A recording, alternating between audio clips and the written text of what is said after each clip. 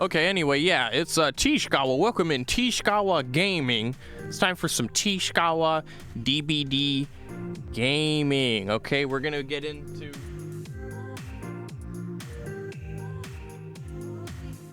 some real premium tier, top tier gaming. Okay.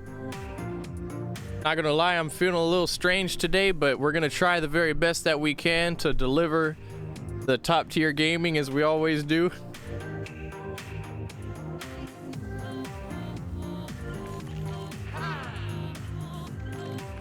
And things are looking good. Things are looking good. Out here popping off on Bean Street.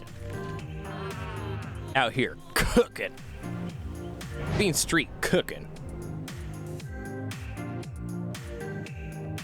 Happy Taps? Yeah, Tippy Taps. You like the little Tippy Tap sweater? We got the Tippy Tap sweater, Cheeky Tendy.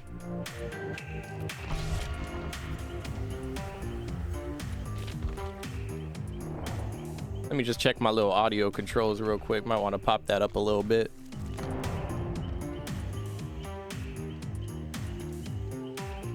Oh, that's interesting. Usually it doesn't allow me to like flip my little spirit around in the pregame lobby, but I was messing around with some bots and customs, so that might have something to do with it. Usually it doesn't let us do that though. It doesn't let us see spirit all in depth, up front and personal like that.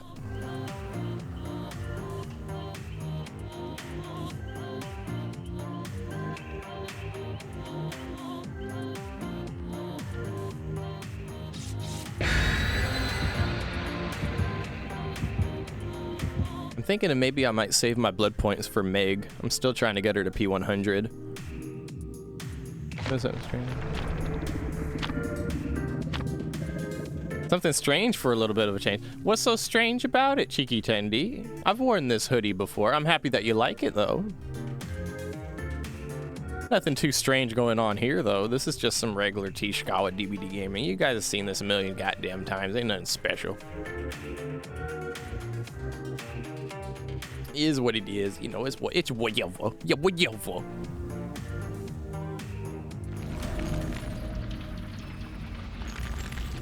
All right, here we go. Oh, hello, Pebble. We have a Pebble in the chat. Hello, little Pebble.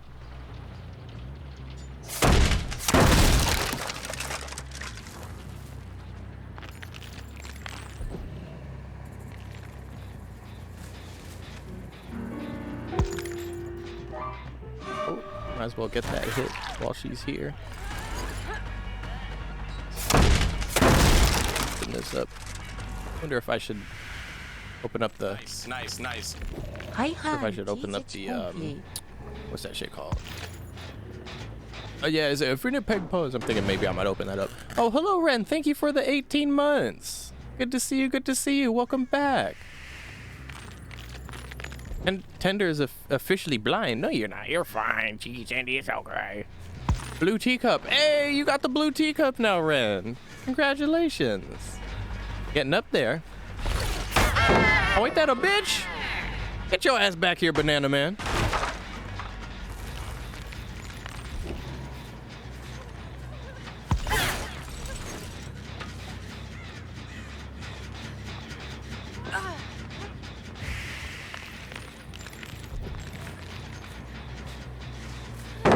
Oh, okay.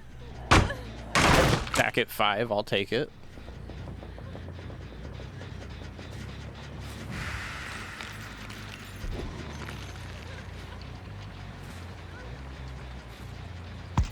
I was really hoping she'd vault that.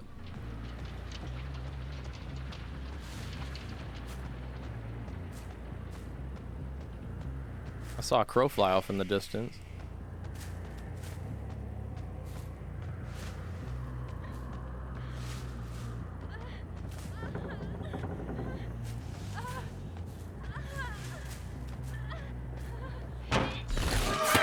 Oh. Fucking stuck on the stairs. Now I'm getting stuck on the stairs again. What the fuck is going on here?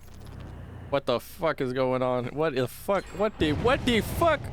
What the fuck is going on, bro? Man, I should have got that down on Michaela yesterday. I mean, I got Shack Pallet. Oh, I'm just lost. I'm just lost and confused, dog. Oh no! God damn it! Oh, well, okay, all right, okay, all right.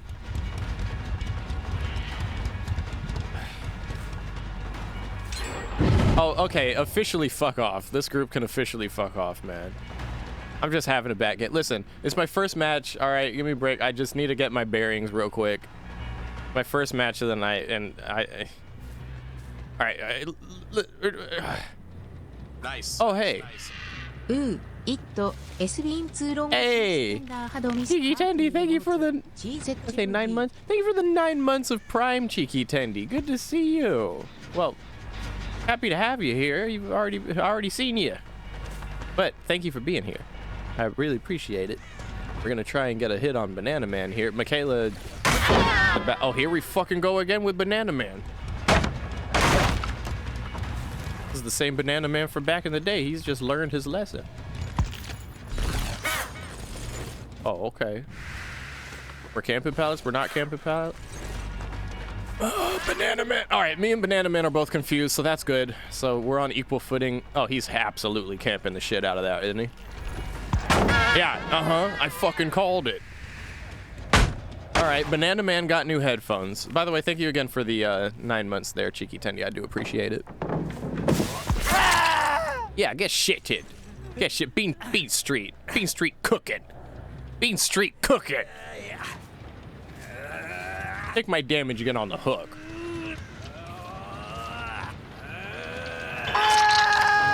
All right, with 2 gens left to go, we have our first hook of the game. Woo! Oh my God, Michaela actually healed up. I thought she was just gonna stay injured the rest of the game just to make fun of me. Oh.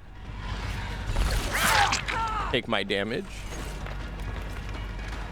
A shift W. I'm just gonna break this because this match is pretty much over at this point. I wouldn't usually break that wall, but you know, fuck it. At this point, I'm like, oh, okay, all right. Playing chicken with the pallet and the spirit's not so wise. Oh, for fuck's sake, dude. I thought I heard that, but I didn't want to believe it. Yeah, all right, and now I'm chasing. Ooh, you playing with fires, Rita. Now I'm chasing someone who I haven't even like done any damage to yet this game. Yeah, I'm gonna get the fuck out of there and go and see if I can find Nick or Banana. Yeah, I hooked Banana once, so if I could get Banana again, you know, that'd be good for me. At least then I'll have like a bargaining chip. I have 1 stack of No Way Out. We're gonna do the best we can, make something of it. Oh yeah, fucking Shack Pallet's gone. Shit. At least there's no adrenaline from the looks of it. Let's see what happens here. If I see Michaela, I think I might have saw her a second ago, but if I see, okay, if I see Michaela right now, that'll be a kill. And then, well, after that, I guess we could just camp for a 2K. But I mean, this match is over. Even with the No Way Out, there's nothing I can do with like 1 hook and no gens remaining to my name.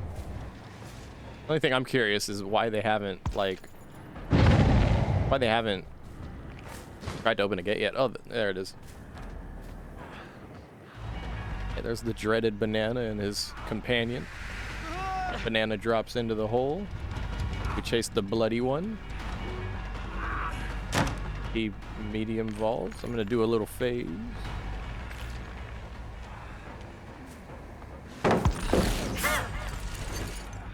He fucking mind games the mind game, and I don't know who I am anymore.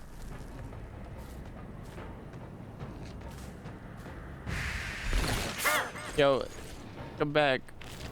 Come back.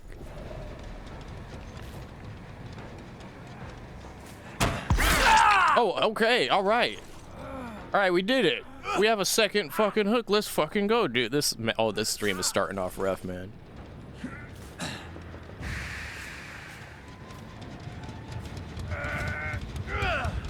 All right.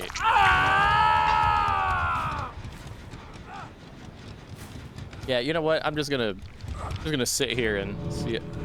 Oh, Michaela's gonna dip. 10 out of 10, Michaela's gonna dip, right? All right, there's his arena. Banana Man. Okay.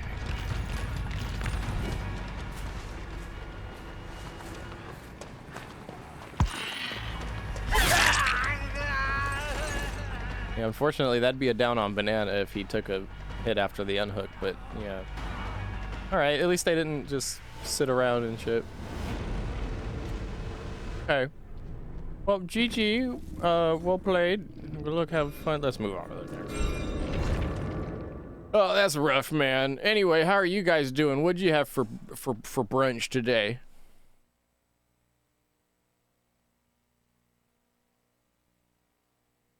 Oh.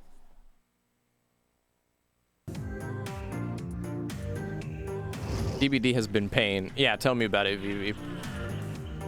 Tell me about it. I haven't even been playing that much lately, but like every time I come back, it's just pain on pain. Waffles with PBJ. Hey, that sounds banging, Avery. Vape? You had vape for brunch. Okay, Pebble. $13.50.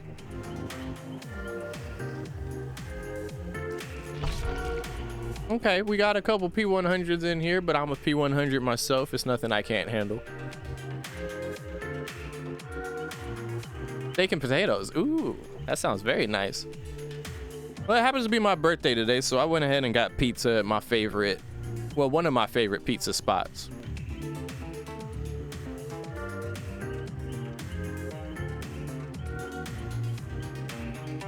Hey, yeah. Hey, Munis, what's up, dude? Welcome back. Happy birthday. Thank you, Pebble. Thank you. Yeah, it has been a while since Avery's been around. Good to see Avery.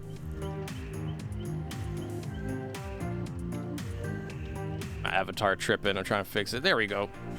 All right. Yeah, it does happen to be my birthday. I don't like to put it out there like that, but you know, since y'all happen to be here. Oh, there she goes again, all fucked up. Whatever. Oh wait, kind of working. That is the strangest combination of working and oh god. Here, have a tub of garbage and a bone. Good offerings, this lobby. And thanks for the birthday wishes, y'all. This is my gift. Thank you, Pebble. I will cherish this gift. Fingers crossed for the bone. Yeah, honestly, I'll take the bone over the fucking garbage bin. Garbage bin of joy is what it should be called. Yeah, I remember the hi-ya, Munis. We're gonna try and do some hi-ya gaming right now. Yeah, we got the bone, thank God.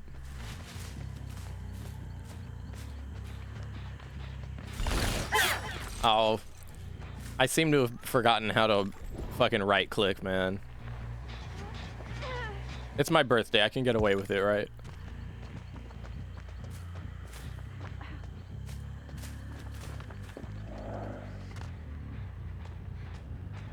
Listen, guys, I'm just really scared right now, okay? That's why I'm playing like this. I'm just scared. All right. You know, I mean, usually I'm just chilling and shit, but for some reason I'm just scared. Yeah, in most games they called it ladder anxiety, you know. I'm just scared, you know, MMR and whatnot.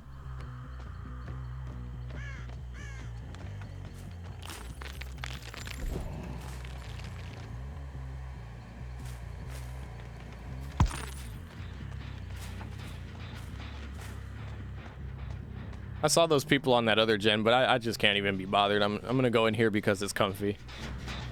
Pick this gen, see if I can get some nitwit value. Look at that nitwit. Just confirming what I knew already. Oh shit! And confirming what I didn't know already. Take my damage.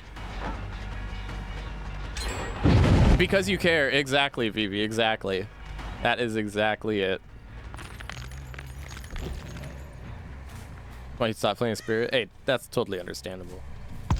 That's totally understand. I mean, you probably stop playing DBD altogether. I barely play this anymore. That's probably the other half. Half of it is I'm scared. The other half is I just don't even play this game anymore, you know? I don't even, like, I don't know. Oh, it's whatever. It's whatever. Yeah, the stress, exactly. I was trying to ladder on StarCraft and stuff, and the ladder anxiety on that game is, like, very real. You know? So, like, I may be scared right now and just whatever, but, I mean, I'm only playing it because I know that I'm in the mood to play it, you know what I mean? So it's, like, totally chill. Yeah, nah, the killer side has always been stressful and it will always be stressful. Can't have too high hopes about it. Now, for some reason, the tree there, it looked like a pallet, so I swung at it. I don't know.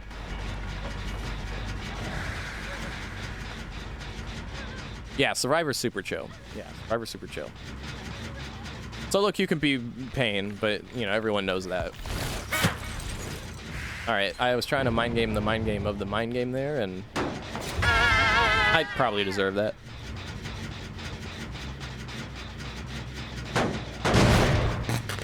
Apparently, when they put Blast Mine on a gen, there's like a tiny little electronic thingy visible on top of the gen. Did you know that? I don't have time to check that shit every time I kick a gen, but, you know, it's there. I don't know if that's always been a thing or if they added that when they added the animations or whatever.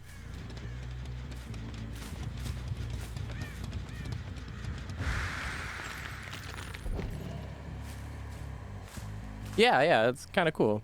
Little things like that. Hard to spot on the F. Yeah. You figure it'd be easier to spot on the killer FOV because it's like you get to kind of look closely at everything compared to Survivor.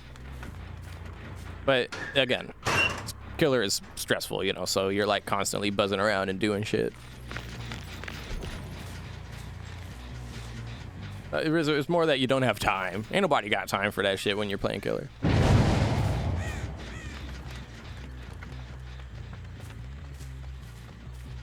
Running Lightborn? Oh, yeah. I still don't agree with the whole you still get stunned if you're running Lightborn and you get hit with Blast Mine. Like, I don't understand why that's a thing. Balance? No. She gets away with it, though.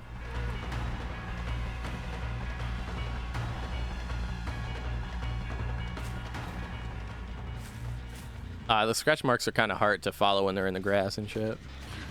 Oh, there she is. Oh, okay, it's one of those teams. Okay, fun, really fun.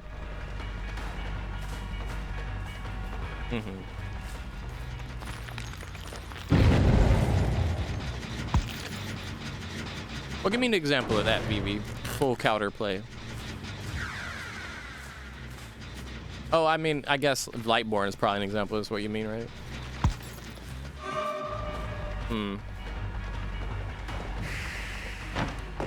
Now that you mention it, yeah, there isn't like a... There's always like some kind of exception to the shit. Take my damage. Yo, my arm looked like a whip right there. What was that? I was like looking so far up my own asshole that my arm turned into a whip. That was impressive. Need to recreate that sometime. Put it on YouTube or TikTok. Put it on TikTok. I'm swinging with TikTok vengeance. You're sandbagging each other. I'm getting one of you. Yeah. Of course there's a fucking pallet here. They're not. What are they, no. I don't want to take my chances.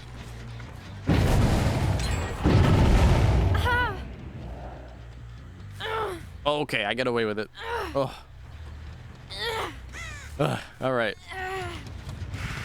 By the skin of our teeth, we have managed to scrounge up our first hook state once again, with 2 gens remaining. What the fuck is going on with my... I can't seem to hit the right buttons today. Must have been the pizza. That pizza was just hitting so hard that my whole brain ain't functioning right now. Oh, God. Let me put you on this hook. Hi-ya! Hi-ya!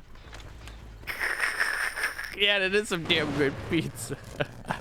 What the fuck, T? Shut up, Deathly. You don't understand. You could never possibly understand my plight right now.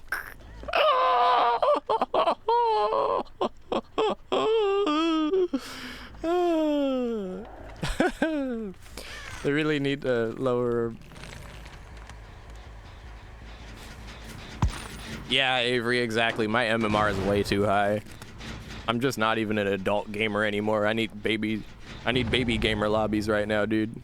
I need like some ketchup lobbies, you know what I mean? They're just throwing mustard my way. I'm tired of it. I can't. Where the fuck? Where the fuck did they go? God damn it! God damn it! Oh my god. Where could they have gone? They were in the fucking corner. I don't see shit. God damn it. The plight is DBD. I couldn't agree more, Vivi. I couldn't agree more. MMR is supposed to do many things, but whatever's going on right now, this ain't right. This just, I feel bad for myself. I need an adult.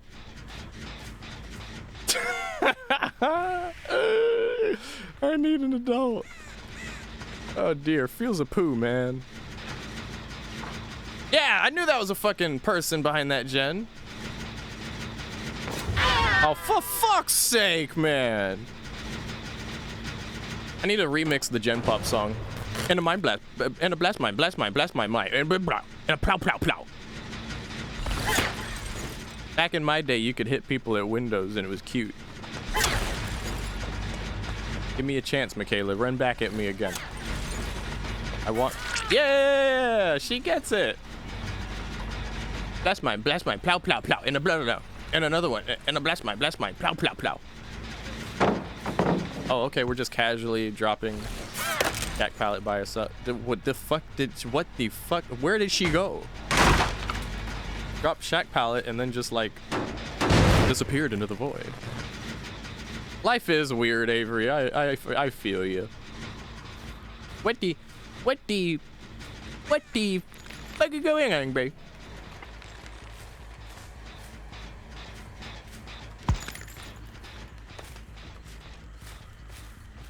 Well, I'm just gonna talk bullshit then, because this match is over. You ever feel like when you do and the blast mine hits you and you feel like you could do anything?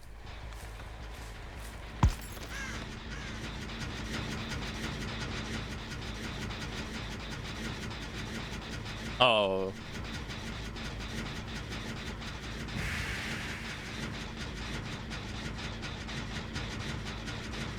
All right.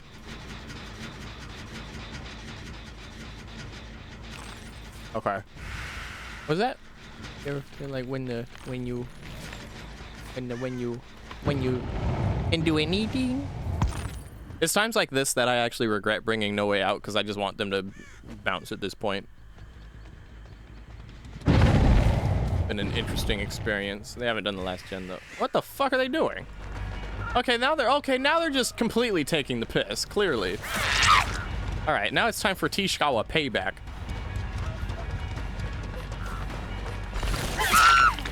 Did they really run around this rock mountain like it's a loop? All right. Yeah, they're officially taking the entire piss.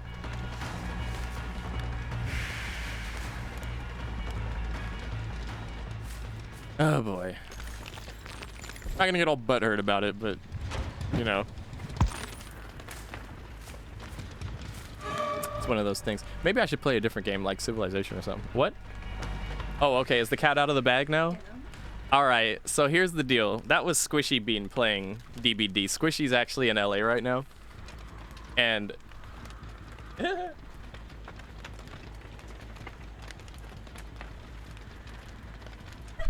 as an experiment, I had Squishy playing for me, and I was just commentating and acting like it was me.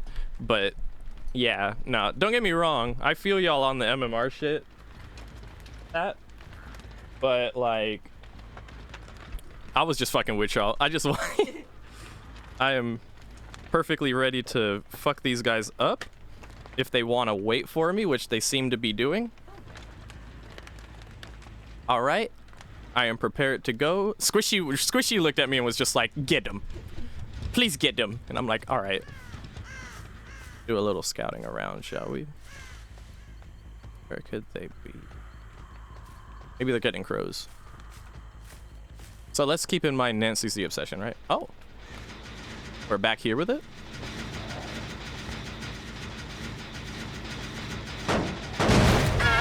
Alright.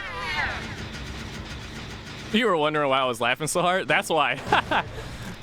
Oh, Pebble says, love you, Squishy. Squishy says, love you too, Pebble.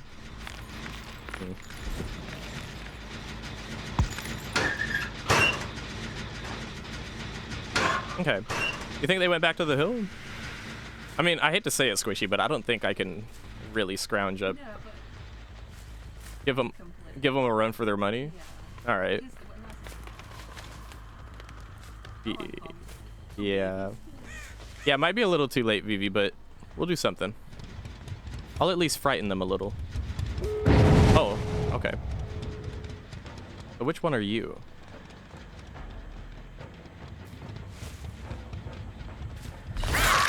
Lori.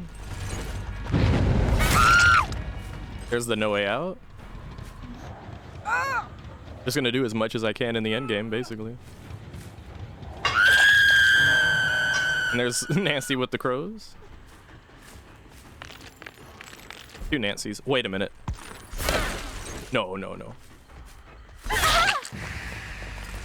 Oh, now don't start clowning on me.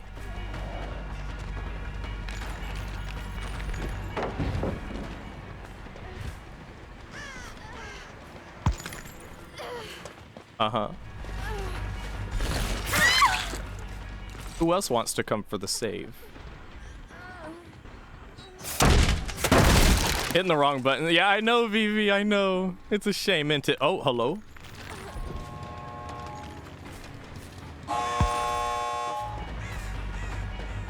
Brent Burrs. If I get Michaela, then it's just Obsession Nancy. Who's at the other gate.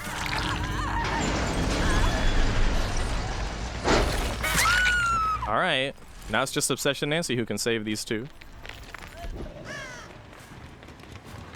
Ooh, that's the second stage.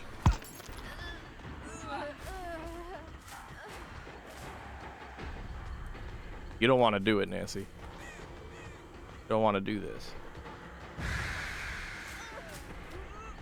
All right, before this one crawls.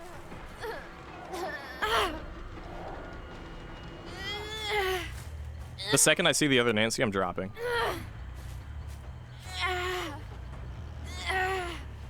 Ooh, I think I might have seen her.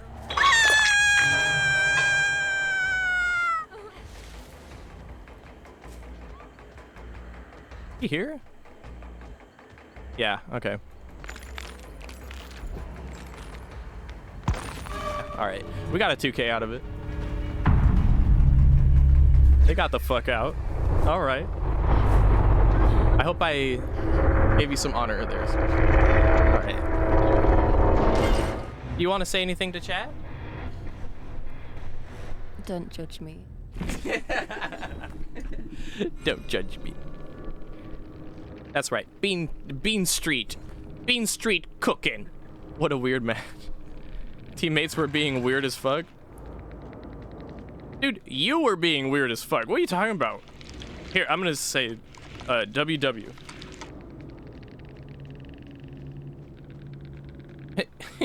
Pebble said, I'm Junjun Hun.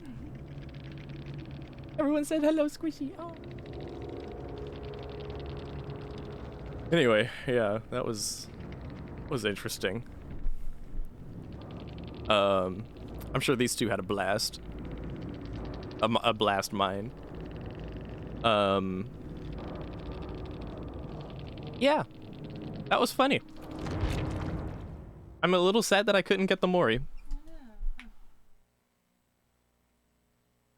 Yeah, I was cracking up, and poor Squishy Bean was over here cracking up too, because I was talking all that shit, and Squishy Bean's just like trying her best not to make too much sound.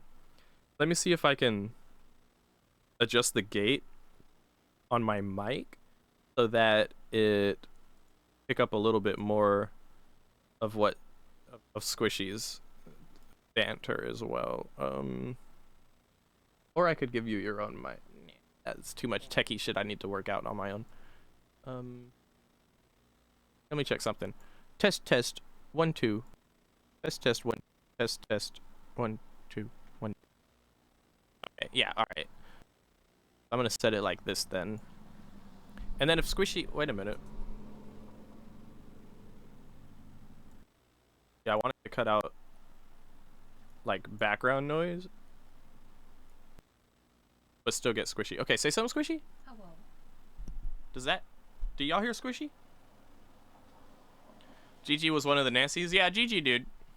My fiance was playing until I picked up the sticks and was like, yo, all right, let me get him. Yeah, I'm a console gamer.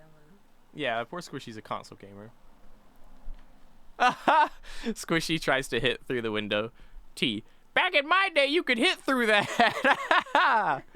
She's still gated. Yeah, well, I mean, the only alternative is just to turn the gate off altogether. I guess I could do that. At least for this special time. I want them to hear you, sugar. Oh, it's not over here. Okay, well, I can hear you. Yeah. Okay. All right, then. Okay, we'll do regular T stuff. You know, if someone wants to ask Squishy a question specifically, then I'll point the mic at her. How about that? Okay. Also, sorry about my avatar just totally tripping out.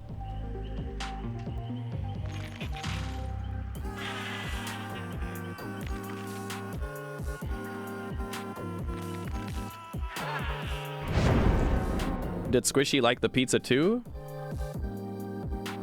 In a word, yes, but here, I'll let her say for you. 'Twas good. It's good. 'Twas good. You heard it here, folks. Squishy Bean liked the pizza.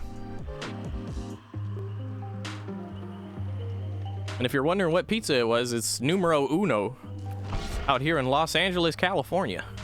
Shit is good.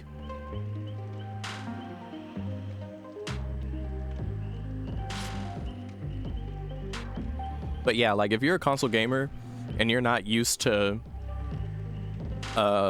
playing with like WASD controls, it can be really strange at first. Pebble says 7-Eleven. 7-Eleven? 7-Eleven. 7-Eleven. Oh, hey, Ozzy. Yeah, it was a it was a wild ride indeed. I thought it'd be a cute idea, and it turned out being really funny. Oh. Yeah, no, Squishy Bean be bussin' on like controller and like PlayStation, you know? Like real talk. A little worried, to be honest. I was a little worried that some of y'all would be like, "Oh my God, T's really gone off." What? Say that again? When Avery mentioned like the need to lower MMR, I was like, oh, it's not even.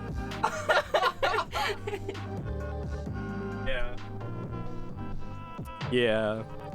But at the same time, I totally understood like the sentiment of like, because some people do like return after like a really long time and just kind of don't have it all together the way that they did before, and you know. In that case, I think a little MMR drop would be helpful, yeah. But it hasn't been that long for me, actually. It's been maybe like a week or two. In the dark, totally. Yeah. Yeah, no, you're all good, Avery. It added to the entirely fun occasion. Excuse me, love.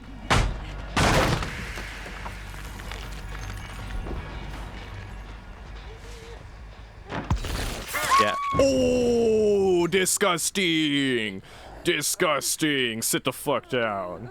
I didn't deserve that hit. But I am taking it. Also, shit. Can you see it up here? Or no? Oh, yeah. You want me to fix that after this match? All right.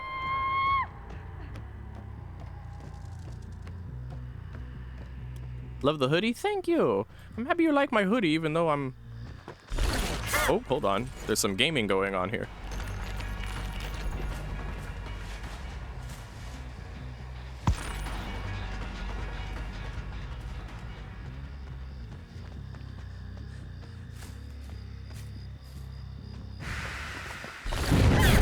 I cut that too wide, but I still got the hit.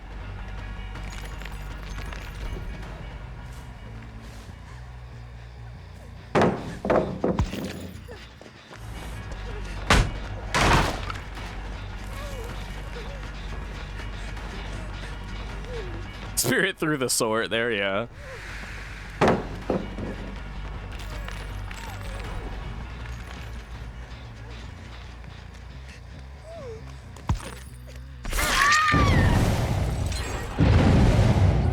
Filthy fucking gen rushes.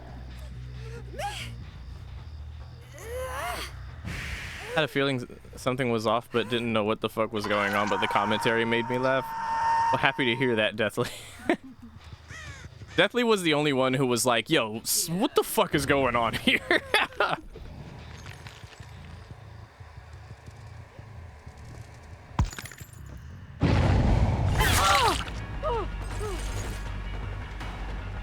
Also, I hate this map a lot. Easily one of my least favorite maps to play on.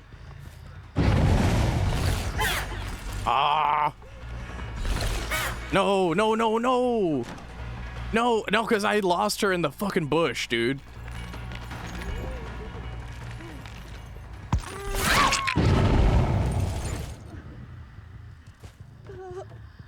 He actually bush-teched me. Loaded in as pig the other day. Felt my soul leave my bot. What happened? What does that mean, Vivi? Oh, the map. Oh. Yeah. This map, as most killers, is really pain. Ironically, I feel like Trapper could have a good time on this map. And even, oh, now, okay. Okay. Even like, but not like, even Old Haddonfield, Trapper was good on. Anybody remember on Old Haddonfield? Like, you could actually do shit as Trapper. Spirit, you have a chance, and it's just pure torture. Agreed. Agreed. That and Trapper. Dwight and Trapper. Dwight and Trapper. Fixated Sprint Burst Claude. It's fixated again, right? Yeah, hell yeah, dude. What were they calling it? Yeah, self-aware. Fixated better. Self-aware sounds like a perk that should be doing more than what it does.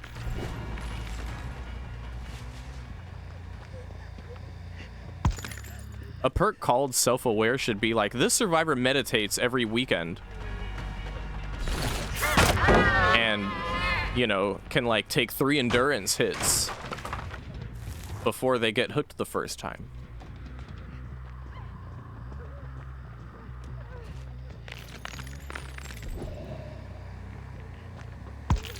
Imagine doing like a bunch of meditative yoga and shit and tantric, like Buddhist meditation, and like your benefit for doing that is you can walk faster.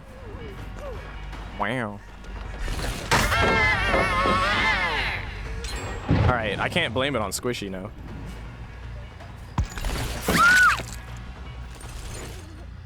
Trapper can shut down the stupid broken house loop. Yeah, I hate that house loop so much. Dwight and Trapper coming to CBS this fall. CBS coming to Peacock. Yeah, they'll add a therapist survivor. Give them the perk self-aware. We blame the map. We always blame them. Yes. Well, sometimes we blame perks. Sometimes we blame MMR. Fuck's sake. There are plenty of things to blame, but in this case, I'm blaming the map. Yeah, absolutely. I blame Blastmine. Yeah, sometimes we blame the devs, yeah.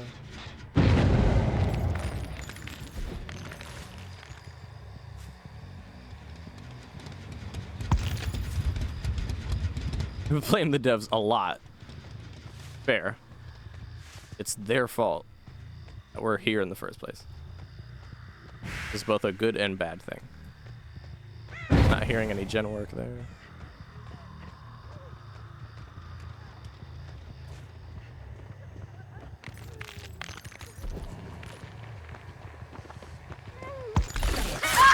Hi-yow. Hates the obsession. I believe we hooked... That's not my face, Cheryl. I believe we hooked Cheryl once. This might be a kill. I can't remember. I think we hooked Dwight. Yeah. Good. We have 3 stacks of No Way Out. I don't think we hooked Kate. And looking at the hook states at a glance, I'm assuming I hooked Dwight and Cheryl like 1 time each. Oh, hello. This.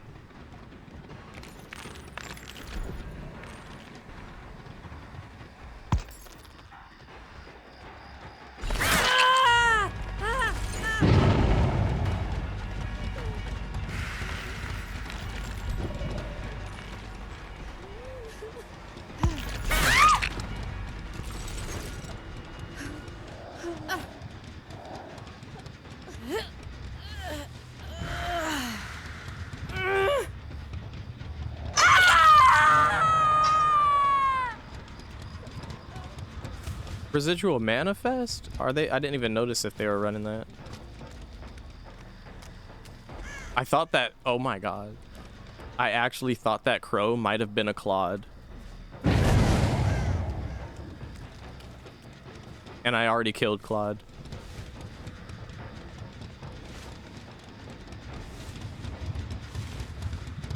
No Way Out's already gone. I don't see where Kate went.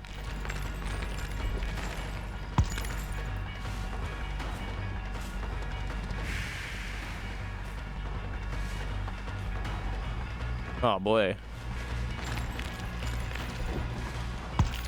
We're gonna end up with less kills in this game than we did when Squishy Bean was playing.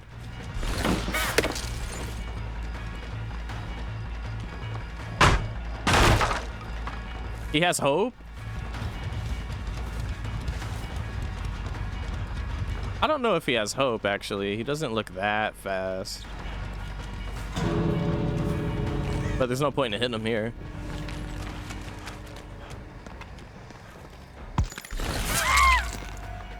Well, I got my challenge done.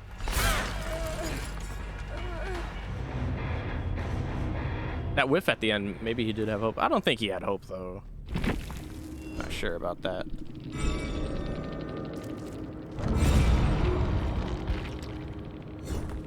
Yeah, nah, he didn't have hope. He had adrenaline, Blissman, Wee Teep, and Speed Beep. Name was Bobby Big Balls, and he says LOL.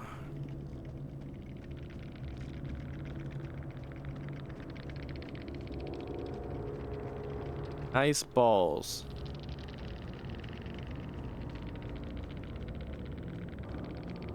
Yeah, I think he had a 99 sprint burst around that pallet loop Caralox. But yeah, nah, now that I've got to play a match myself, I can confirm DBD is in fact pain. Yeah. I was so confident. And then it gave me, what's it called? Haddonfield. Okay, Bobby Big Balls. That's enough advertisement for you.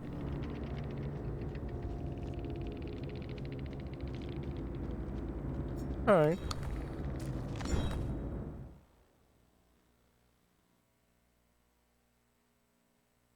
All right, let me, here, give me one moment, you guys.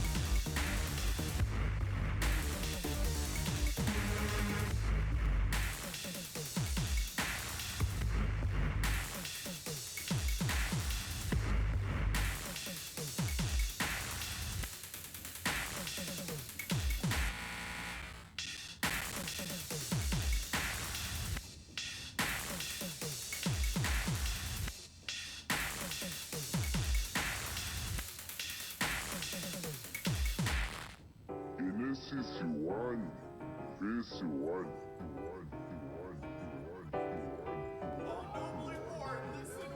the beginning,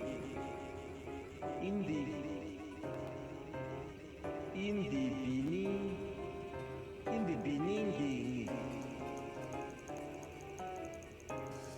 yeah.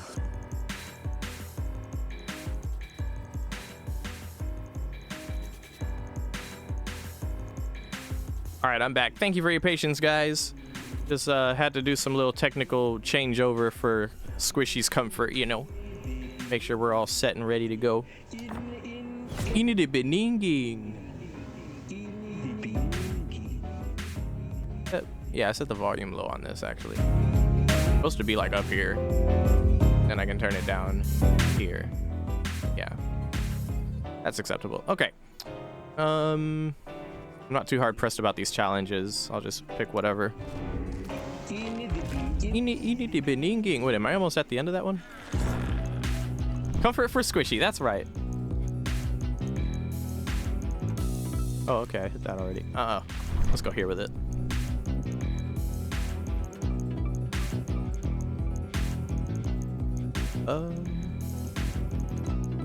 Dancing tactic. Fuck off. Listen properly. Huh? Listen properly. With the little pictures and stuff? Oh, cute. Listen properly. Okay, this one we could do. We already use aura reading stuff.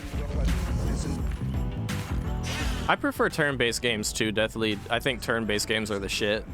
Like, that's what I grew up liking the most. I mean, if you think about it, even Pokemon, even fucking Pokemon is a turn-based game, right? Like, I started very young on my turn-based shit. And then I kept playing turn-based shit a lot. Chess. Chess is a great game. Turn-based. Connect 4. Turn-based.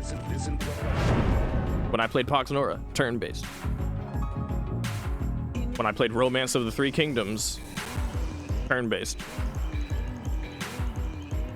I've been playing Civilization and Total War, Warhammer 3 and 2, turn-based. Candyland turn-based? Oh, okay. Ozzy says hi, Squishy, by the way.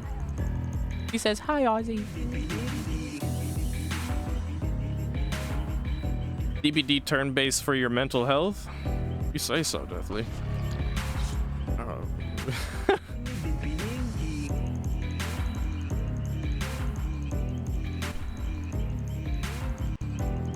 Phasing out breakable wall. If they, I don't know. I mean, I'm down with them getting rid of breakable walls, Ozzy.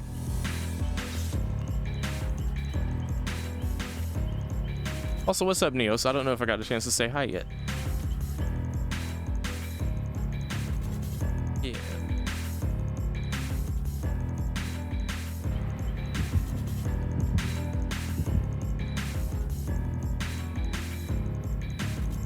There's a DBD board game. Taking me to cold one. There's a DBD board game?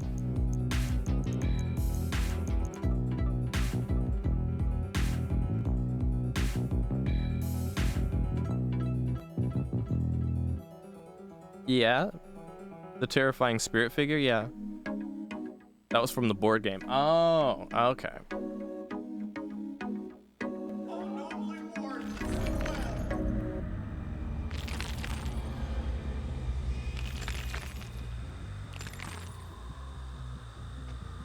Squishy Bean, are you able to hear the game? Are the red lights on? Press on the red lights. Could be 2 of them, right? Yeah, then you'll be able to hear it. Can you hear it? Oh, okay, hold on 1 second. Is that? Oh, come on. I can catch up to them. Right. Right here.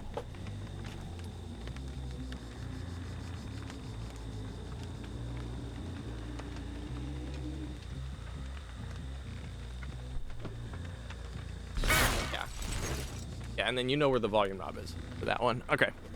4 gens before 1 hook. Okay, excuse me. Let's go. No, excuse me, Deathly. I got this. Stand back. I'm a Meg. Fucking forgets how to kick a gen.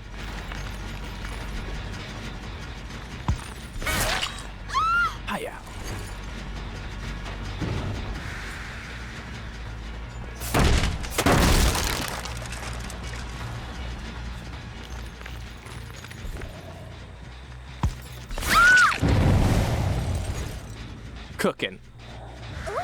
Cooking.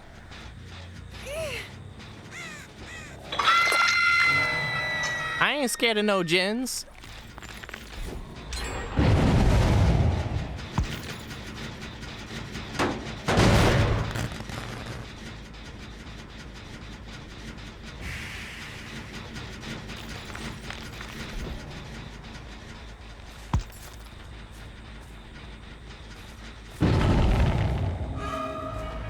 You're the obsession. I'm breaking that. Yeah, well, they heal under hook.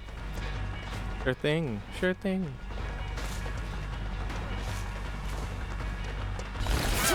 Take a free hit. Now you're the closer meal. Hi-yow. Cooking. Bean Street.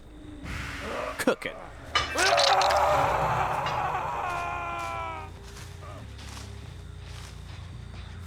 Sounds like some gangster shit though. Hey yo, what up? What that Bean Street like? Bean Street. Cooking.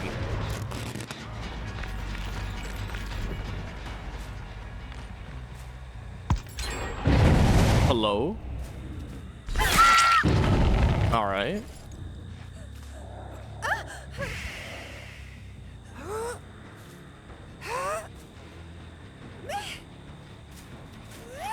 Any tips for noticing when they double back for you like that?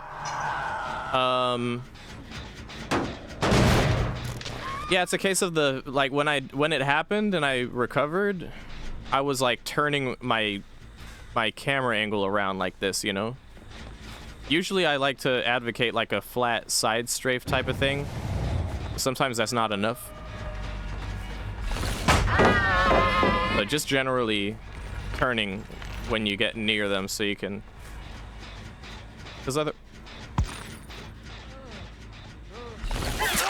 oh my god, okay, because if you just phase and move forward the whole time, you're more susceptible to like them doubling back and stuff like that. 99ing your heal for resilience value, I don't know how I feel about it. Was that a you think he had a syringe? That's a shame if he had a syringe on top of that.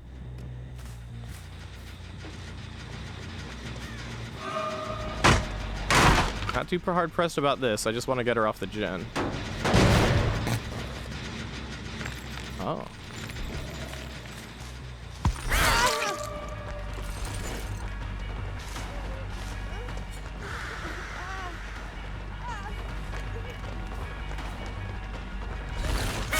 Oh, I think I got stuck around the wall.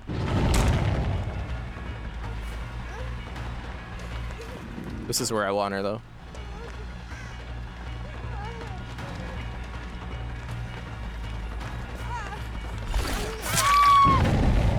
That was just a flat bloodlust down, that one. Didn't really phase for the down.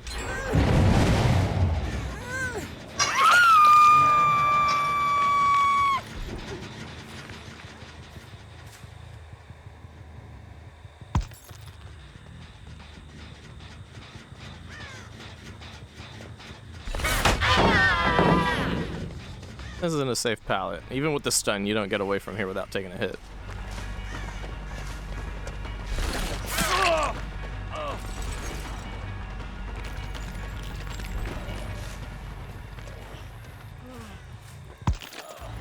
Balance landing. He didn't make any noise dropping down there. Claude goes for the save. Felix exists, but I don't have proof of it because I haven't seen him this whole game. Hey, Carlos. Carlos can run.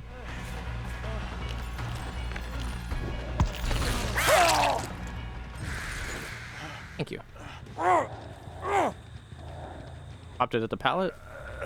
99 heal in a syringe. That makes sense, but I mean, hopefully he did have a syringe, because then we outplayed him, didn't we?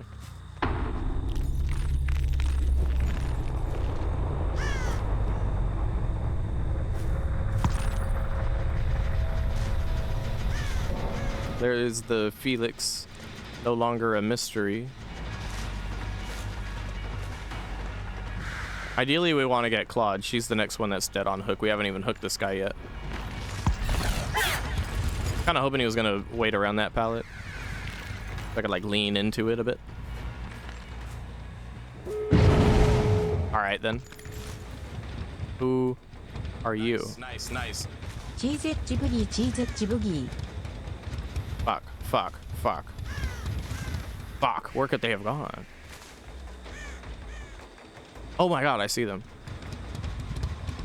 Or do I? Am I tripping? Dude, where the fuck did they go? Oh my god, you bitch! There you are. You're not even the obsession either, you're just a scared, dead on hook Claude. You're gonna drop Shack Pallet. Yo, Petty, thank you for the 19 months, I appreciate it. Always happy to have you.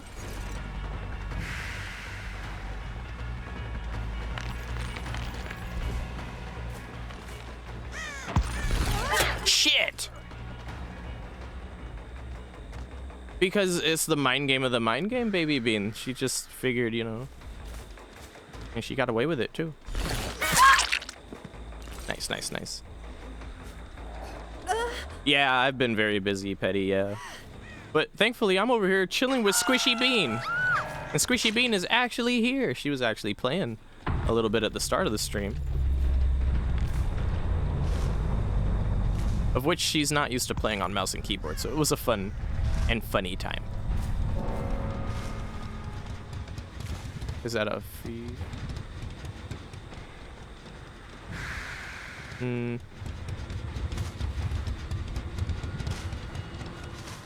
Locker? Question mark? Shoot.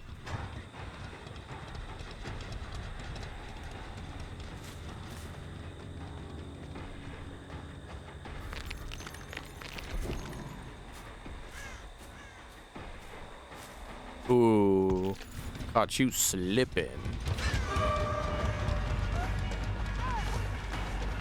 That's a 3K. You can mind game these rocks as much as you want. I'm gonna moor you through the wall.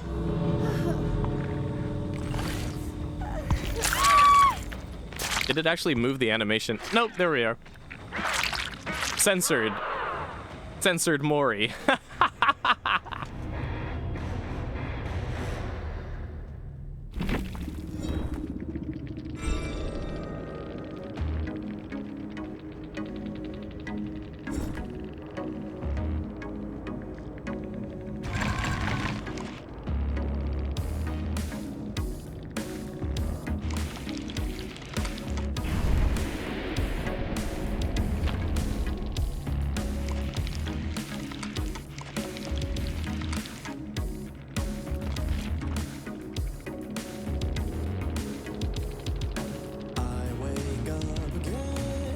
Oh shit, Carlos did have a syringe. Get outplayed, dude. Yeah, he didn't have self-care, so what he was doing is he 99'd his heal for some reason. Why did he 99 his heal? Yeah, I mean, he could not, if he... Yeah, you could heal yourself once with the kit, and then after the kit's spent, you could use the syringe, right? No. Right. Yeah. You need to be able to use the med kit to pop the syringe, right? So, maybe someone helped him? I hear survivors tend to do that sometimes. They help each other. It's really strange. What a wild concept, indeed. Only if he got a skill check. Yeah, maybe he got a great skill check, right? A lot to place your bets on, though, isn't it?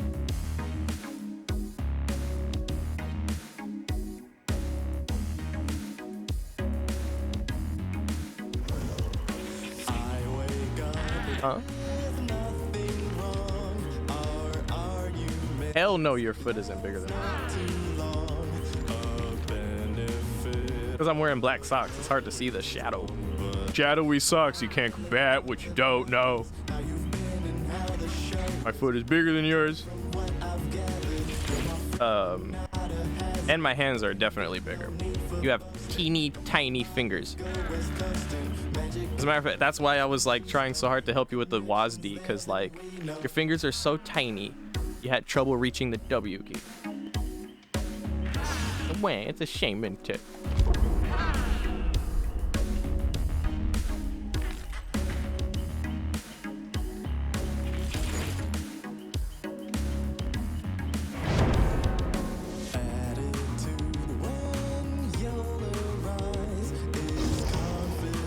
Meanwhile, chat's just like relating to the solo queue pain, which I know you can relate.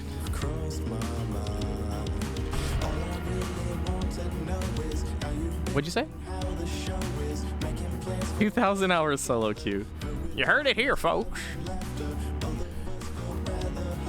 You had a bot free for the people you the other day, Chorgy? That kind of, yeah, that counts. I'll take it. Wish you got a giggle out of that. Lightborn? Is that 3 flashlights? Yeah, it looks like it. I'm just gonna hit him with that pure, unadulterated pressure. Pressure. I'm pressure. I'm pressure. Yeah.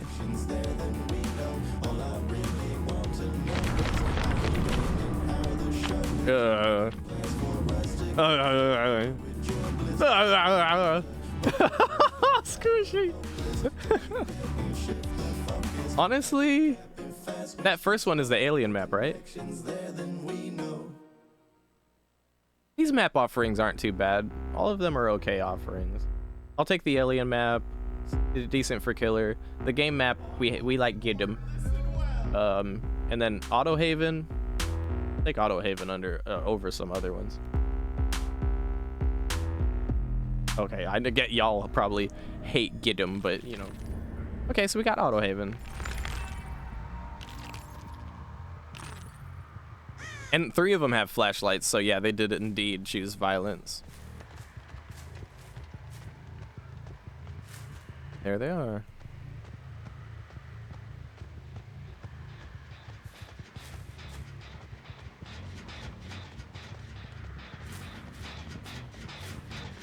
I'm chasing my dreams. That's the obsession there, but I'm gonna still take the hit. Oh, never mind.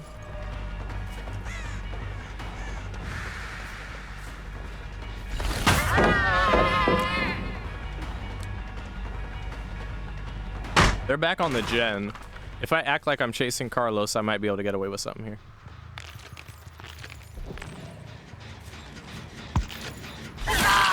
Would have loved to grab. Important thing is that we're not on the obsession.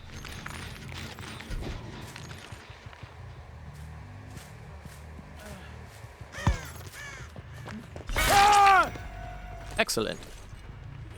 Dude, I miss grabs, Ozzy. I really miss grabs. Grabs used to be such a common occurrence for me as a DBD killer. And the fact that it's so incredibly rare now, actually pain.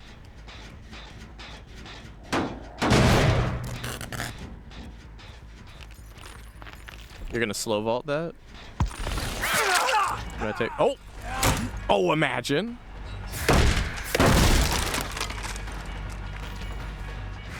If we go for Carlos here, it might slow them down from getting the save, right?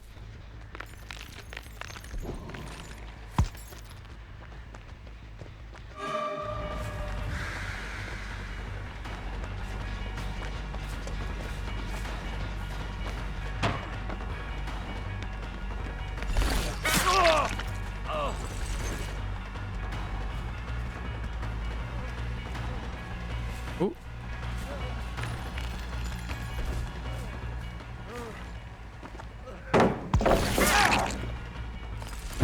I went like at the pallet and then came out of it. That was a... What are we doing? What are we doing? What are we doing, Dwight? What are we doing? I see. I understand. Yeah, they got rid of hook grabs, yeah. Oh, is that what we're doing?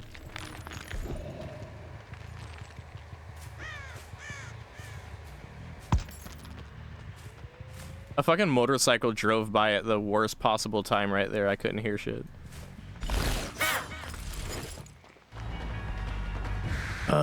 These guys are gonna put heavy pressure on me as soon as I be a nice killer and spread hooks. I'm not gonna do that. Also, what's up, Malik? And it's not that they like got rid of grabs. It's just that they made, well, in some cases they did get like they got rid of hook grabs, and every other kind of grab is just that much harder to get in a general sense. Like as Spirit, you used to be able to get gen grabs all day long. It's just really hard to pull off now.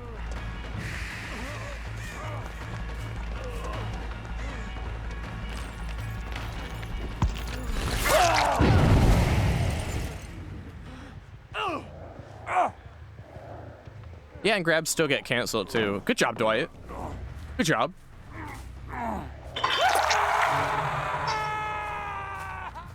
You know, that's the shittiest thing about it, Vivi, is like, we remember what it felt like to get gen grabs all the time. You know what that means? It means that our brain got used to a kind of serotonin that we just will not be getting in any regularity. Like, we'll always be missing that serotonin sensation of just a gen grab. It just feels good.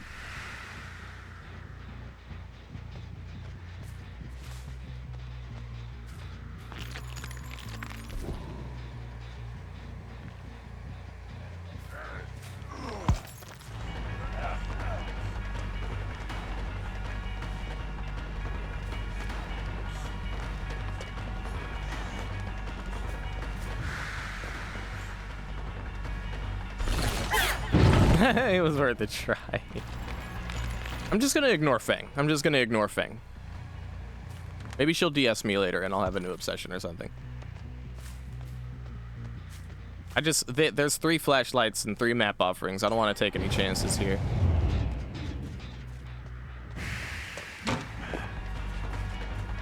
What's up with his med kit? Why does it look like that? Huh?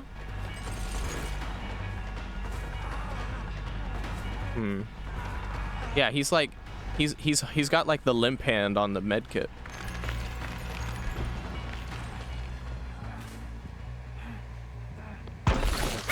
Fuck.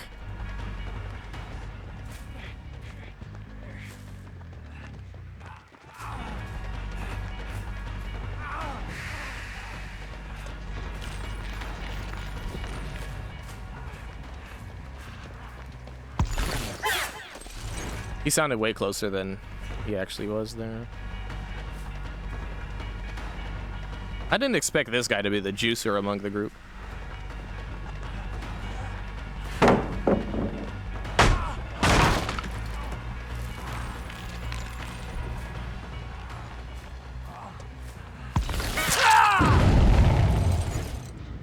Much needed surge there. Dromedary bug? Oh, okay. Hey, happy birthday. Hey, thank you, Malik. I appreciate that. Having a damn good birthday.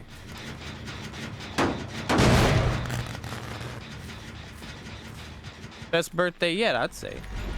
I happen to have my squishy bean. I got myself some pizza from my one of 2 favorite pizza spots.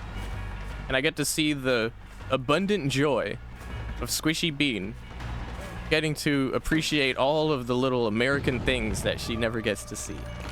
Like 7-Eleven.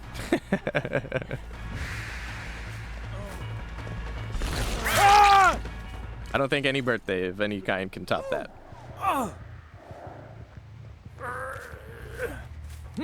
And that means it tops Beastie Boys performing at one of my birthdays too.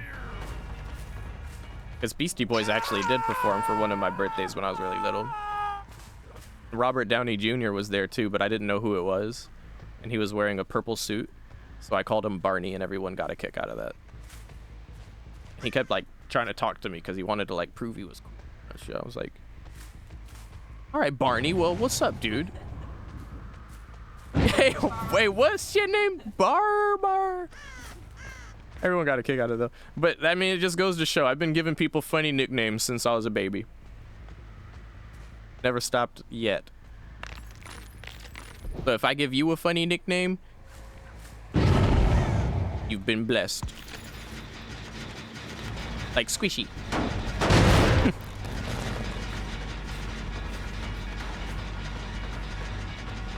And Wesky Woo Woo. What's your name? Wesky Woo Woo?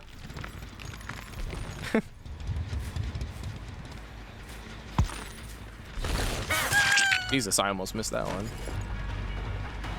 I really shouldn't be chasing Fang right now, but I need to chase somebody.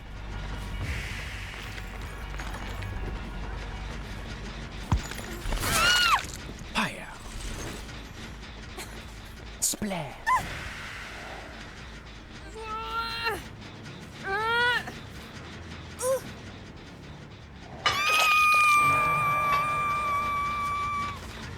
Yeah, the surge value is absolutely helping me stay in the game, I agree.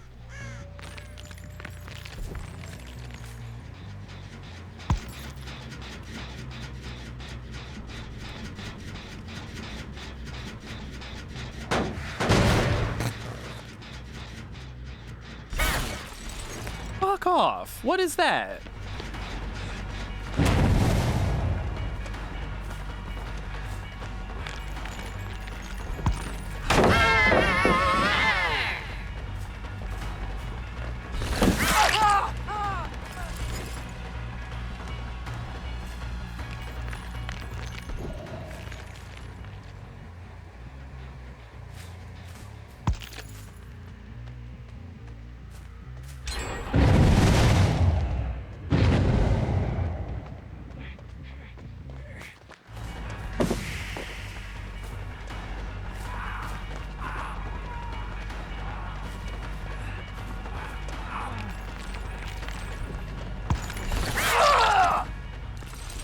I don't know. This Nick has really strange pathing, that's for sure. It's effective. I don't like it, but it's effective.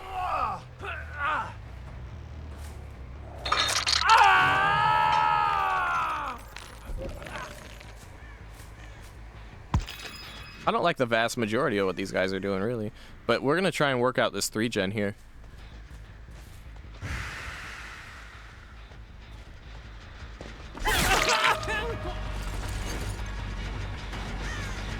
Of which there is no 3-gen if they do this gen.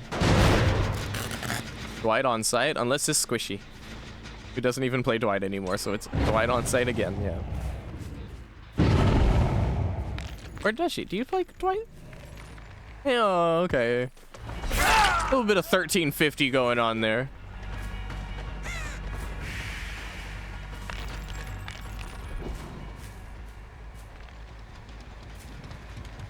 $13.50.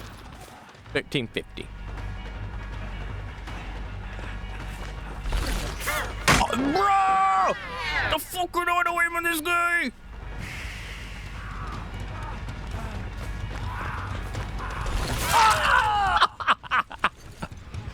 The crumble at the window. I love the dead heart that I don't eat. It's just, it is the, oh yeah. All three of them were over there. They touched the gate immediately. Instead of phasing, I'm just gonna keep an eye out.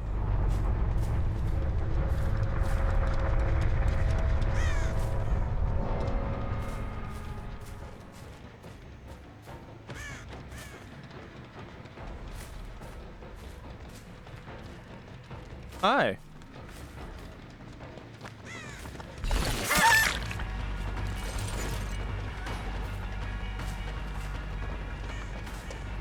Remember when you were the obsession, Carlos? Aren't you happy you're not the obsession anymore?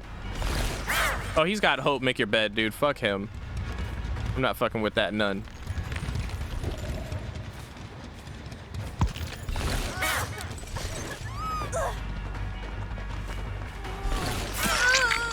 Oh, dead hard. Suddenly their flashlights exist. All right.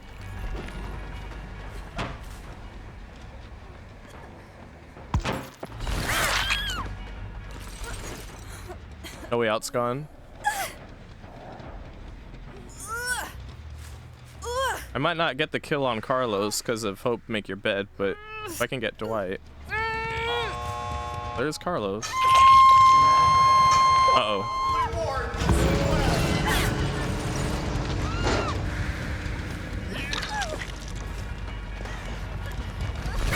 Are you out of your mind, Dwight?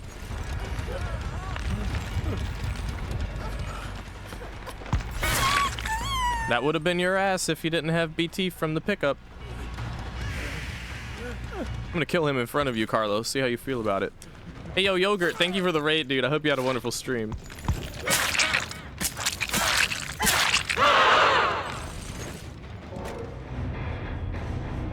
That could have been a 3K, honestly, if it wasn't for Make Your Bed Hope, in my opinion. Also, Dwight was really ballsy going for that save. It could have been a 3K and more if I maybe made some different decisions. I don't know. I couldn't have known Nick was going to be a juicer. Some of the frozen dinners, fuck that, have it for lunch. And some tin can soups in a dim sum dungeon. Tragically a disaster piece, manically traveling mechanically despite the hospital. Just hearing the music, what level it is for you. Beat hit so deep that the mute sing along. Swishy cute, what's new? More power enough said. Break bread, bring 'em on. I got shit to do. Connected to the chat. Why not? Fuck around and find out. You can't stand enough, you need to climb out. Oh, no. Do you need the name? Who hurt YEW with no spaces and then an underscore after it. Hey, yo, GG Wicked Queen. Yeah. Writing on my qualms on my journal, a little nocturnal, but ain't nobody ass past 6 o'clock. Too busy dreaming while I'm sitting here scheming up a plot with no pressure. Aiming straight and narrow while I'm fucking them up with arrows. Y'all must have forgot. I'm dropping ankles and elbows. I bank shit you so cold. This adventure. Here we go. Is on my time. So On Honkai. Homie was playing Honkai. Interesting. enough, you need to climb out. Get shitted. Get shit. Get shitted. Get shit. Yeah, get shitted. Fuck around and find out. Kiss ass enough, you need to climb out. VV forgot that they can shout out.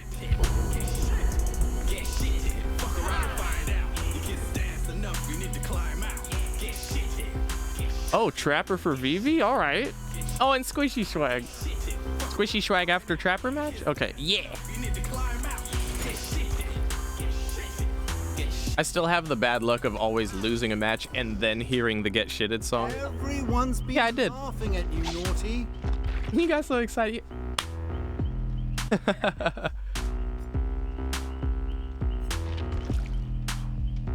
I was running this, I don't know. This is like a very I don't want to care kind of build. I could probably do a better build than this though. What do you think? The song is poorly timed. It always is. I always lose a match before the Get Shitted song plays. What do you think, Swishy? The build? The beat hits so hard it'll give you whiplash. Fists move fast without a lack of pizzazz. I split. Yeah, this is like a 2016. Or no. Tone in the same way you turn a turntable. That was a 2020 build is what that was. Nowhere, give me the juice. I lose arrows with no care. The add-ons are fine, but like, Right now, then go there. Yogi ain't got shit on the did you finish the Aura challenge? I did. so tell him Now I'm on a different one. dust. The antiquated metallic instruments respect rust, trust none. It's me in the squish or me in the ditch. Back and collect funds. The walls speak. How about like a stealth build? Never learned our lessons cause in class we were rude and the dude teaching us to cipher. So then I can set traps without them knowing, Scholar I might be. along with silent traps. Dreams I like. So no terror radius, no sound of traps. Traps just start appearing. Waves, pages of history never make That's the idea anyway. bitter like black liquor. Looking for trails. Means hypothetically large, in fact, barging in like Kool-Aid Man. As a matter of fact, I don't rap. I subtract brain cells from you and yours, this and that, and clap back at strangers Oh, okay. and friends. Put your hands Tinkerer. if you pay your fees, if you have a job. Put your hands in the air if you What else can give us stealth? whoop-de-whoop-whoop what? Put your hands in the air if you love your mom. If you Dark Devotion, kinda, but not really. put your hands in the Not a big fan of that one. A whoop-de-whoop whoop what? The rain hit my window late at night. It's a pencil by the by. Here's a pencil going to ride. Oh, Plaything. When, where, and why? Yeah, Plaything. Where and I'm all the way to 5 Bob's Burgers. Shit is expensive, it's a supply line murderer. No more dollars in the pocket, cause they ain't heard of you. Even if you end up in a blurb on the news, I got shoes on my feet. Some steel-toe cleats might groove in the properly equipped. All my property's legit. I need one more perk for no. Misfits, scientifics, the physics of a winner, All the old lady wants is chicken dinner. To contemplate, hooked on tectonic plates, separating. I think I'm using.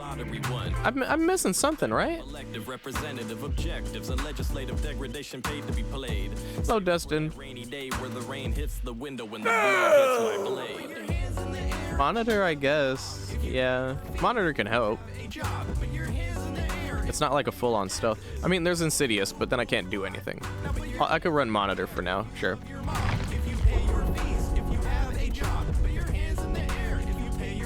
Yeah, Bear said. Babe!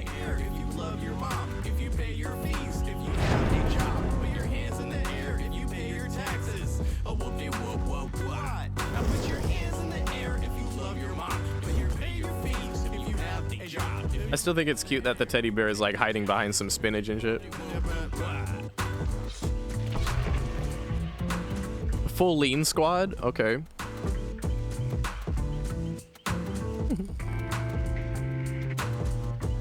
Would you like Skittles? One. What? Pick a color.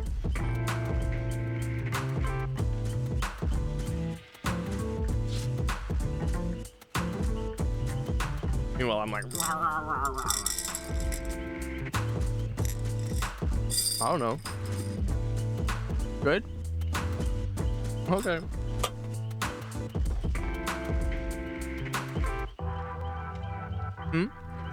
Okay. Yeah, neatly they are almost all. Actually, no, they almost. They're almost all unique leans. Not quite though.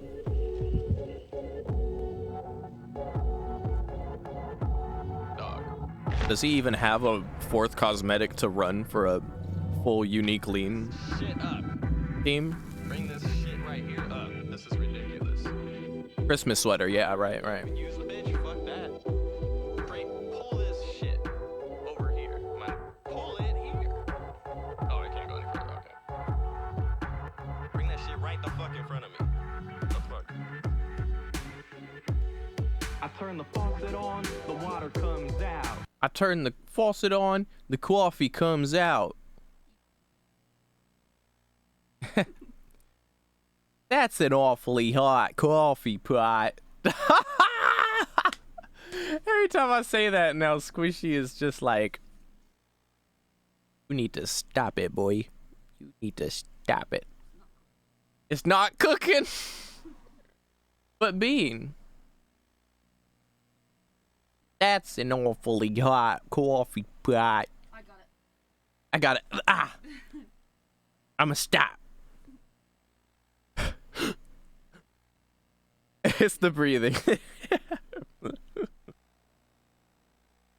I'm just like, how New York can I actually say that? That's the test now. My, that's an awfully hot coffee pot. Today will be full of fun and games. Speaking of accents. He's supposed to be British. I'll let you be the judge of how British he actually is. Today, we're going to be slaughtering some morsels. I sound more British? Oh. Shucks. It's so weird seeing his big ass arm. Oh, it's because I'm running monitor. I was like, why is his arm so big?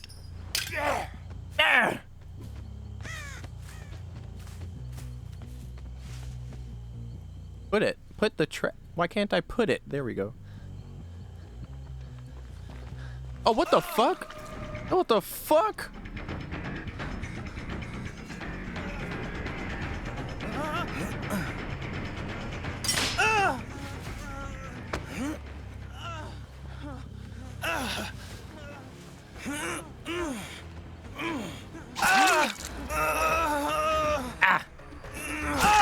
I'ma stop. Oh, wow. I can actually see lean in my peripheral while I'm... They're all injured, too.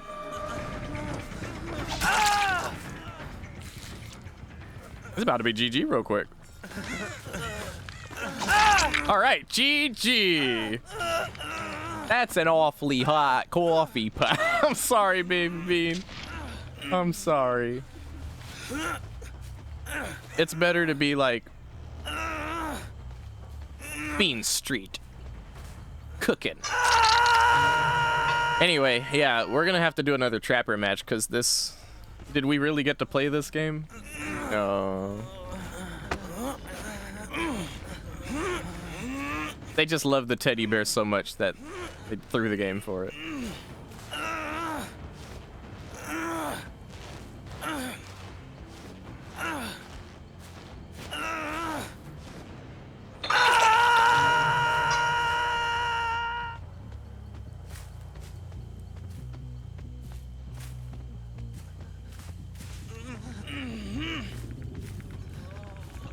Oh, really? That's what we're doing?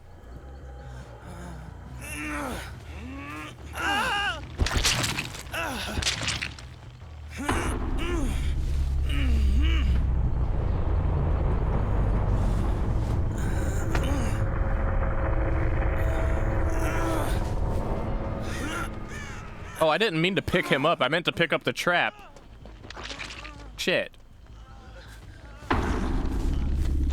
Oh, he might actually run into that one trap that I put. Excellent. Thanks, buddy. Every trap sees its use.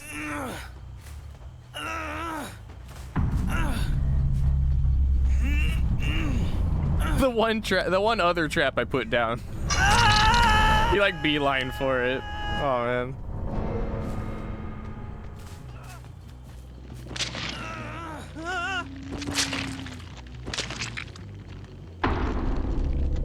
Funny looking at the teddy bear's feet when I side strafe.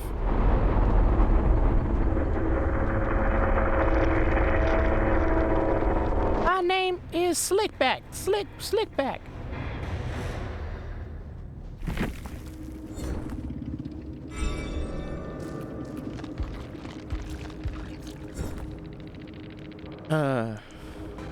Even if it's not just water coming out the spout, I turn the faucet on, the water comes out.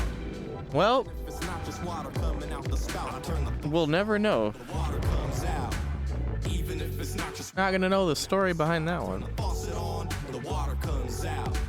Even if it's not just water coming out the spout. Astrophysicist level inquisitive, reflective and indicative of flipping and twisting, shifting and gifting knowledge beyond proverbs. The harness holds me tight while I rock Your the world friends proper. don't Without a seem very concert, friendly, figure do out they? which side of the cosmic spectrum that I belong to. Never derive wizardry from seeking the fountain of youth. I speak truth exquisitely, just as much as censorship bleeps this. Fuck autographs, we construct contracts, holographic junctions in order to function upon a graph.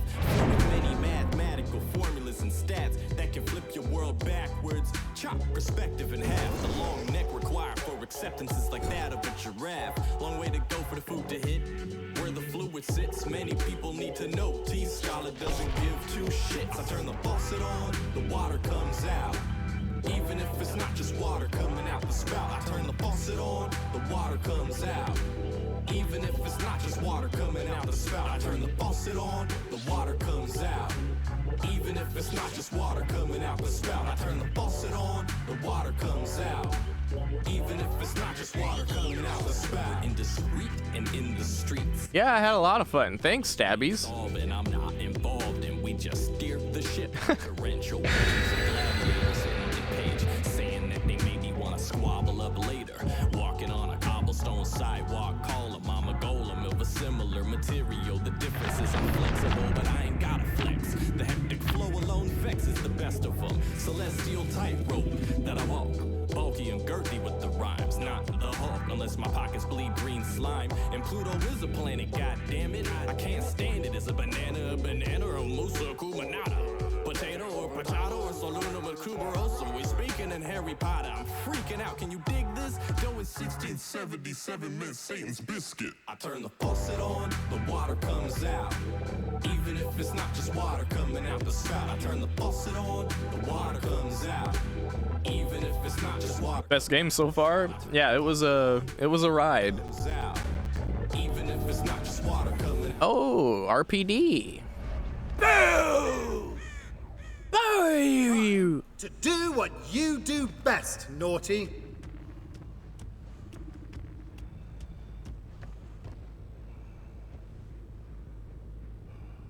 Man, they be fucking up these strat placements, kinda. Alright, there we go.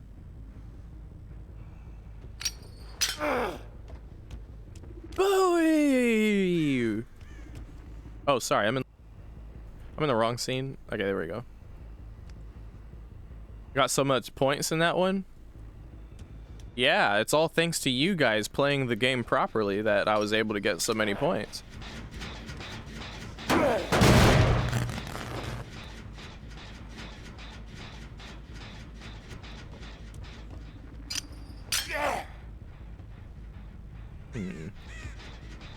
Oh, they see me putting this trap down, damn it.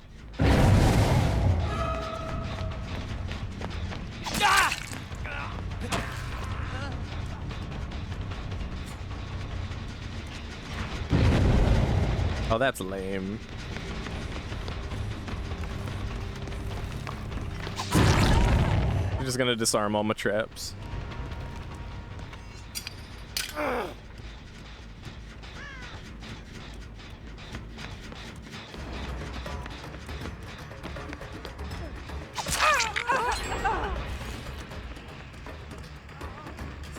Yeah, it's because I was a teddy bear. They thought I was just gonna be cute and cuddly.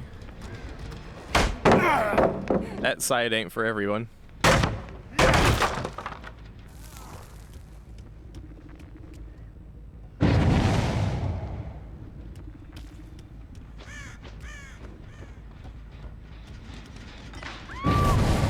Ooh, nice.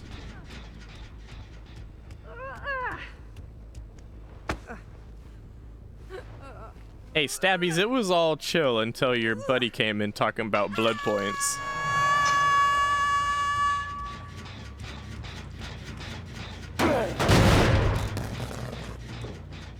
Okay, well, you can go ahead and just hit the command on that one. It ain't worth much else. Yeah, there you, okay, VV hit, yeah. VV beat you to it. Stabbies is okay, the other one not so much.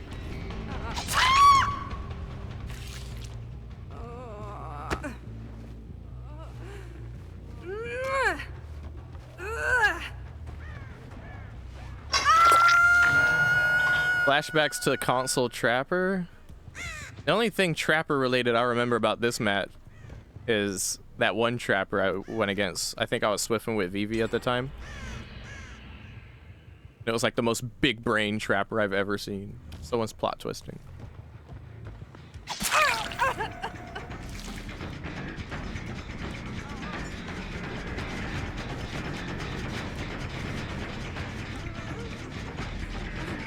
Yeah, with the purple add-on, yeah.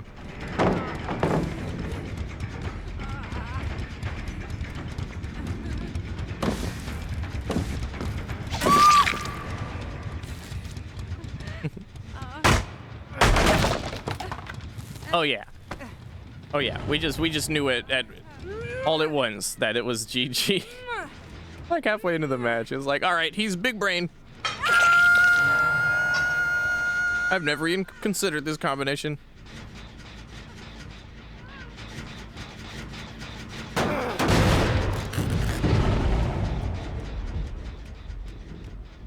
Oh, they're cleansing the plaything.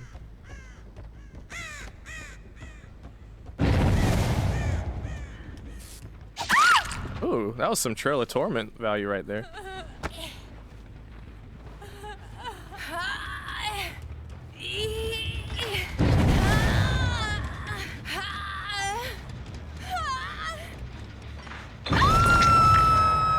At this point, I might as well just like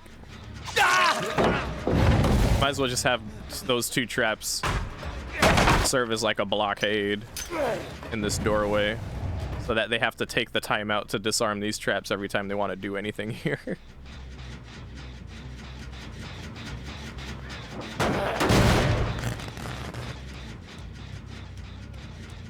Or here.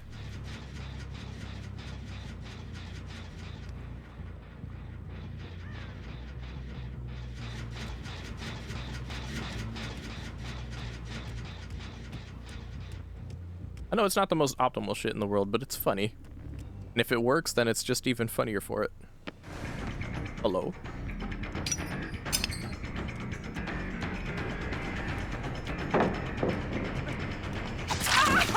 Nice, quick and quiet.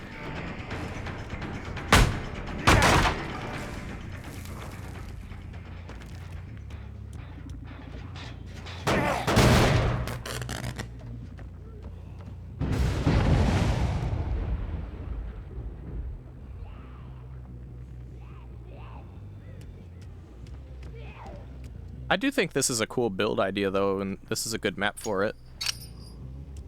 Just be stealthy trapper with silent traps. I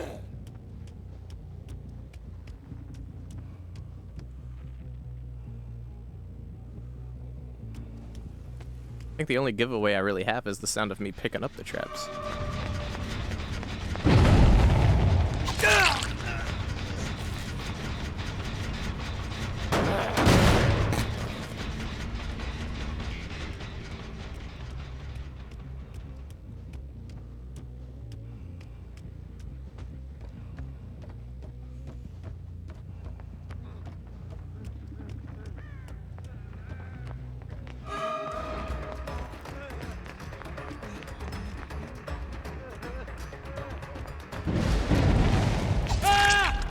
We're doing pretty damn good, I'd say. All things considered. Oh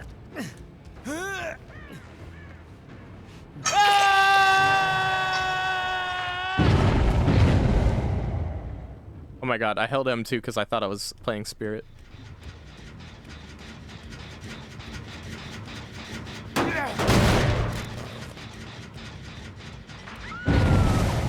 Ooh, I don't think I can get there in time. I'm just gonna...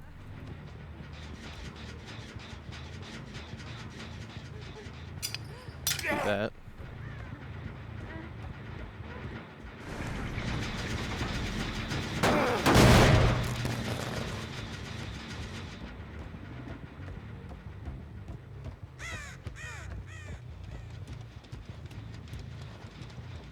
What vault animation. It is cute.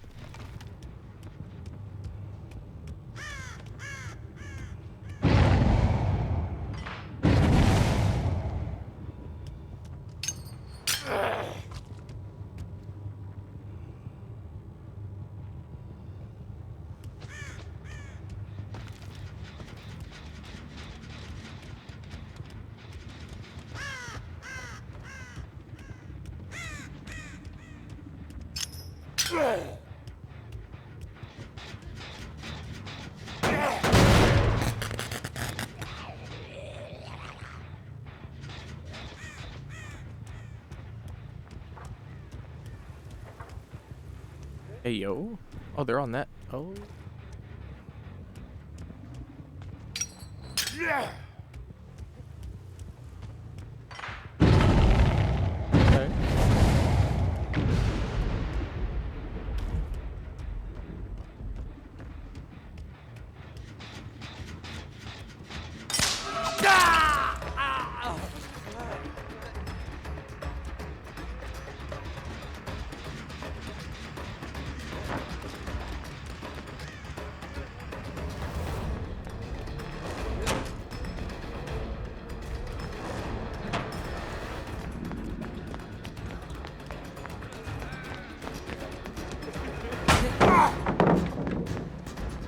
I should have swung through that.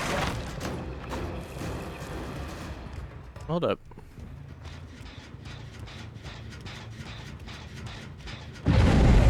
Ah.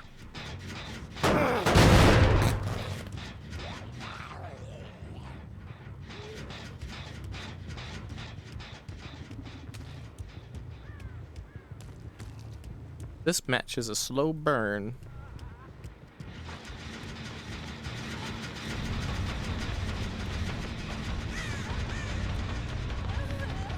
Yay! Yay! Successful trap.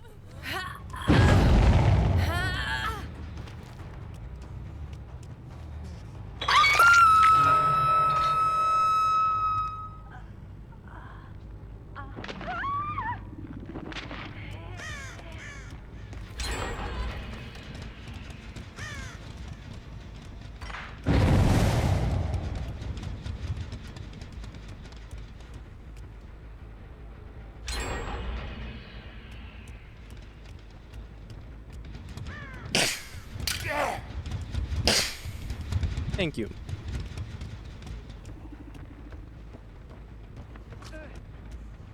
Oh.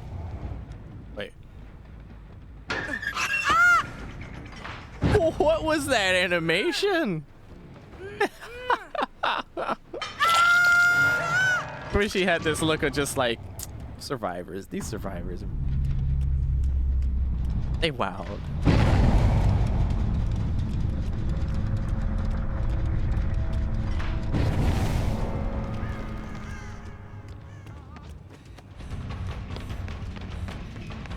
Like they know where all the traps are and they don't know where all the traps are.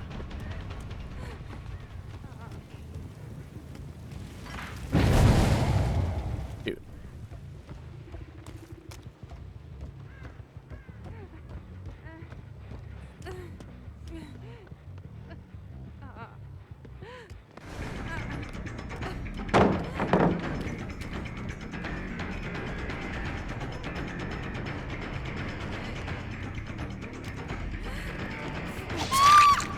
Okay.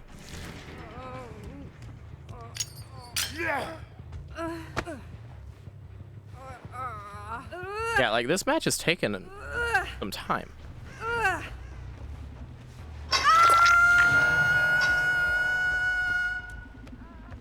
Oh, for a while, regular Trapper would occasionally get that vault animation? Interesting.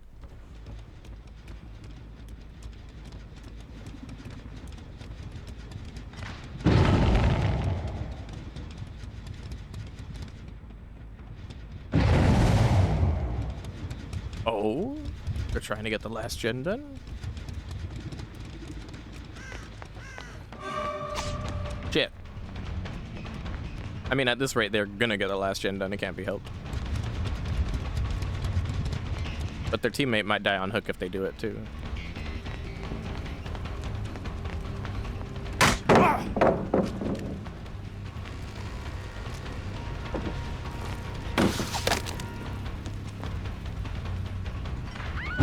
Oh.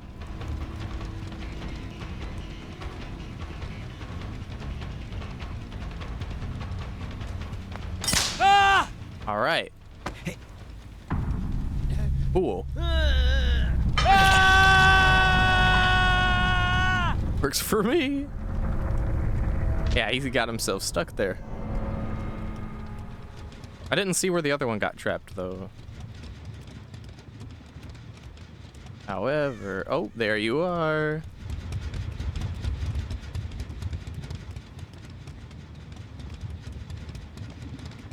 Might fall into that pallet trap, maybe.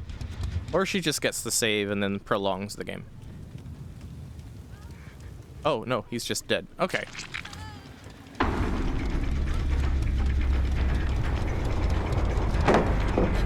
I actually don't have any traps left on me. All right, GG. A 4K on RPD with stealthy stealth trapper bear. Huh? 12-foot game? Oh shit, 12-foot game. Yeah, always a fun little time when BV requests another trapper match. It's fun to play trapper sometimes.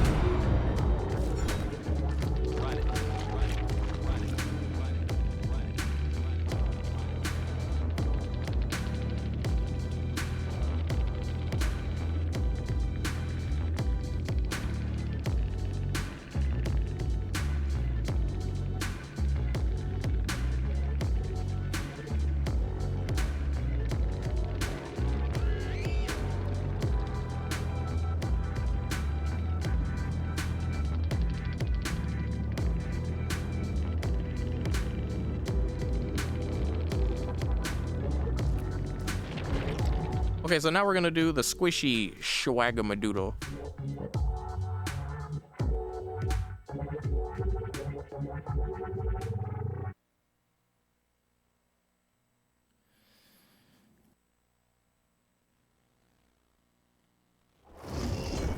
Good day, Naughty.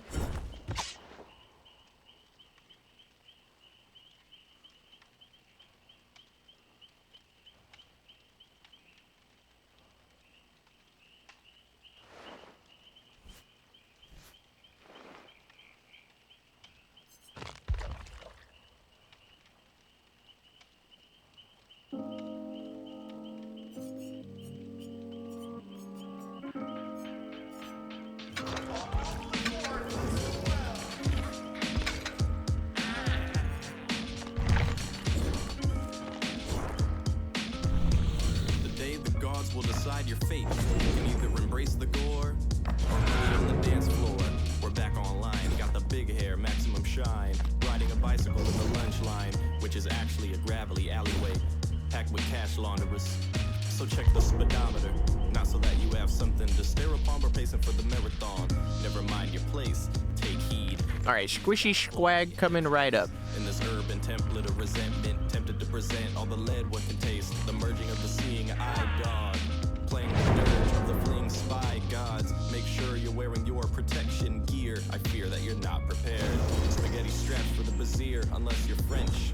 Then you'd be running scared. Spandex socks assist to identify who to separate from the flock and vilify. You never know who to incriminate till you try. Clumped up demonstrations or miss the vibe. A number for a nameplate.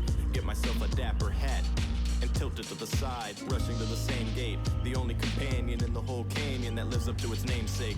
Holding on to the iron bars with sun-soaked goggles, toggling the frame rate. Uncanny twin psychological differences. Moving through the motor waves, one can see it, the other can smell it. The end of the tour exploring psychedelic caves without any safety, not even a helmet. Not many can survive buying it, they only sell it. It ain't no Da Vinci plan, but at least it's honest, like hydraulics on a soccer mom's minivan. You can doubt it, plenty can, but this journey was a hernia for most, and a skinny dip jam for few. 1, 2, 1, 2. The vibe for them was not meant for you. 1, 2, 1, 2. Not everything requires your point of view. 1, 2, 1, 2. The vibe for them was not meant for you. 1, 2, 1, 2. Stretch it out, take a look in a book, reading Rainbow, motherfucker. On a hot sunny day, play fight with the spooks. Tight-lipped about the nooks and crannies. Cranberry flavored soda water. And I ain't Janani. Take a ferry to the Overwatchers, watching over nothing more. So in the middle of the night, is a whole yesterday, but not for me. I'm living me and Squishy Bean were getting some sleep. My lady's got a monopoly, not to be seen. And triumphs and dry humps of hoes. I think I woke up briefly which is my word from the various layers to like flip to my other side. Don't be alarmed. We were doing the flip. We were flipping to the other side. With harm waiting. And she was just so, she had been awake for so long. She was so sleepy and tired that she was just talking in her sleep. And she turns to me, and she doesn't remember this at all. This is the funniest part. She turns to me and just goes,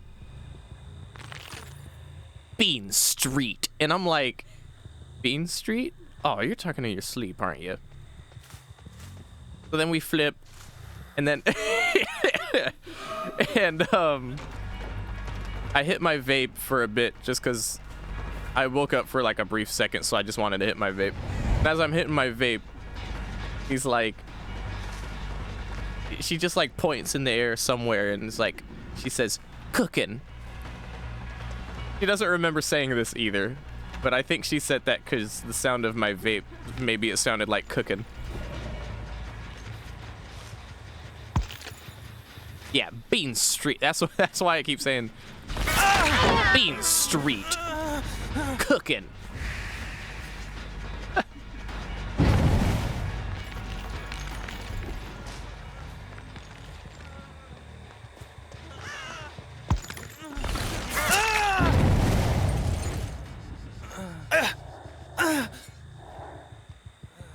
Her arm also fell asleep and she was giggling about it. She doesn't remember that either. But it was all very cute. Cooking. Bean Street.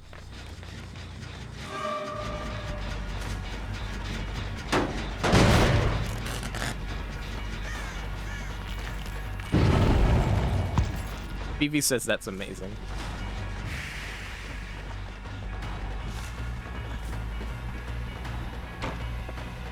Oh no! Don't tell me I can't run that shit anymore. That little... Oh, what is that?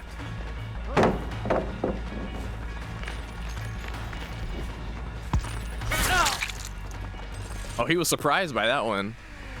That little pause right there.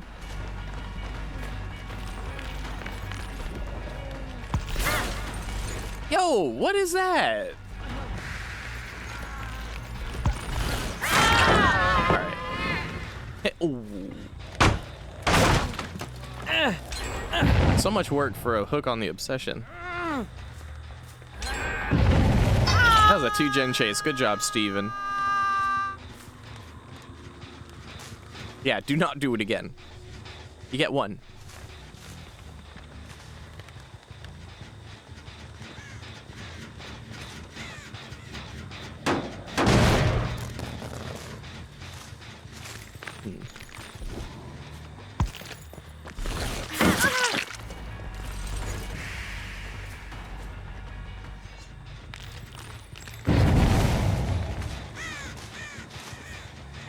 Okay, wait, I can't actually tell where Nancy went there. Stop them from healing under hook if we can.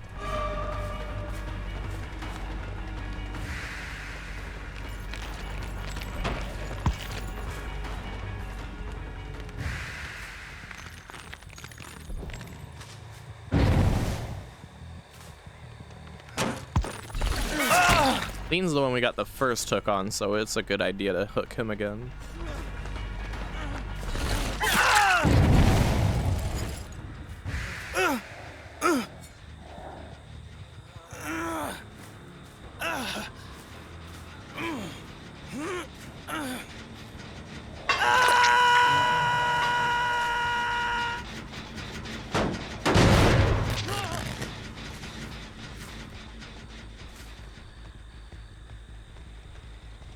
Do you have the Twitch chat?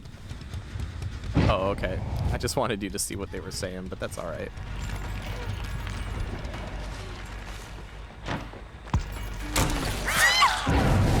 Oh yeah, you could just see it here.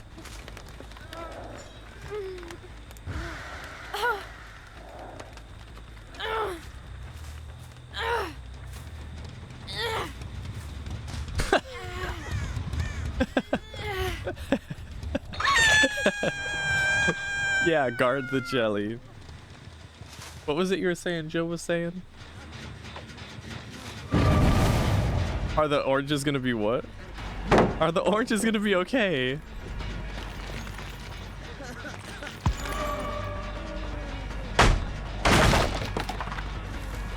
Yeah, I just thought you'd find that funny.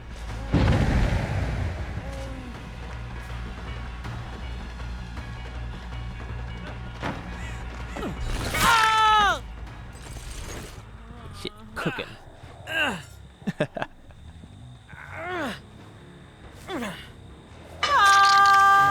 They get shitted and we're cooking. Yeah. Look at this guy. Oh, hold up. It worked out, kind of. No, it didn't. You make the funniest faces about these survivors' choices and stuff. Did he plot twist? He did. Where did he? Ah. Yeah.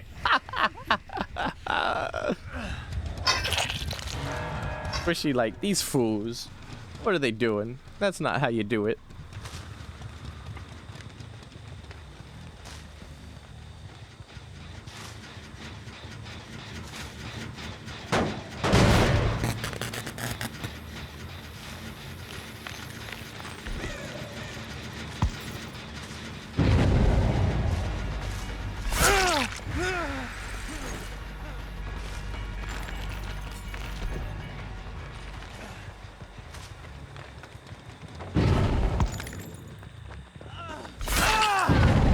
Pow.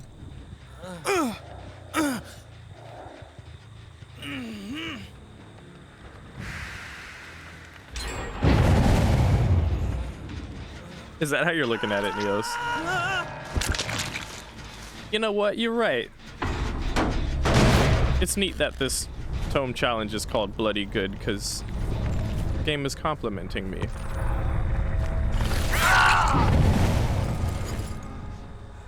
He tried to plot twist there, didn't he?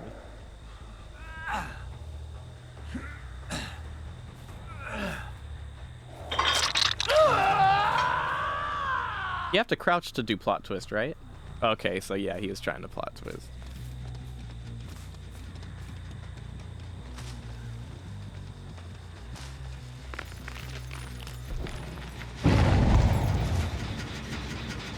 I just had a wicked, horrible idea. No. What if they made plot twist more viable by making it so you can't pick the survivor up for like so and so amount of seconds after you activate plot twist? Because I said it was a wicked stupid idea, and you support it? I wouldn't even be surprised if they did that, but like imagine all the flip-flop bullshit plays. Oh my god. Yeah, it would be an overnight meta perk. I agree, Petty. It'd be that, tenacity, flip-flop, and boil over. And I would be hating life. But the fucked up thing is, I could totally imagine the devs being daft enough to do some shit like that. Just because they're like, you know, we'd like plot twist to be a more serious perk that people might actually consider running. So we're gonna make it so that you just escape the game when you activate it.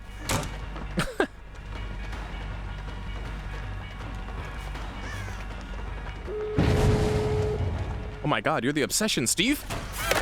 Steven! Steven! Oh my god! Oh no! Ah! Time to die.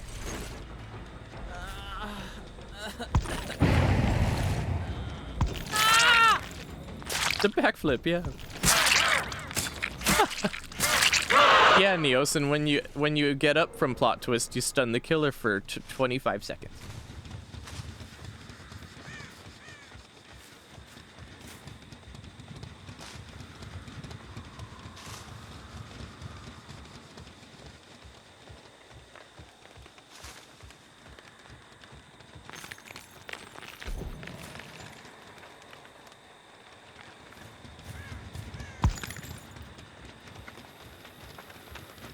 I just like how when I suggested it, Squishy Bean was like, why would you say that?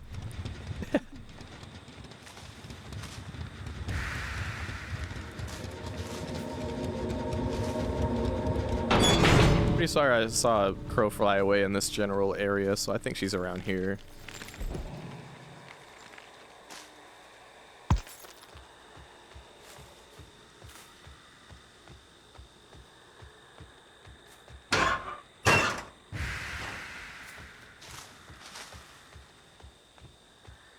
Ah.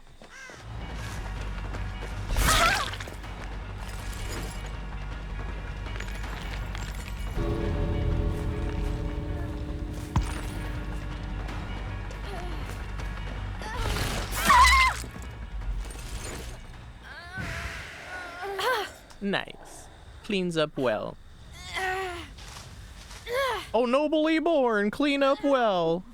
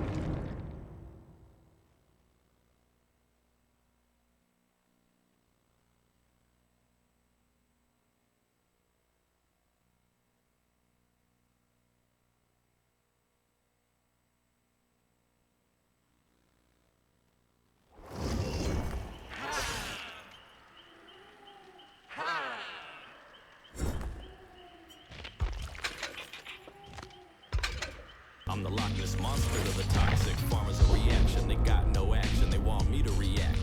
While I'm on another rock, then I cannot quit. They're on some soft shit, I'm like a knot 10. Not to be forgotten, I'm in the top 10. Attention for those who cannot swim on their own. Lone wolves form boats with multi-tools and grit their teeth when they meet friends and fools. And school it with the eulogy of past events. This attitude ain't new to me, I'm crass and tense. 1 2 1 2, the vibe for them was not for you. 1 2 1 2, not everything requires your point of view. 1 2 1 2, the vibe for them was not meant for you. 1 2 1 2, 1 2 1 2, 1 2 1 2, 1 2 1 2, 1 2 1 2, 1 2 1 2.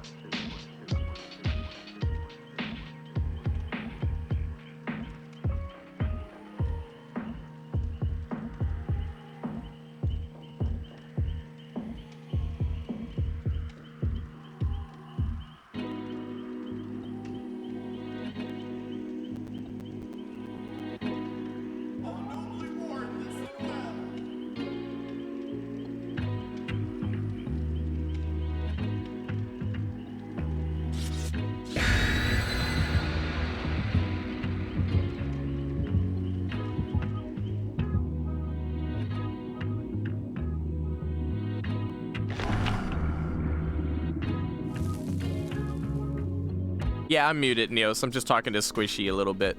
Sorry about that. I'll be right back. I'll be back when the match starts for sure.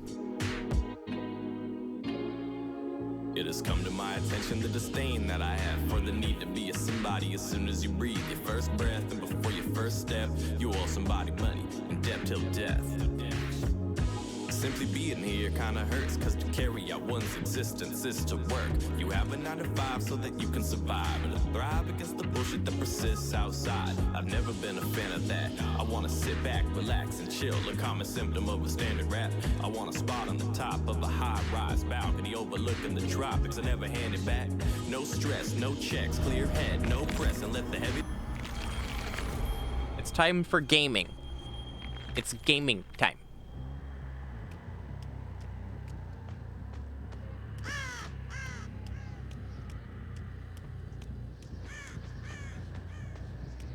Saw the lips moving and was wondering. That's all right, Neos. Yeah.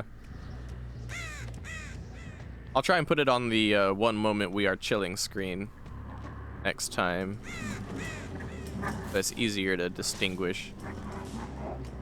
Appreciate you looking out for me, though. If I was muted, I would want to know if I was accidentally muted.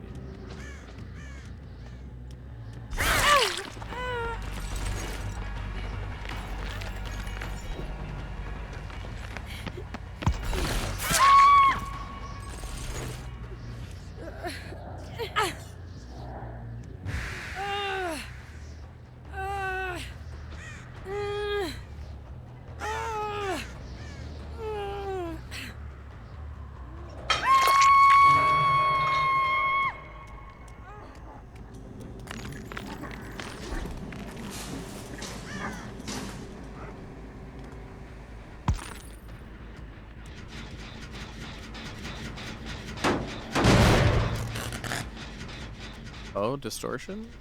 No. Yeah, no. Oh, yeah. No, yeah, no.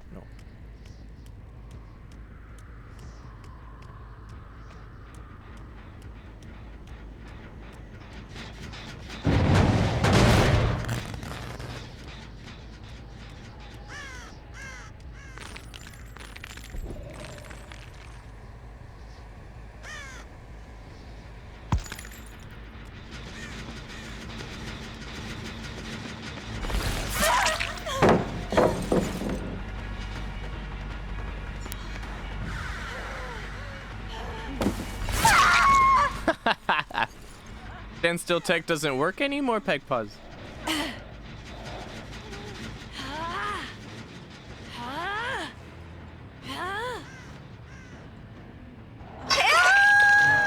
Do you think maybe she like doesn't play with headphones on and just made an assumption? Yeah. Yeah, spirits could be a little rare sometimes.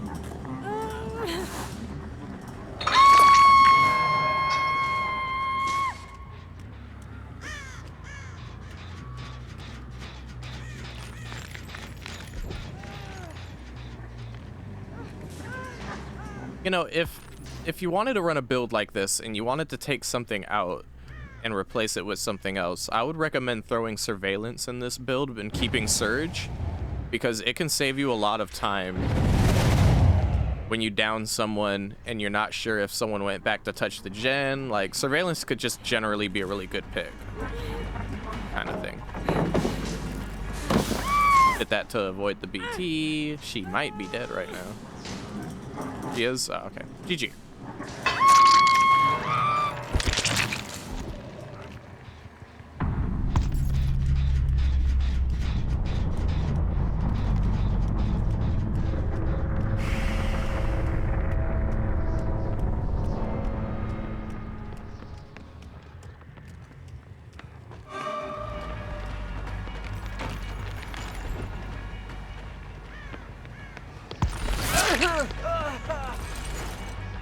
You see spirits about once a month, Neos? That's more rare than I thought it was.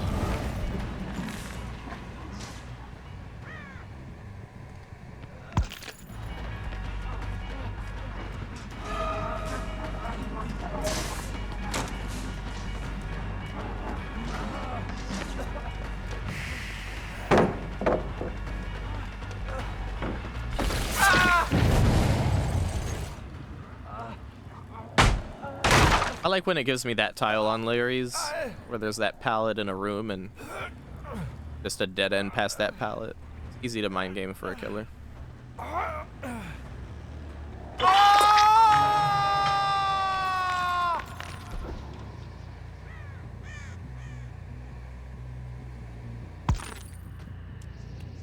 Seen one since he came back this time, still never seen the singular. Oh, singularity is just hella fucking rare. You see really? Squishy says she sees singularity more than spirit. I don't think I've ever, I think maybe once or twice tops I've gone against a singularity.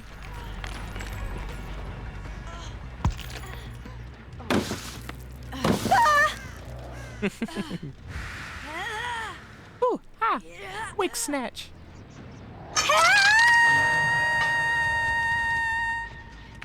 Oh yeah, Wesky Woo Woo is like the McDonald's of killers. Every couple of blocks you'll see a Wesky Woo Woo with like a big upside down McDonald's sign.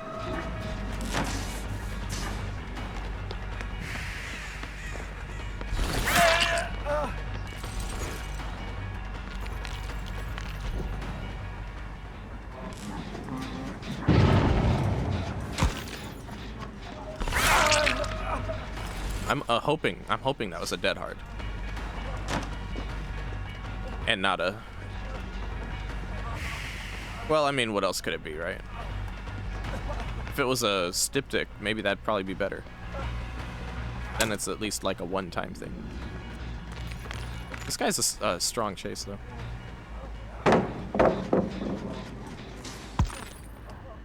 Yeah, for an obsession, this really isn't worth. I'm gonna get off it. Let him mend or do whatever.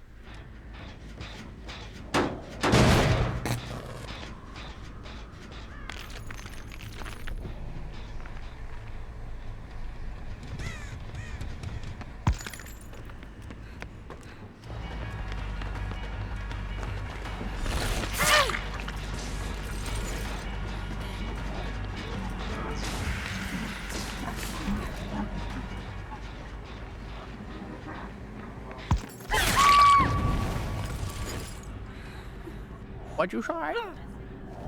Thank you.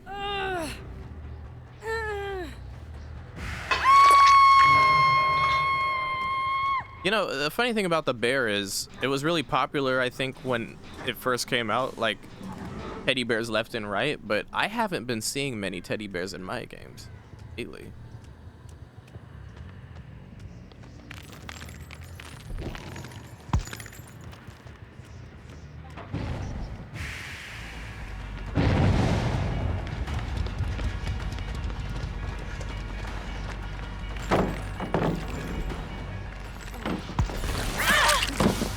This is like the perfect tile to get a bot at.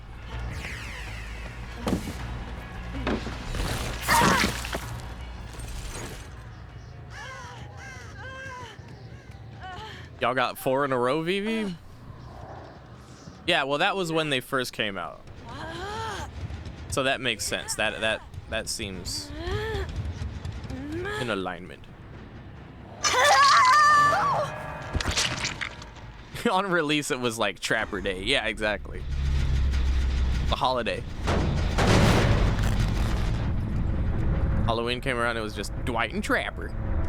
Dwight and Trapper.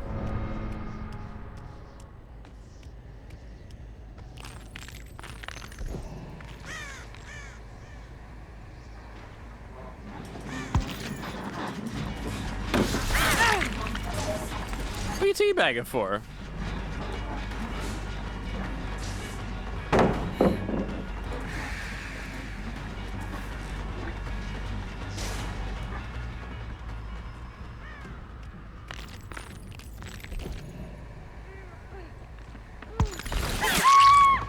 All right.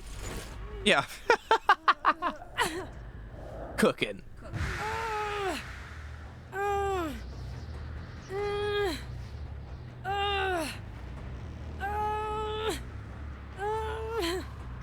Puppies? Oh, you mean Demogorgon? Yeah, that happened around the same time too, didn't it? I think.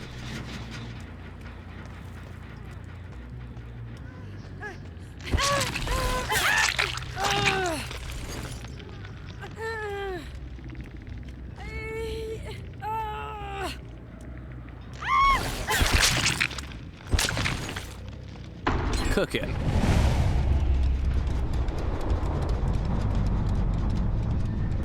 Now she's gonna show up in my chat and be like, imagine being a P100 spirit with 5K hours and channeling my Kate friend out of the game. Where? A boo-hoo-hoo. Who's a poo? Should have played Kate Denson. We were playing Kate Denson.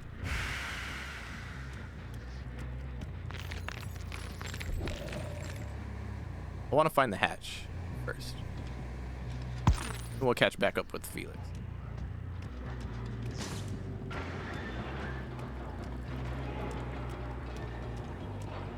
Ah, here it is.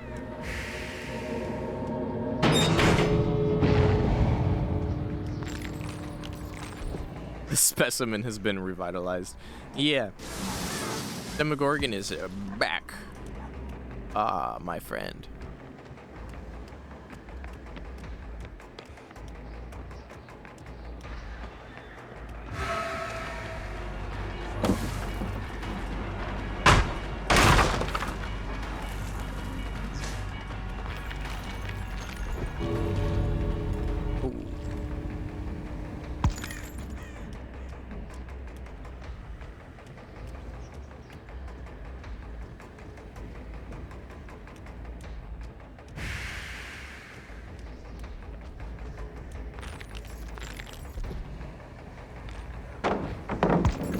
That's an awfully fast Felix ass. I can't catch up with him. Like, look at how fucking... Every time I phase, he just... disappears around the corner again? Alright, well now I got you.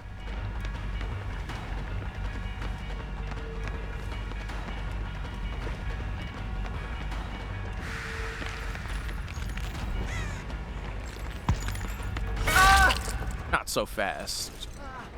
Time to die. GG. Yeah.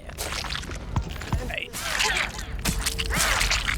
You will be worried, Felix. Accept it. Yeah, accept it. Accept.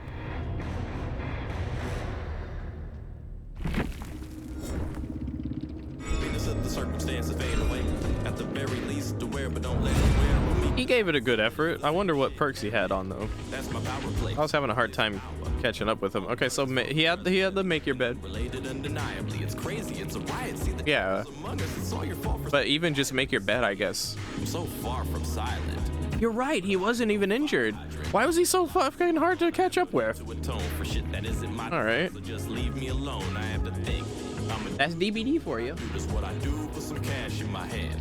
That's that's the thing. It's overwhelming, dwelling on current events. Now run, Barry, run. How much funds I bring versus On Epic Games cheat. expenditure. What do you? I mean, I give a fuck about. maybe he didn't want to whip out like the cheat sheets, you know, I'm just little mini baby cheats. not a member. Bitch, I'm an ender and a sender. I'm a descendant, but more so an ascender. The product of my juices ain't tame. I produce that which is too lit for music executive. Big wig suit wearing vermin bitches who couldn't give two shits about authenticity. That's why the game is lame. I'm not legal tender, although you know my name. I'm lost to history. I made this all the same. Let's think outside the box, past what we're supposed to be. What about what we're meant to be? Move forward mentally. Give a fuck about what's palatable. They designated what's tasteful for they're about to move. When that's all you know, how else you about to move? Fuck what's acceptable. I am not a vegetable, and I refuse to be stuck. Reset the program like switching to some slow jams. I am more than I was meant to be, which was no man. I've come to the numbness, no eye for eye. My blunderbuss will petrify my flows. They froze up, burnt them all up into dust. Fuck being inducted, I'd rather be disruptive or not involved at all. Too late for conformity, it fashionably sucks. I wrote this verse for y'all, watch you motherfuckers duck. Some running, some crawl, some rise, some fall. From the walls to the windows, you can lick my balls.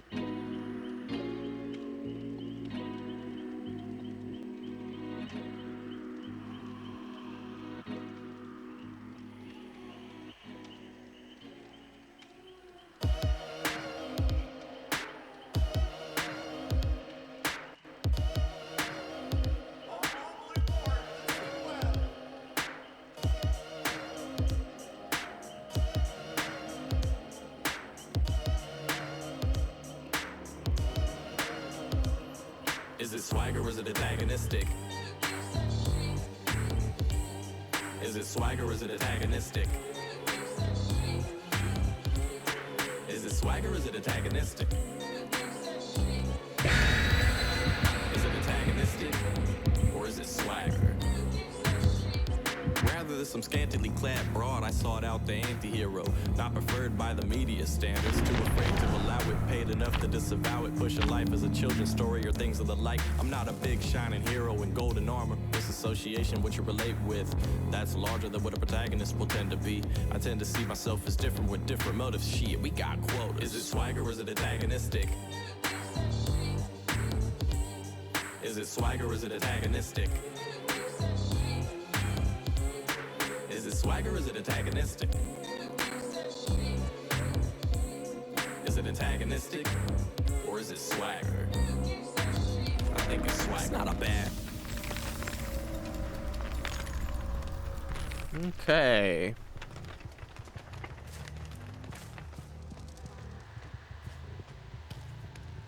Now, I'm not ragging on anyone or telling anyone how to stream, but I'm just saying, I think one of my strong points of my DBD streams is I tend to hit the ready up button rather quickly after a match. So there's like, even if I don't say anything and if I just play like some music or something between matches or talk to my squish, you know, I feel like it pretty quickly gets into the next match and keep some engagement going. I'd like to think that's like fair to say strength point.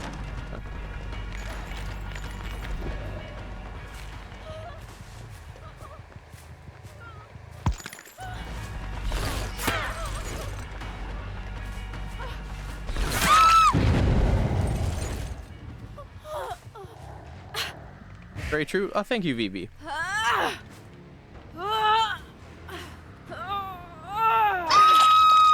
Plus, honestly, like, the longer I take to hit the ready up button, the less I want to hit it. Yeah.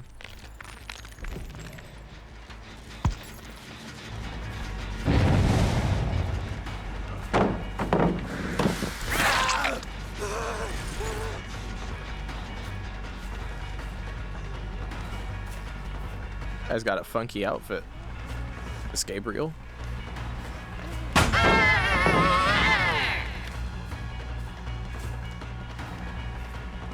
Out here looking like he's at some kind of indie festival and shit. He tried to. I'm so bad at like doing the little mind gaming around the loops like that that I can't. I shouldn't even be laughing at it. But I was so close to his ass for him to. But check out his swag though. Yeah, it's kind of cool, huh? Where? On the back? Yeah, it is. That's swag. That's swiggity swaggy swag. That's cooking.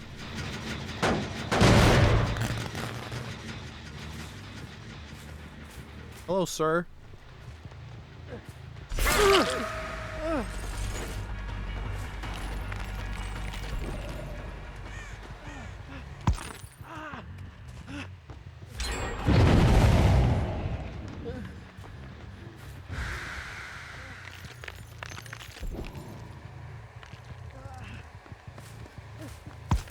This guy keeps going back and forth here.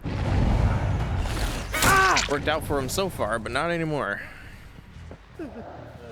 Yo, Neos felt that shit. Neos said, often find myself staring at the ready up button then not playing.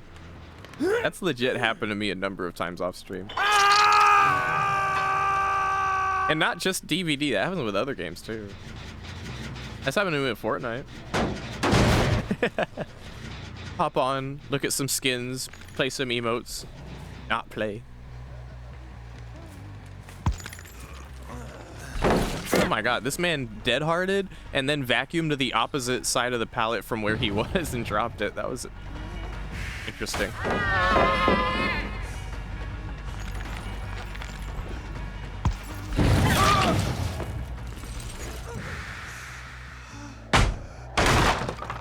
I was watching Squishy play on her PlayStation, and because she's playing on my Wi-Fi on American servers for once. Ooh, woo.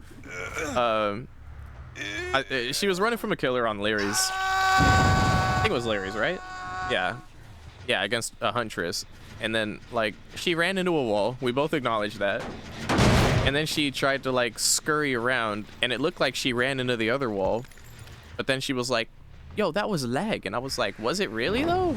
And then because she's on PlayStation, she was able to just play back the last 30 seconds or whatever and slow-mode it frame by frame.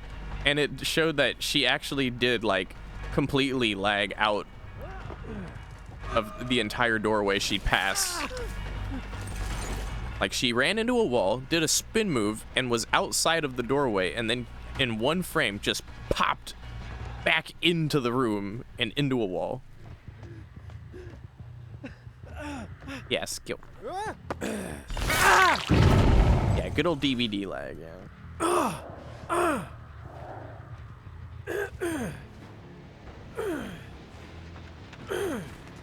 I wish we had options like that in DVD in general, though. Some kind of review. Okay, but and people have been saying that forever.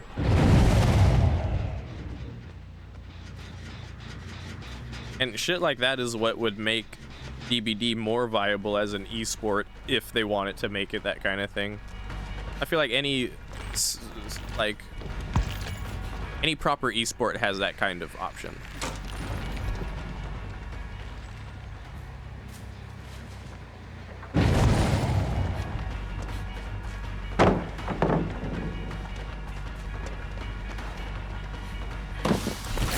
A little spin move. Yeah.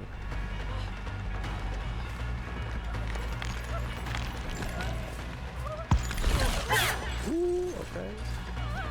Fall for the red light, mind you.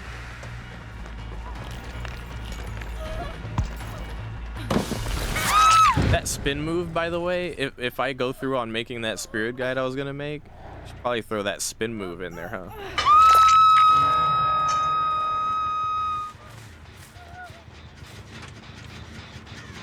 Yeah, like particularly the good ones.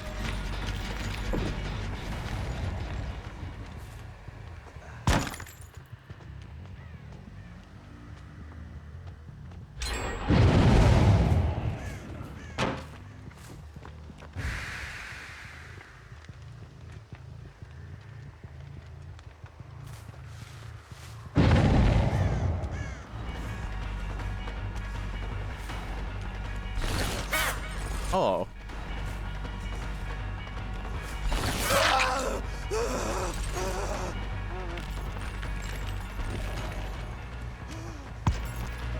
Oh, what the hell? This guy's pathing is so weird. Huh? Alright, 1 second.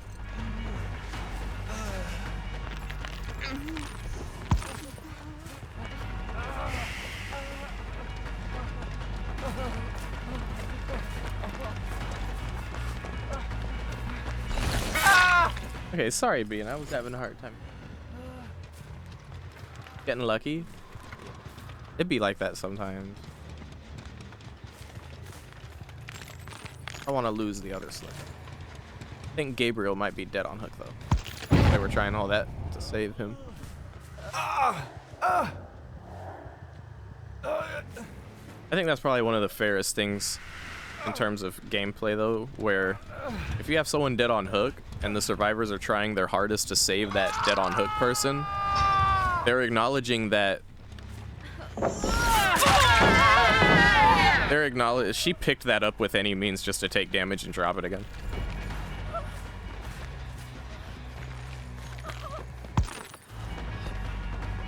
But if you think about it, the survivor team is acknowledging that if you kill this teammate, the game is over anyway. So they're willing to throw the game to save that person, so that they still have a valid chance at victory. Ooh,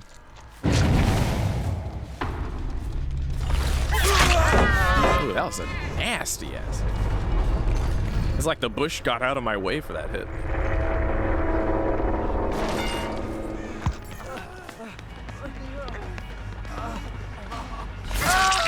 That was the worst possible body blocking.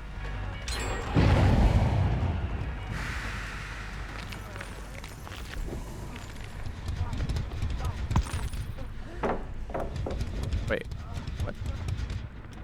Oh.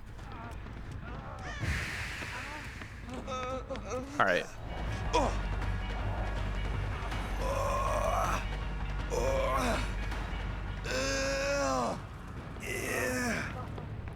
That, or that's their queen bee who won't stop screaming until they unhook. Maybe. Some teams are like that. They're wild.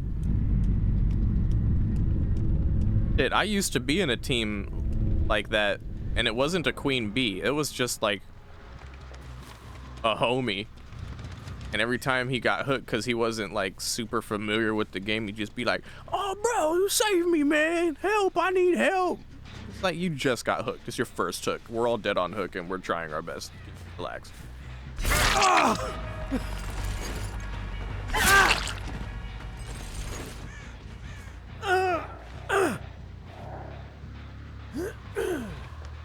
Oh, is that a challenge, Neos? Why do I feel like that might have been a tome challenge to stun the killer with the pallet that you reset with that perk? Huh. No, I mean, it might be. I haven't like checked the tome challenges, but it might be an older one. Sounds like a decent, like, sounds like a legit challenge.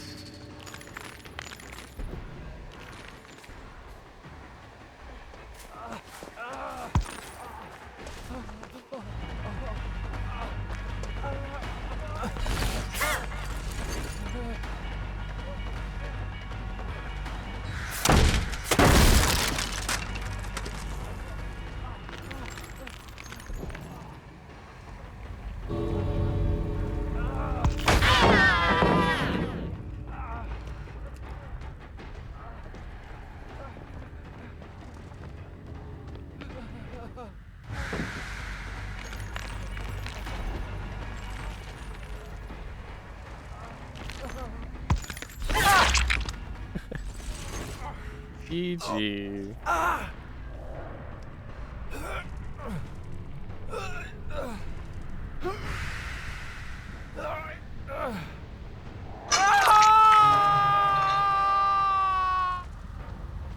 random thought. In like StarCraft and some games like that, I noticed like the announcers and the gamers playing against each other in the chat at least, but especially the announcers, like no matter what the outcome is at the end of the game, once it's like over, they'll just say, all right, GG, that's a win for Kiwi Kaki, you know, and like the player in the game will like type in the chat GG. Like, what if we all just audibly went GG every time a match was over, whether it was a shit match or not? Would that help us feel any better about it? Valid question. I don't know the answer to it. I'm curious to try it myself.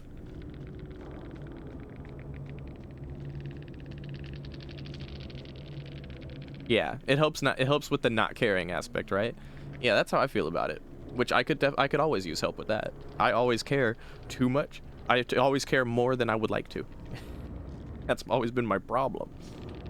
For example, GG. GG. I mean, saying GG in the chat is a normal thing, but if I audibly say GG after every single match, will I feel better about it? I'm not sure. I'd like to try. I'll do an experiment. Preferably like a neutral GG or a GG. I have to practice my neutral professional GGs. My GGs are always like heartfelt and shit. Yeah, hence why I'm usually like, all right, GG when I win, and then when I lose, I'm just silently staring at the fucking screen when they're all teabagging in the exit gate. I don't ever be like, GG. No, I'd be like, all right, fuck you guys. What's chat saying? Some people just don't like to lose. Yeah, I'm one of those people. A lot of people are, yeah. Suspect it would be progressively more sarcastic. Yeah, no, probably, yeah. That's what I'm worried about, but I don't know. With experimenting, I don't know. It's just a thought, I don't know. Representing the actual physics of what it means to be physical. Fundamentally, it's more fun for my mentality. So fuck the hospitality, more like hospitalize the inhospitable. Irrevocable villains with no sympathetic qualities is honestly what bothers me. It's a lobotomy of individualism consistent with the prison system. A sense of connection when it's not just a victim. Hopscotch plot along with them. Because if a man is too beast mode, no sign of humanity he can throw around. It's like the writer found cheat codes. Audiences see it as the target of harassment and destruction, yet it's not too hard to forget. The bigger picture is diverse, not some stupid tantrum. Never mind that it's a psychopath and sycophant anthem. You might find it pleasing that there's two sides to season, but the one telling the story is never quite the phantom. A tragic tale of who's the main character, distinctly defined by who finds the rank. This looks like a, yeah, P100 lobby. This looks like a fun bunch. You know what? I'm gonna be a nice guy about it. I'm gonna bring a cake. Yeah, absolutely, still kill him, but let me bring my good. All right. Nah, I'm used to using the comb. I'll just keep using the comb. Or is it swagger?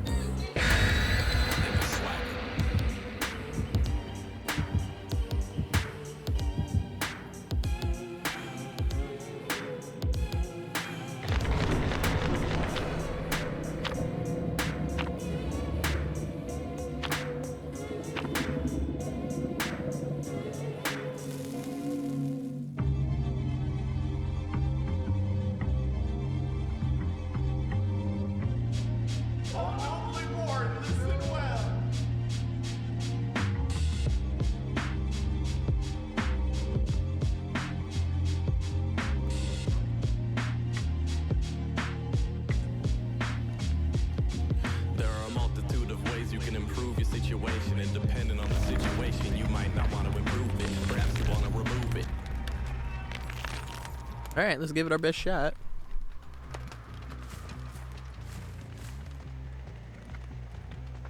They brought us to Auto Haven on purpose, but that's all right.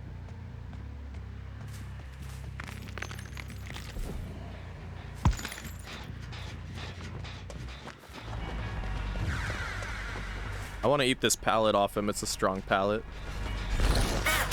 Ooh, I'll take the hit instead. That's a deception play. Oh, into a quick and quiet. No? Fuck.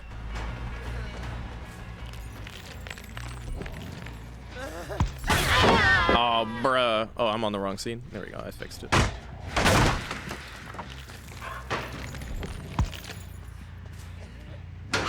Okay. Yeah. And you can't flashlight save out of lockers anymore unless if I grab him. Yeah. From him slow vaulting. You figure they'd be like informed enough to not do that shit.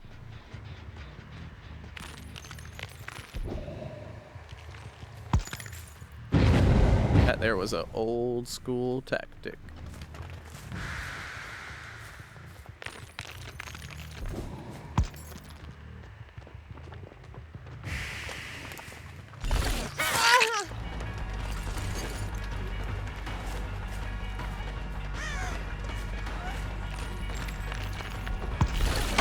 Oh, I could have did that way better.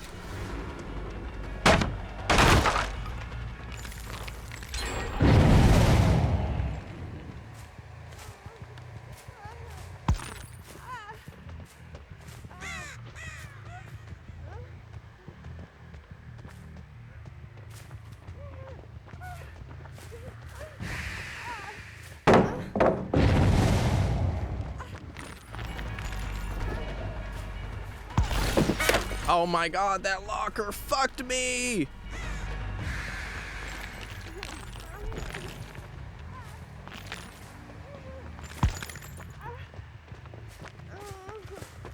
Dude, she's fast. Dude, she fucking make your bed.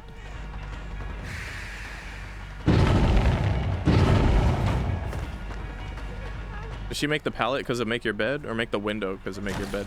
She makes the fucking window because of make your bed. It's ridiculous.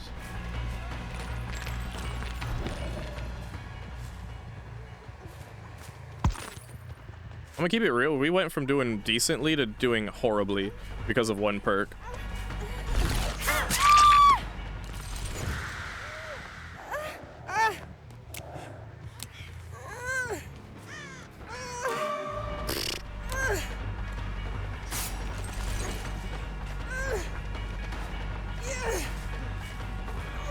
Yeah, one swing is all you're getting on that.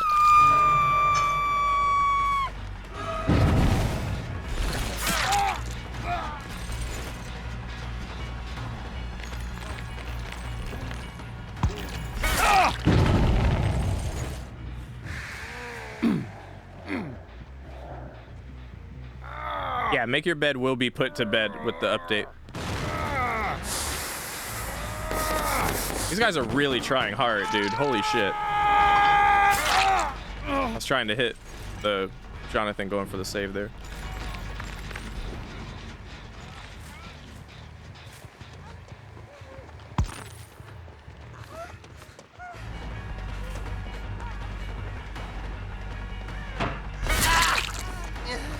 That was a flashbang and a firecracker.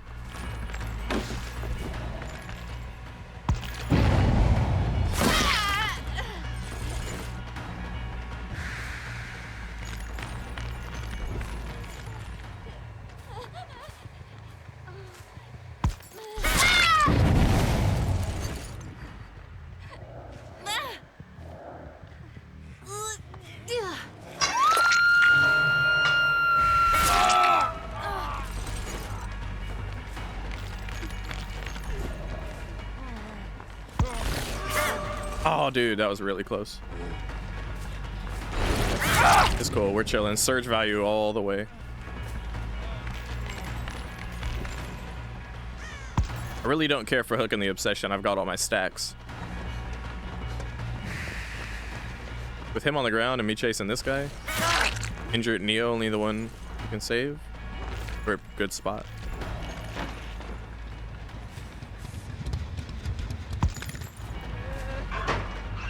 All right, he's doing all that.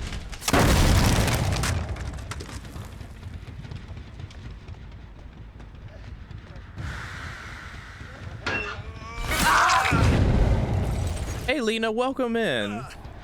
Today's event publicly? Yeah. That, along with the fact that Squishy is here, yeah. Thank you for saying happy birthday, Lena.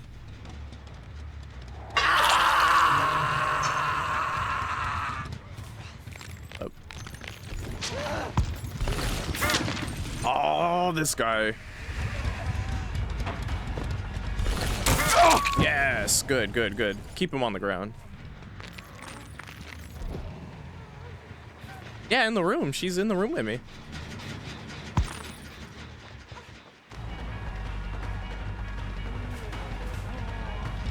And I'm currently against a squad full of P100s that are trying a lot of flashlight shenanigans and whatnot.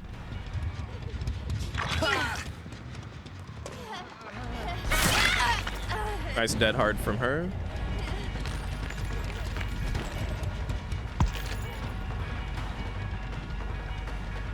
A little confusing. I'm down to slug the obsession again.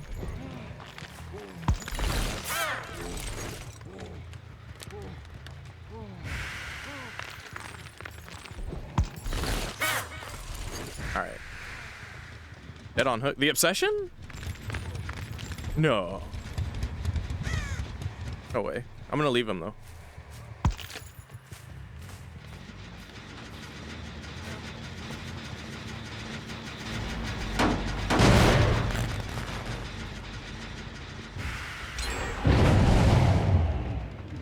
Oh my god, I just saw him get into that locker. Oh yeah, you're dead. I saw him get in the locker with the aura from Nitwit. Shit, it cooking.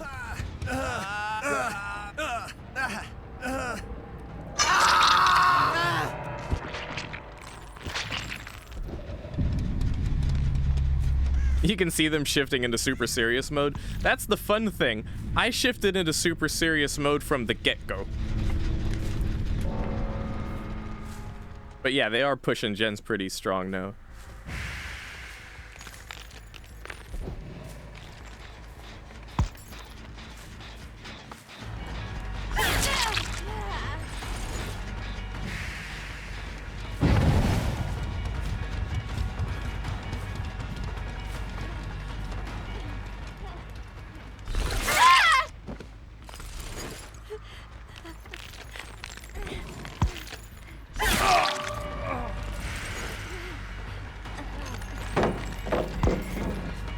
You wanted to CJ Tech that, right?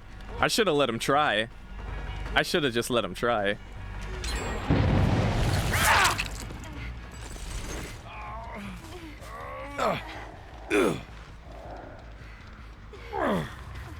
I think they know I'm running Rancor too, because they tried to force me to pick up the Obsession instead. Oh, what the hell? She had Unbreakable? That was a quick ass Unbreakable. Or no, no, no. It actually wasn't that quick because she'd been on the ground for a minute. I'll risk it for a biscuit. That was really close, dude.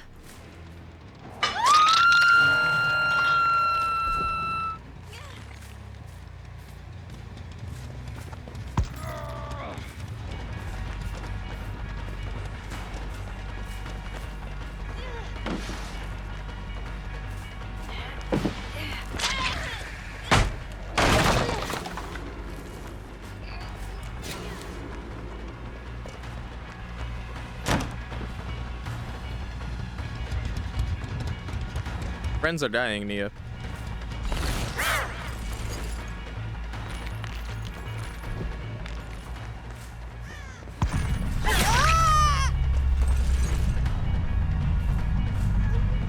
I'm proud we were able to clean this up. Hey, Jonathan here. GG, well played. GG, Raven.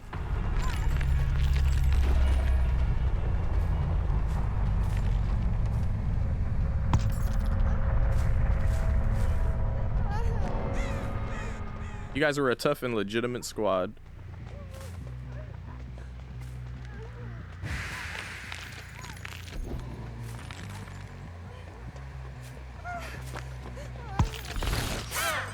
Dead. You're solo and you all just happen to be P100? Well, well played.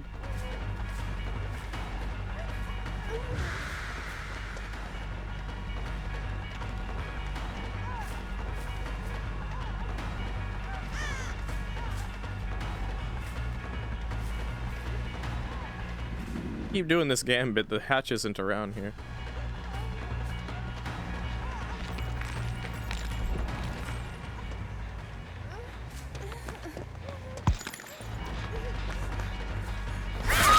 GG.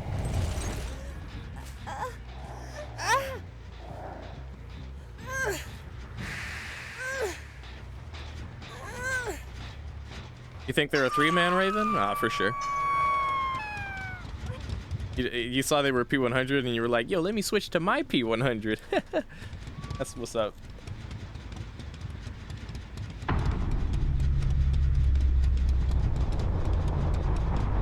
That was a match.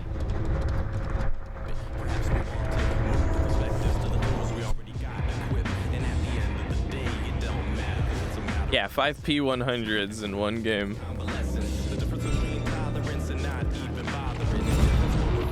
Someone should screenshot this lobby. Look at that shit. That's some DBD shit right there. Whatever comes your way, it best be to your benefit. Not what you expect, not what you deserve, just what you collect. Cause what we need is P500, yeah. fast travel. Simply going about the total amount of focal points scouting. The truly revolutionary go where none have gone and leave a new path behind them. Let the Neo only had botany knowledge. The power of botany knowledge. Botany knowledge. That's probably the most impressive thing in the lobby right there. What the small brings. Expectations are a deadly thing. Doesn't mean you can't have aspiration. Doesn't mean you can't dream. Desire is the driving force that puts the fire in your eyes. Inclination to go to seek out supplies. It comes around more often when there is no boss. Just a passion of where you're at, and then there is. That was cool. In the trenches where I am is where I make my stand, and that's good enough. Yo, GG Neo. Make more plans. Only botany knowledge, impressive. Free as a bird. You ain't even gotta ask what's the word.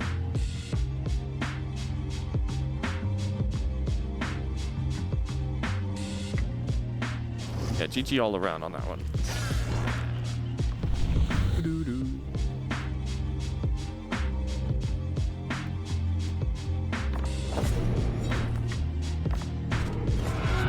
Kill one survivor with your hands. With my hands.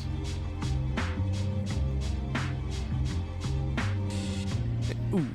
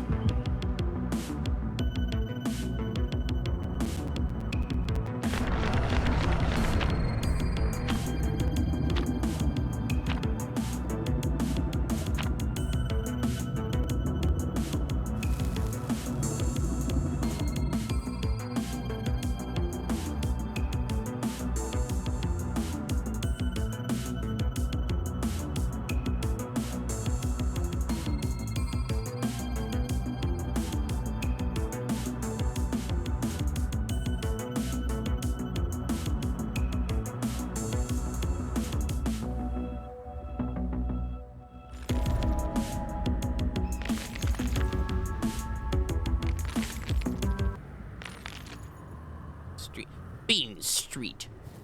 Cooking.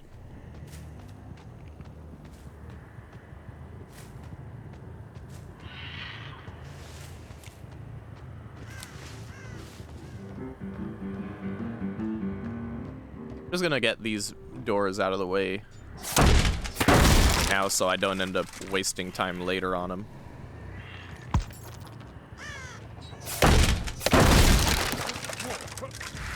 Oh, I heard the brr, brr, brr.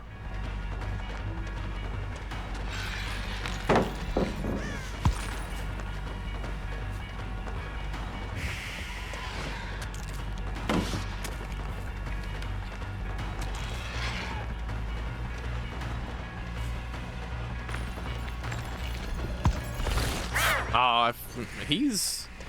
Male survivors seem fast right now for some reason. Like, just male survivors in general. I don't know why. It just feels that way.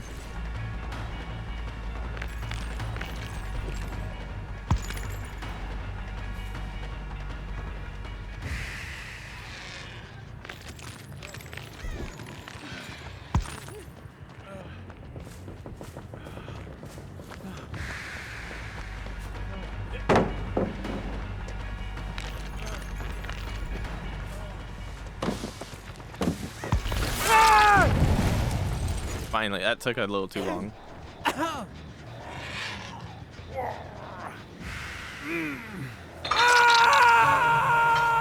Be a cheater? I don't honestly know. I can't call it. Yeah, the Dwight. Phoebe was saying cheaters will like speed up around corners when they think they're out of sight. But I didn't.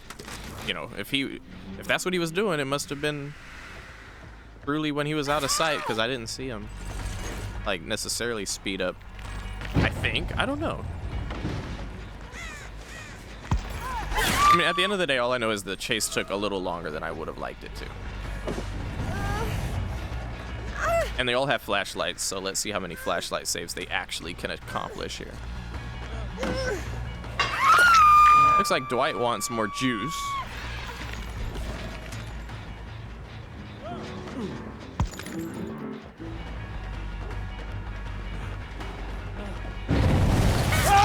The dead heart. Well, that was juicy enough. Billy. You're gonna go in the basement for that one, Dwight.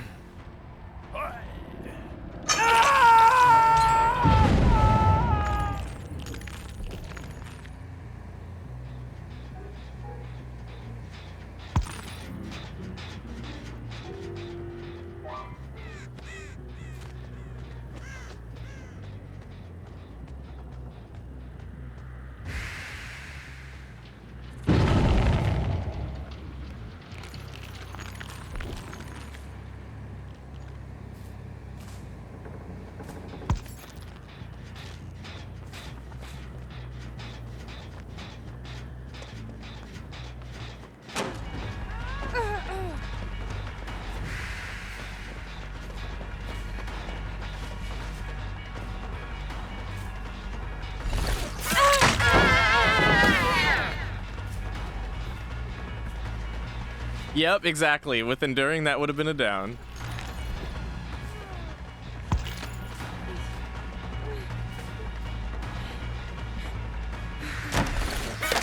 Ooh.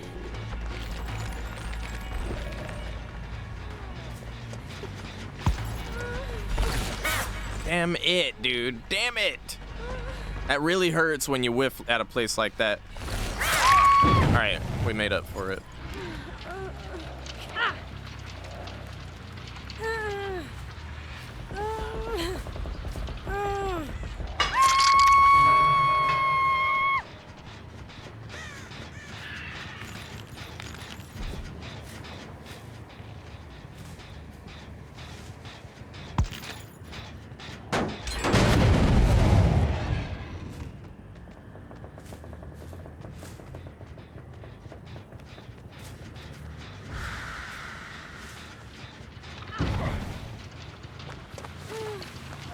Why is this match more trouble than the P100 match was?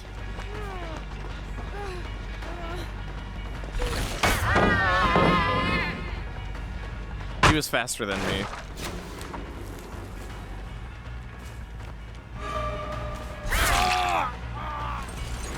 Doing gens? Yeah, that's what it boils down to, I guess.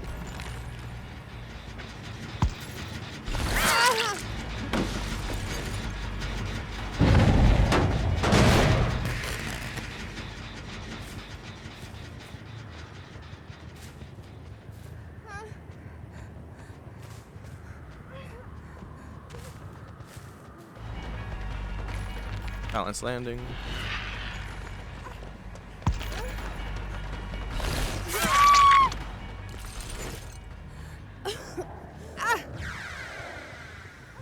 Map could have something to do with it. But a lot of people say Dead Dog Saloon is killer sided, so an Autohaven would be more balanced.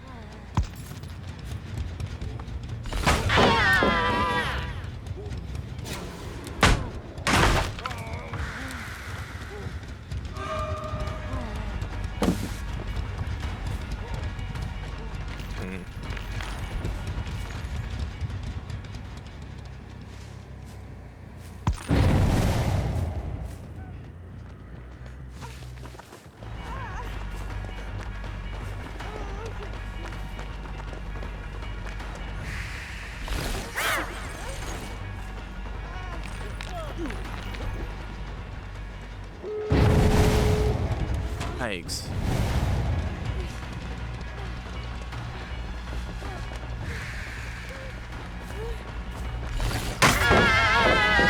It's probably hoping all that bullshit.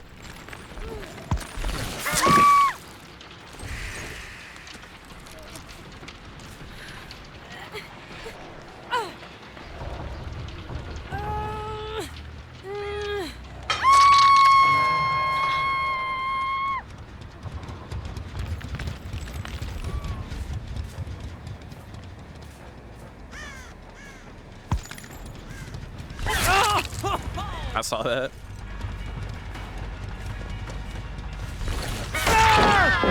Nice. Pretty sure he's dead.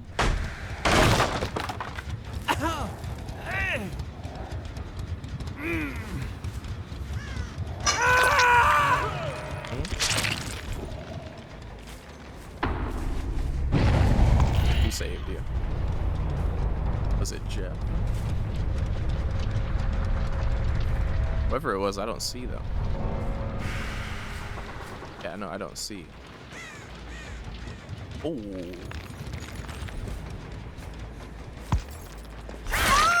Not who I was hoping for, but someone who is dead on hook.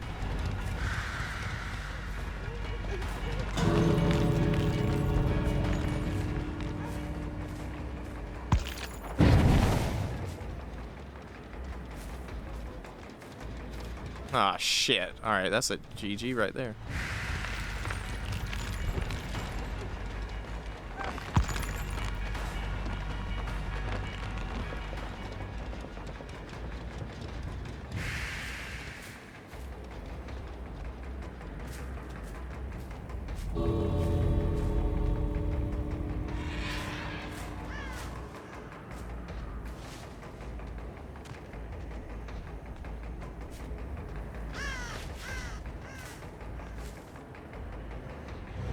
Okay. GG. Yeah, I really mean it.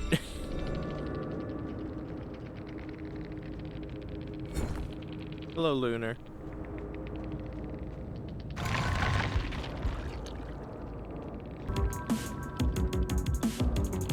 feel like it's easier to type GG than it is to say GG.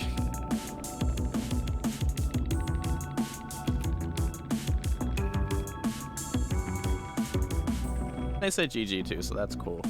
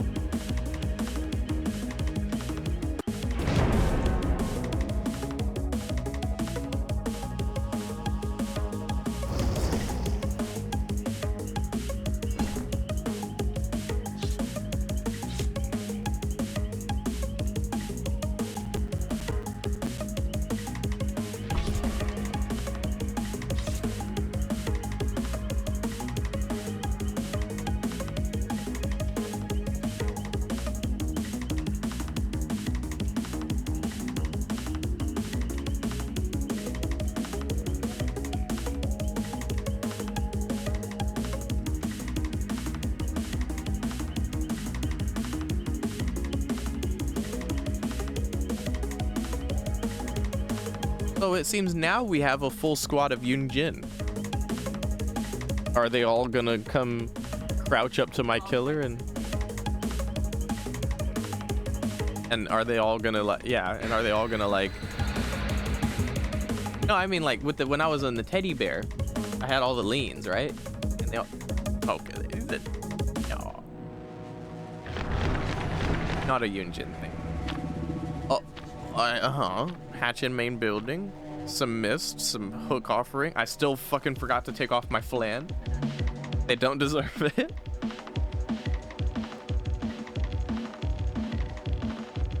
Ozzy says they're all running smash hit.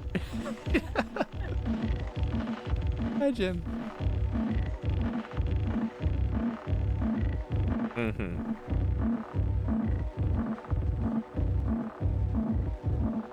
Yeah. It being a Twitch chat.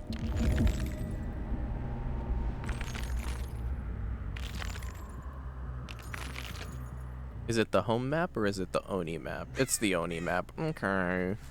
Okay.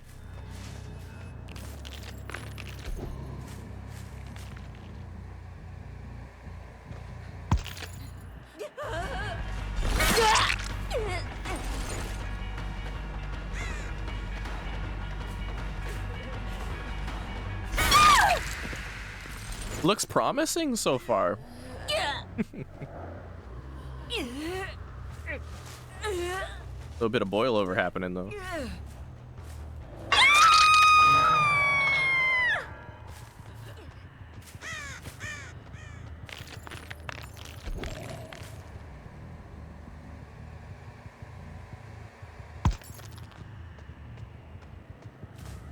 I saw them. Or did I? I did.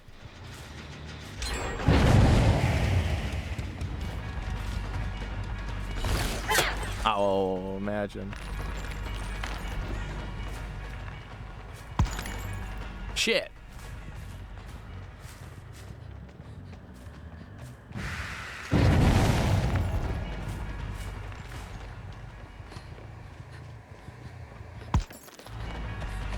Why is it so hard? Like, sometimes it trips me up when they actually just shift W in a straight line. Like, that should be the easiest thing for me to pick up on.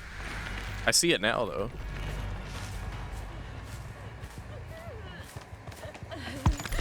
Like, now that I know that's what she's doing, it's easy as pie to track, but... Oh.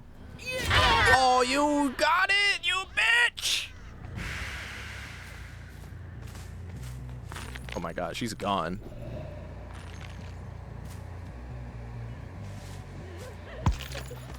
Is this the streamer? It is? No? Oh, okay. Ah, okay. Trying to go off of memory of outfits to figure out which Yunjin is the Protect the President character.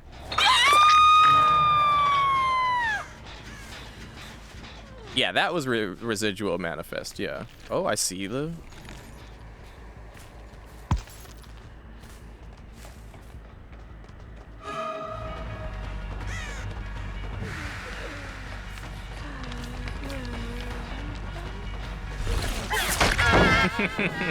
The spin move of doom.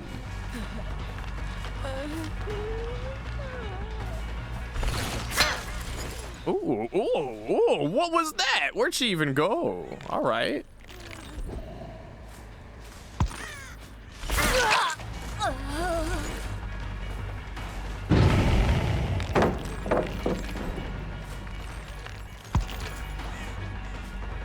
Okay.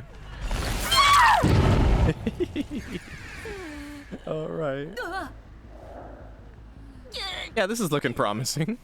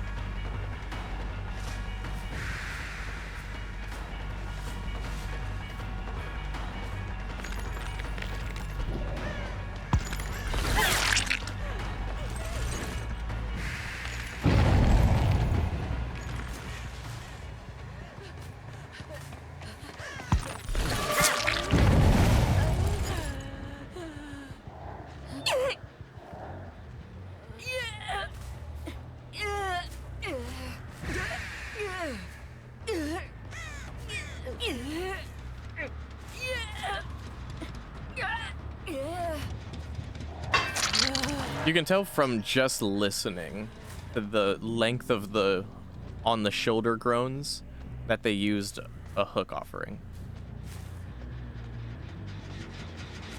Because it's taken me that much longer to take them to their hooks.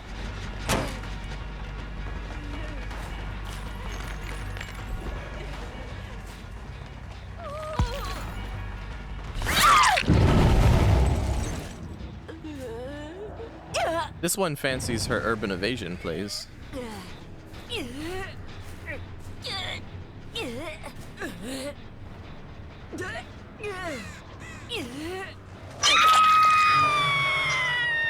Also, Bean, check this out. Binging. Fucking binging.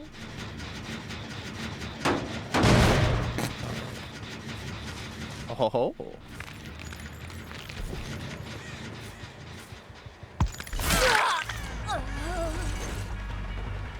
I feel like there's a TikTok of a kitten somewhere that represents someone crouching in the distance.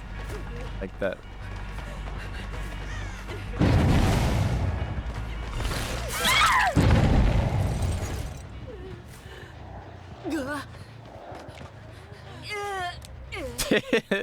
The background player plays. They be happening.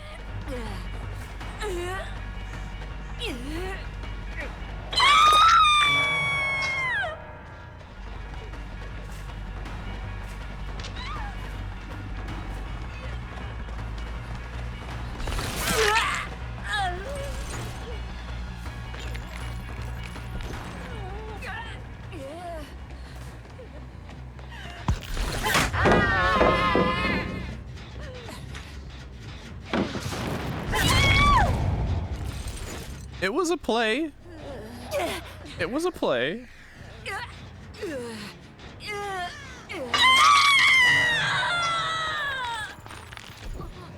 Oh yeah, Jolt's been popping off like mad. This whole stream, actually. I'm really happy I've been running it. I've been getting hella Jolt value.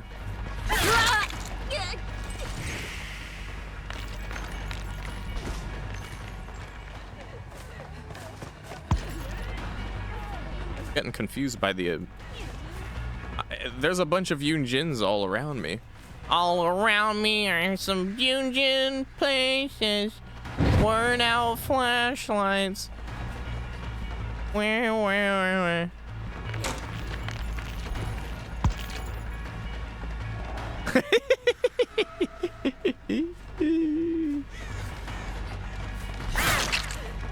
Hey, this one did what she needed to do. She took the aggro away from the...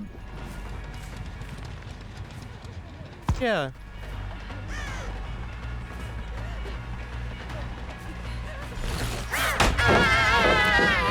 If I was 110, dang damn it. I mean 115.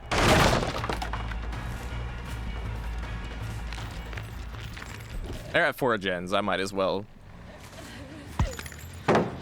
let this Yunjin have her moment, you know.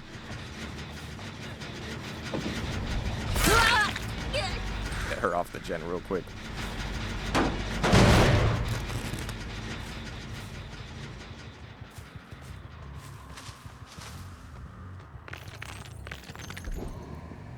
I mean, out of the group, she is juicing. And then a random Yunjin falls from the sky and delivers me a hook. I'm gonna take that. That's the boil over one. And they were roommates.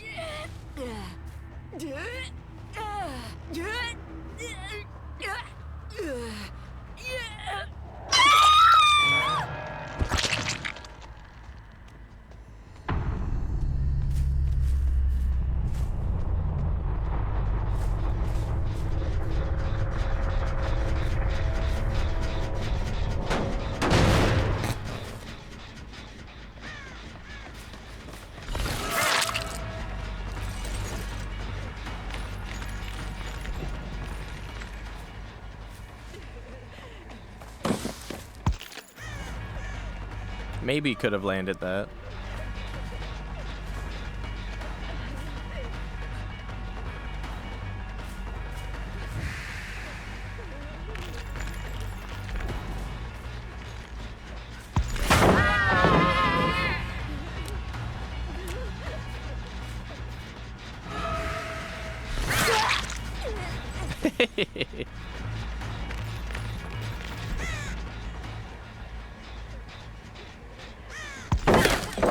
This one.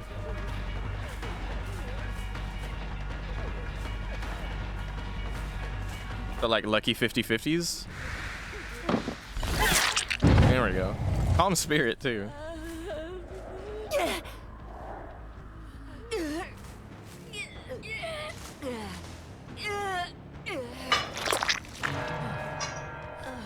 What perk is it you don't have, Lunar?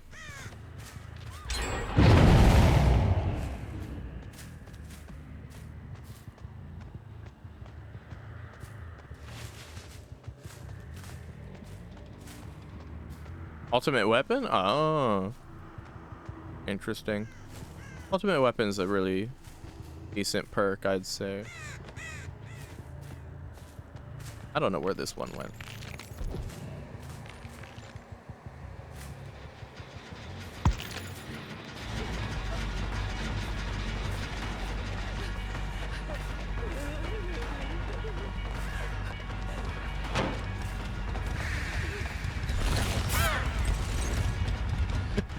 I did that on purpose.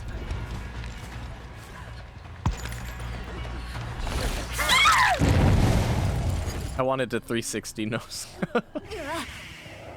I'll do some true talent shit. Oh no, she just dodged it? She's dodging everything. That's me and you in a custom match, Squishy Bean. Where I'm like, oh woo, you're so good. Oh woo. You're just dodging every little thing I do. Oh woo. And I'm over here like this.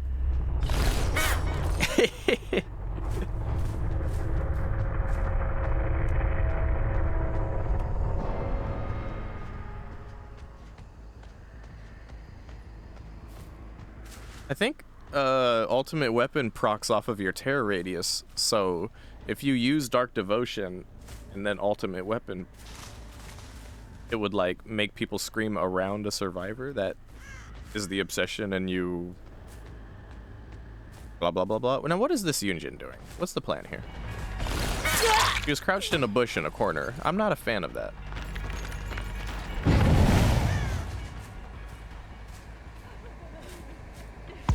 That's how you make games drag on and on. And it would kind of explain what the gens weren't getting done. That's the idea. It's a neat idea.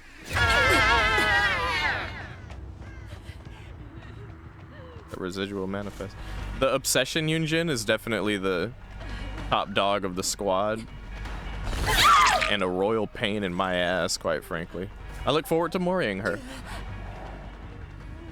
You can't get background player to proc twice, though.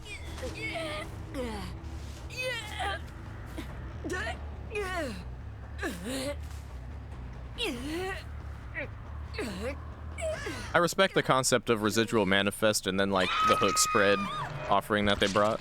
Oh, wait a minute. Main building, right? Yeah, dude. No, main building hatch means it's procking somewhere near me right now.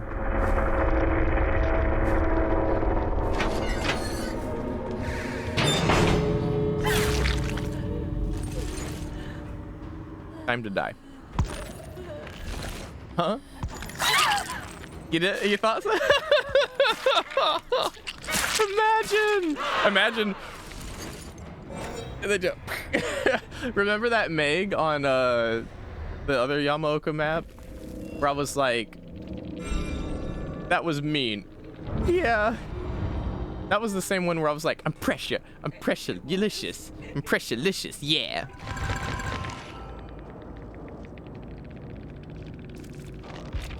What was it about that Meg that tickled you so much?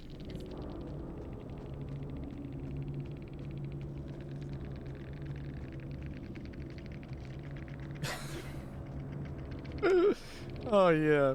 Alright, GG to these folks.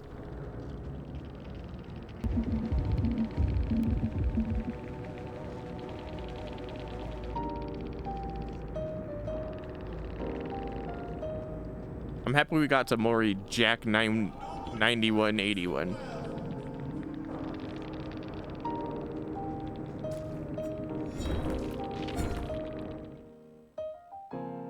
Yeah, I gotta take my flan off. Thank you, baby me, for reminding me.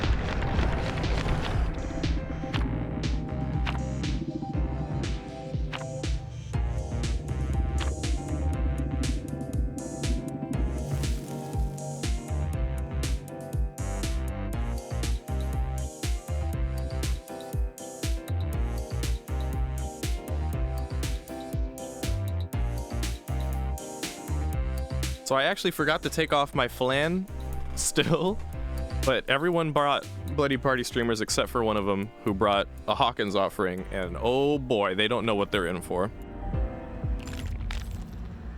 But let's get into it. This is Bean Street.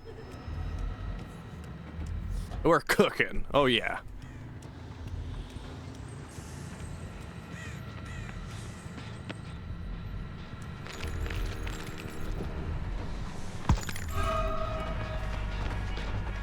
Let's see if we can find a different survivor.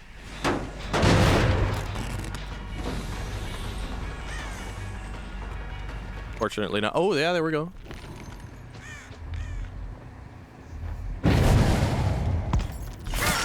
Perfect. I had no idea where she'd be. I just made a guess. She popped up in front of me.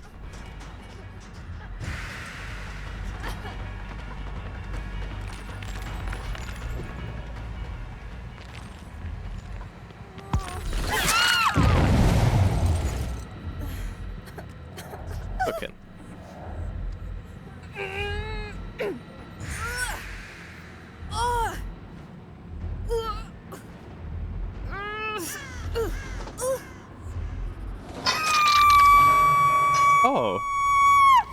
Oh, it was a blood moon charm. I was like, is that a pumpkin I haven't seen before? I have that charm.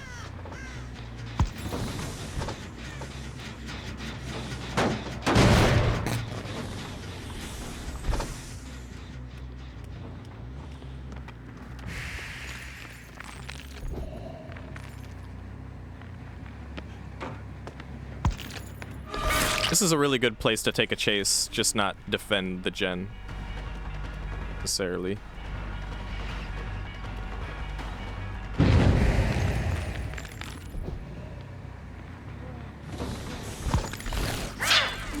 I was a little off the mark on that one.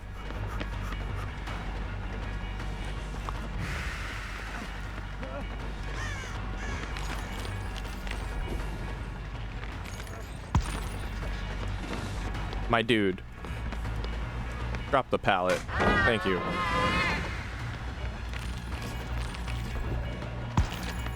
Oh, this guy is like reading my mind and shit, dude.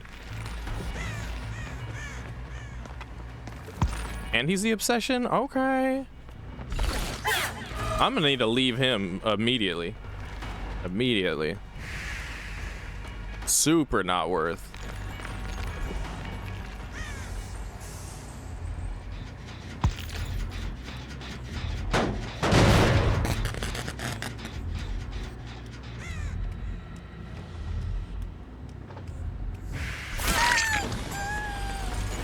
Now we're cooking.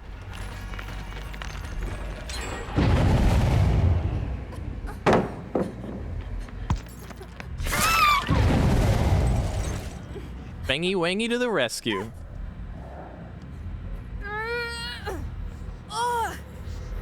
What? Bang Street. Oh, what the fuck? Hello? Who are you? Oh, Steven. Sure.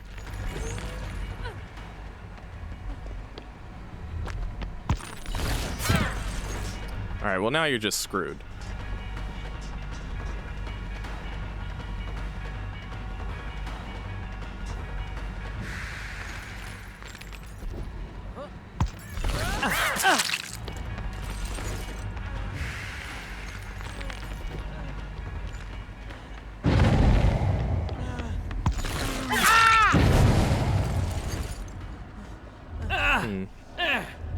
Looks like they haven't done that gen yet. They did the safe gen on the other side though. So they've technically made a mistake. Okay. Need to capitalize on it by keeping their interests elsewhere.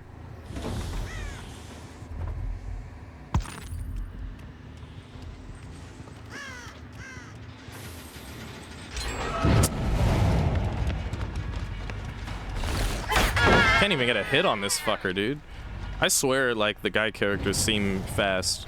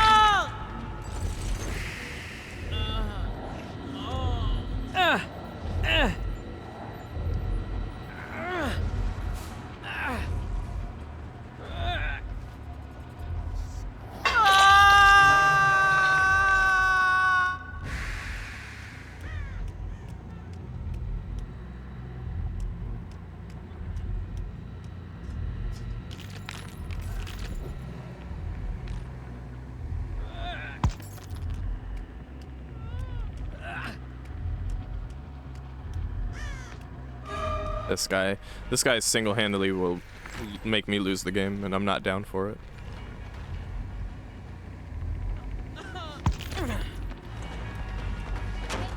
Rather proxy Steve to death, quite frankly.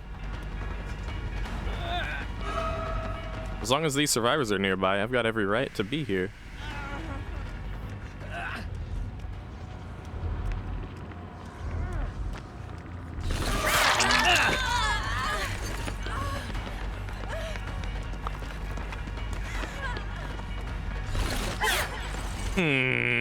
Kill Steve.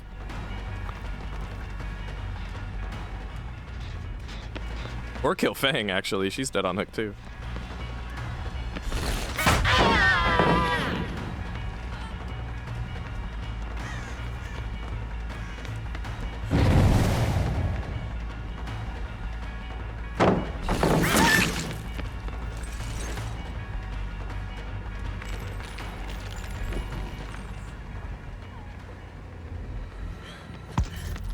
They might be running Dark Theory. I'll slug that. Go Fang.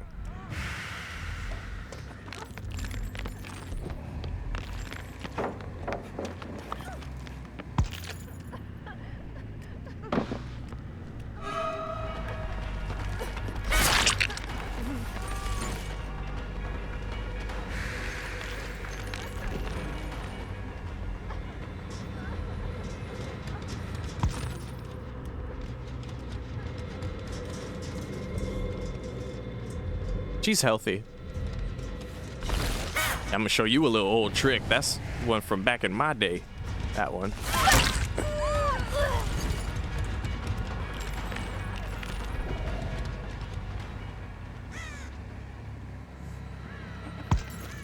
Fuck. And this, if I don't kill Fang or Steve right now, this match is just a flat loss.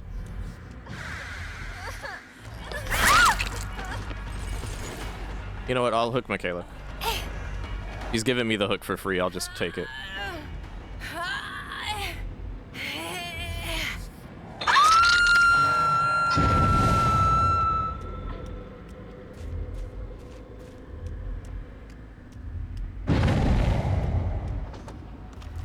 And Michaela had deliverance. Go figure.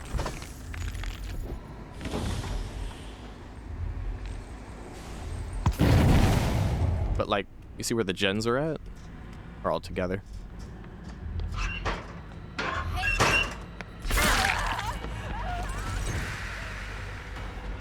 Deliverance off the record.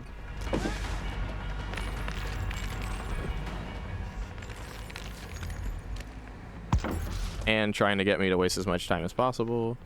Obsession's probably following me to take a hit, knowing he can do that. Let's put your ass back on a hook, so you're a bargaining chip next.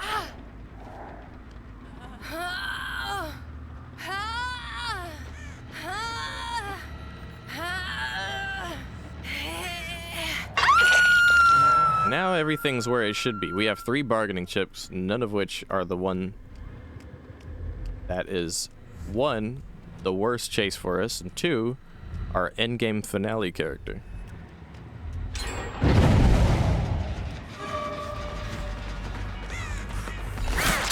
Slug you for the surge value. Start working on the nibbling at the Fang.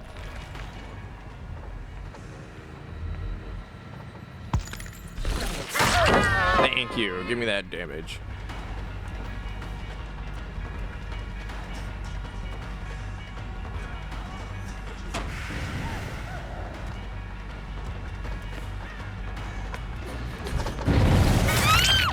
Cool. This is a kill.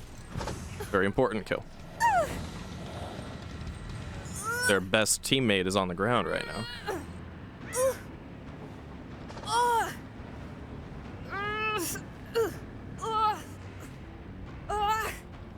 With this, we don't even waste a hook. We have 2 more bargaining chips to cash in on. One of them is here. Maybe your phone. Don't let it fall into the abyss.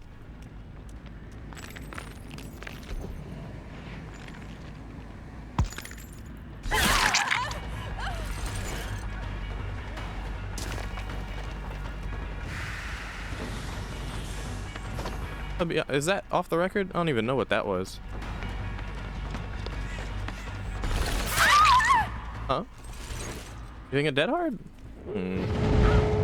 Oh, well, if she had adrenaline, now she doesn't continue. They think the match is over, but it's not.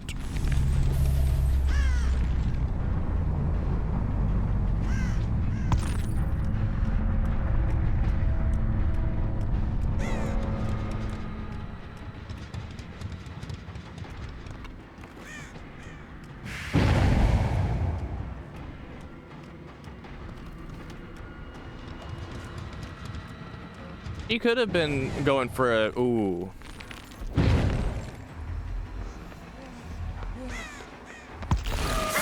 He could have been going for a distraction adrenaline play, but it didn't work out. Time to kill this guy without ever hooking him this entire game. Ah!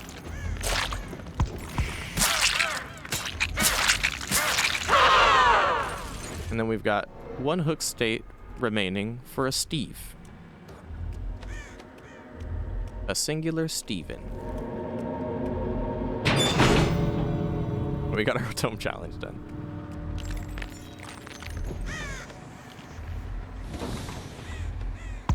What are we doing, Steve? Hanging out? No.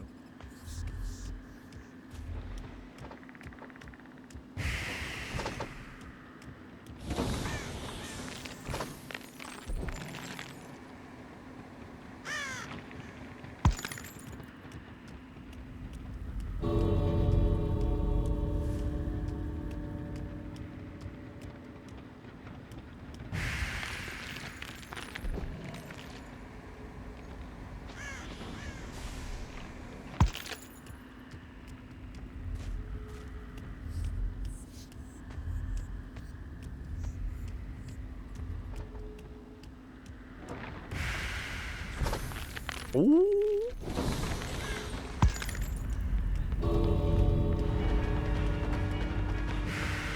It's like finding a llama in Fortnite.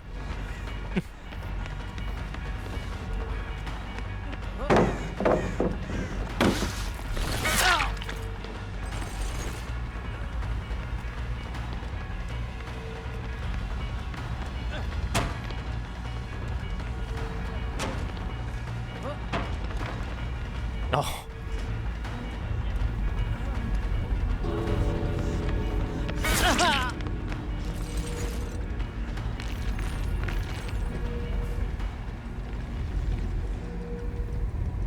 Where the hell did his scratch marks go? Oh. He'd be dead already if it wasn't for Dead Hard. Not much he can do other than wait to die. Vault into his demise.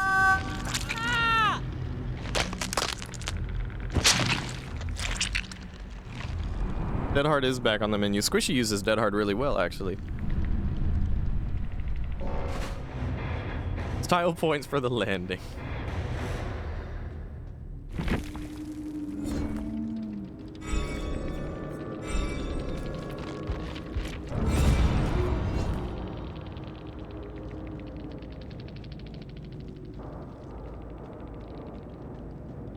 Two syringes. So what? I don't see a dark theory boon anywhere. What I do see is make your bed, make your bed, make your bed.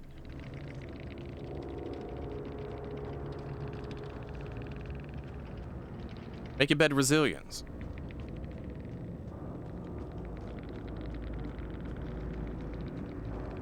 I see.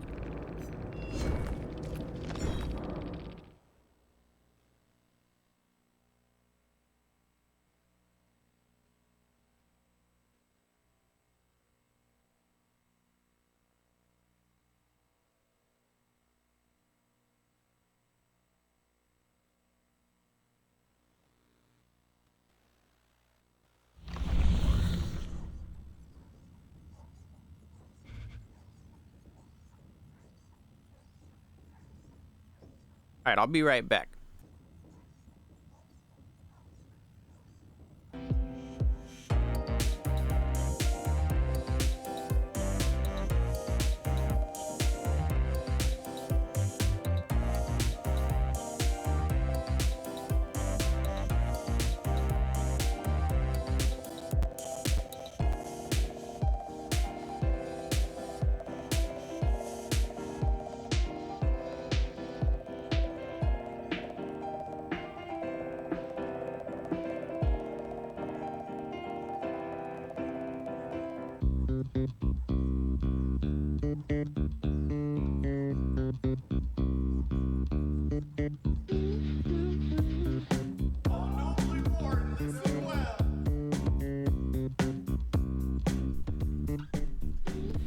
Hella ethical.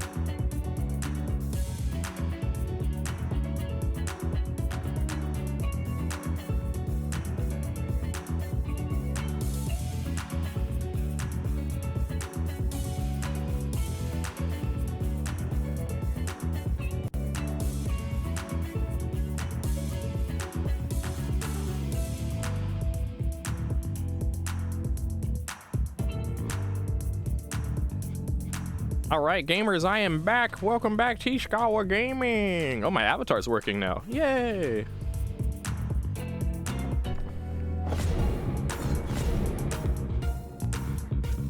Okay. Purple glyphs, we could do that. And we have time. Killer matches are...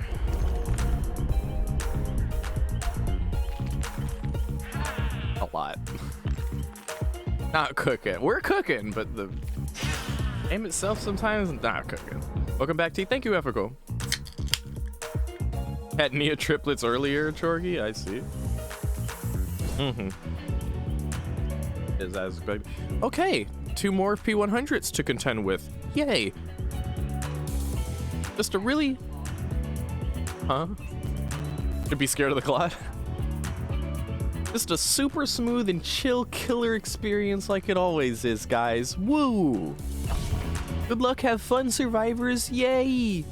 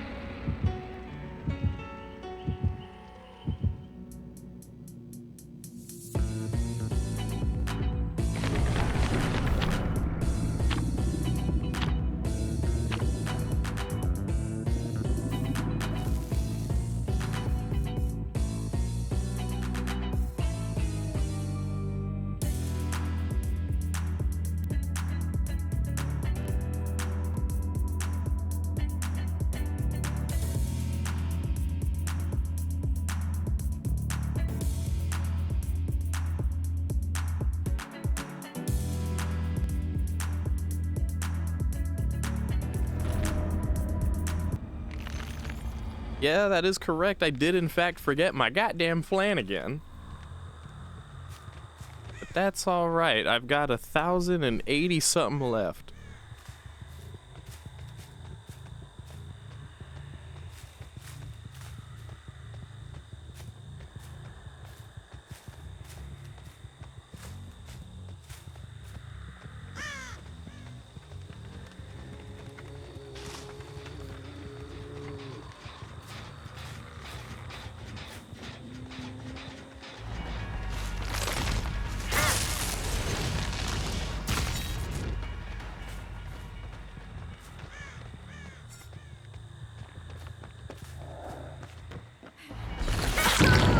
Okay.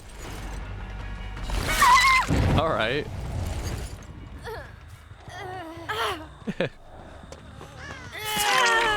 All right.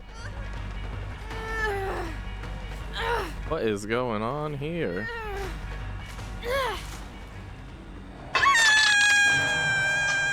Maybe these guys could use the flan. Need the help.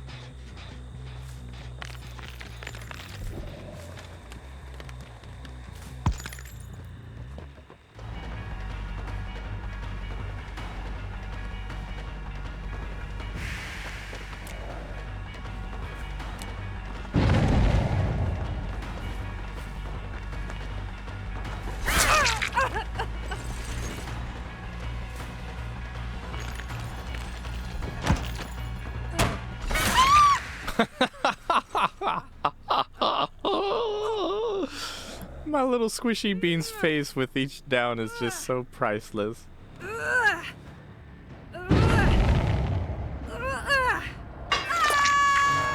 The look of, what the fuck are you doing? It's so funny.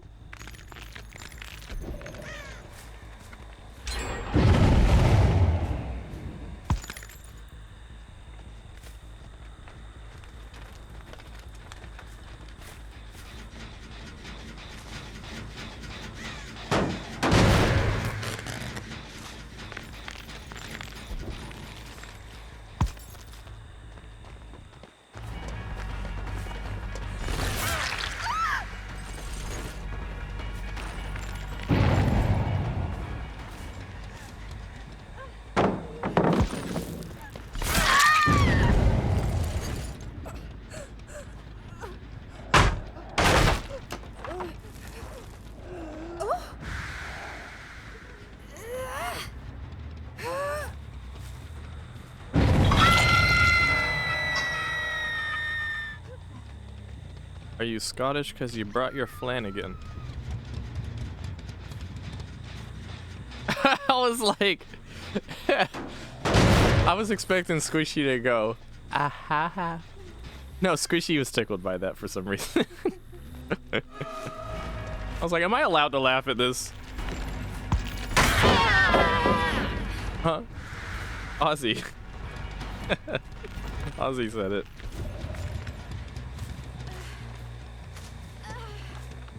Pretty on brand with Ozzy, I'd say.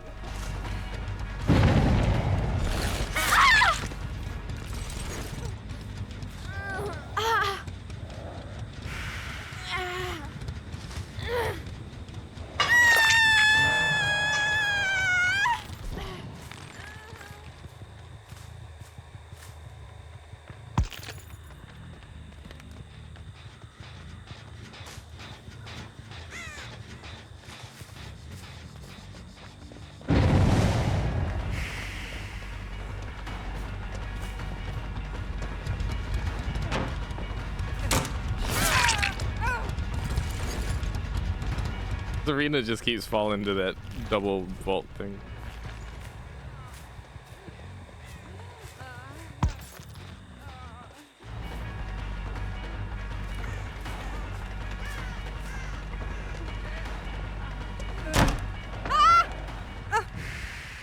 Poor Zarina.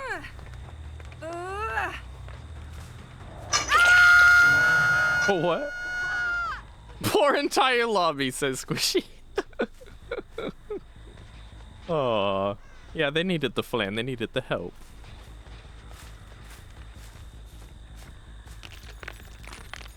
We could have used a flan at the airport.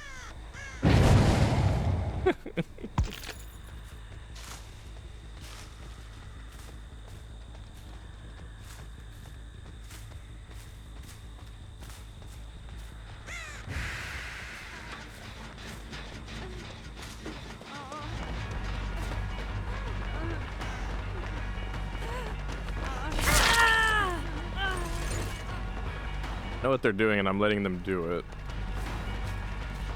I can just find... Yeah, there you are.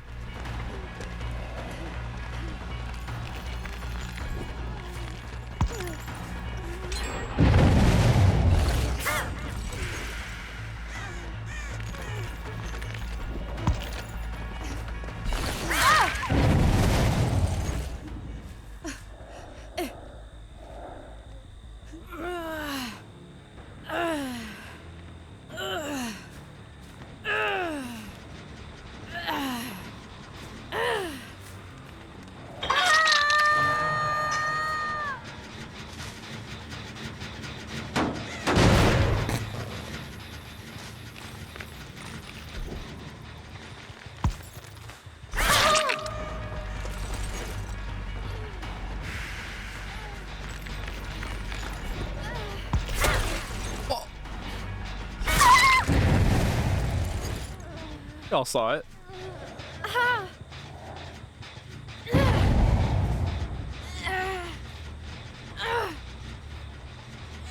Lots of search value. Did you see it?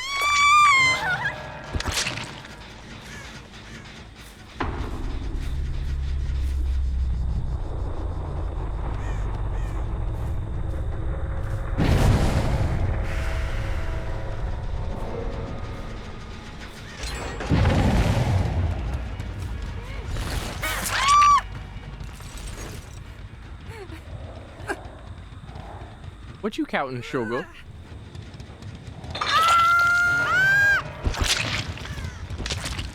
Oh, okay.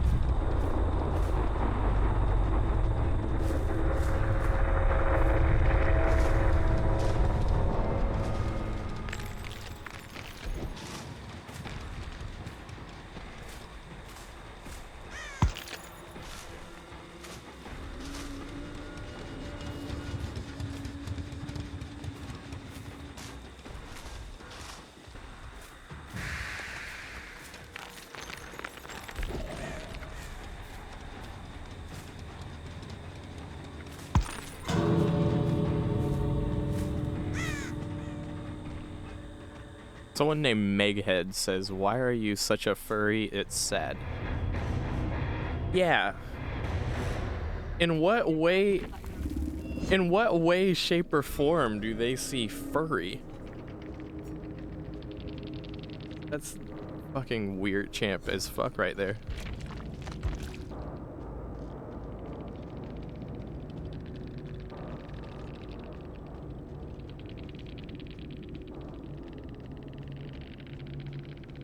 Like, where is the indication?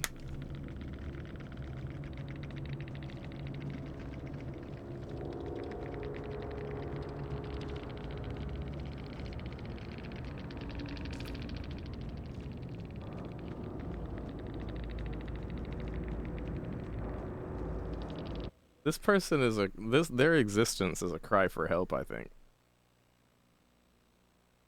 Well, let's not. Yeah, all right. All right, thank you, Vivi. I appreciate that. That was strange. That was just plain old strange right there. Maybe it was prick. Yeah.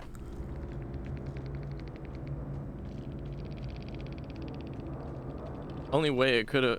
Oh no, this is prick. Oh, what's up, prick? Well, if it wasn't you, then GG, dude. The only way that could be weirder is if that Meghead person was, like, not in the lobby. Just a random ass person stopping by just to be mean. Yeah, good luck in your matches, prick.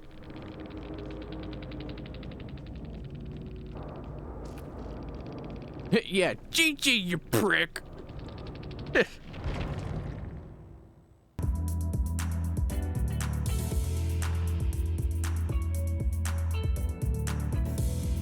Yeah, maybe it was just the spirit maining.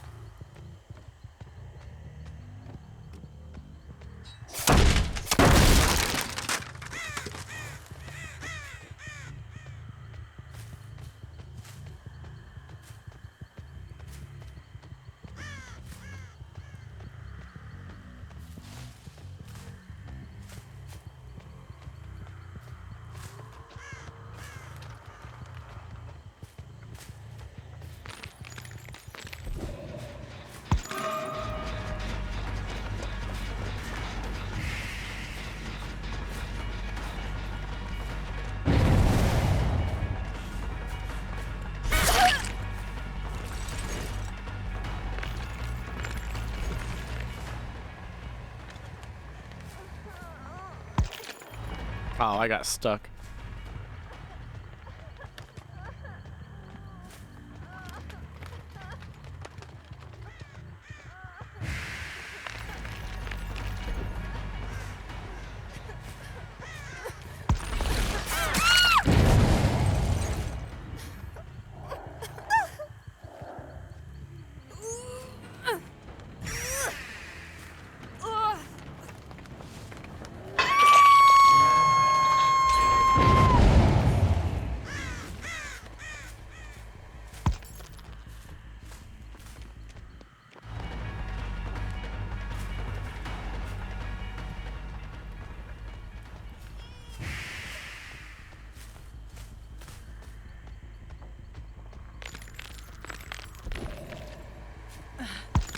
What the hell? Chevy groans very loudly when she slow vaults. That threw me off. Oh, damn it. This is just a bad aisle all around to be at. Need to drop it. Yeah, nah, she's... Yeah. I can't chase at that. Can't chase properly. Chase them properly.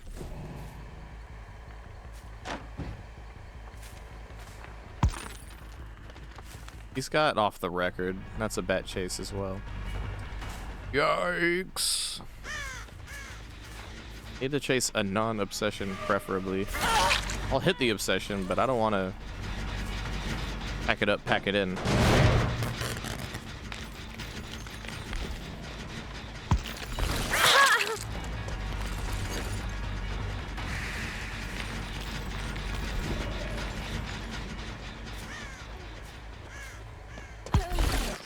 Oh, yikes!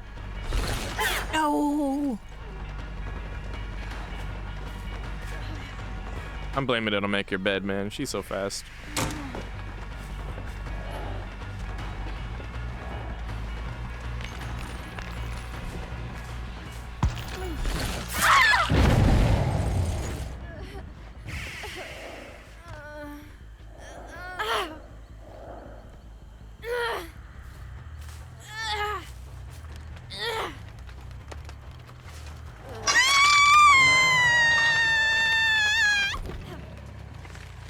Oh shit!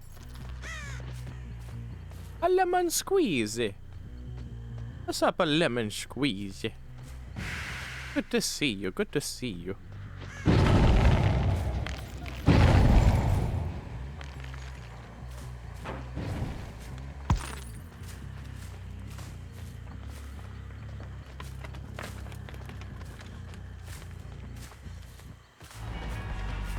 Your Steam name? Oh no, Lemon's doing the thing that Trey did.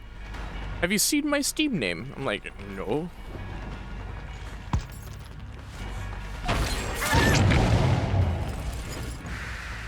I'll check it in a second, Lemon. Or you can just say it, because it'll have to do some digging to figure out which...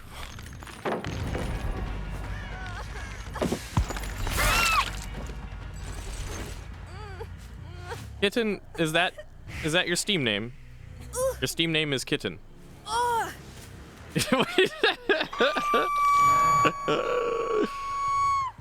Why did you... What? Is there something I'm not getting?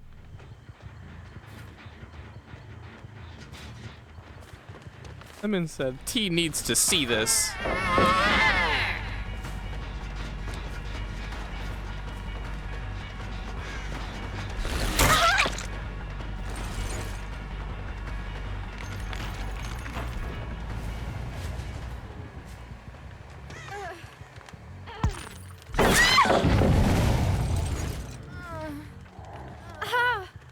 Well, thank you for sharing, Lemon, and thank you for sparing me the effort of figuring out which one it was on my Steam list, because quite frankly, I wouldn't have seen Kitten and thought, yep, that's Lemon.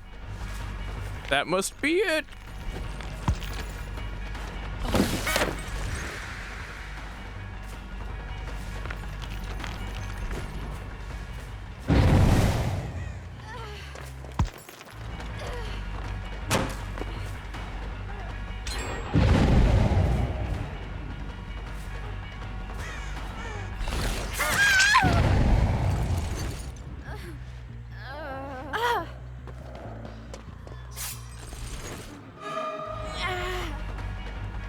Playing DVD, almost never do it when I saw you on and thought, oh my god.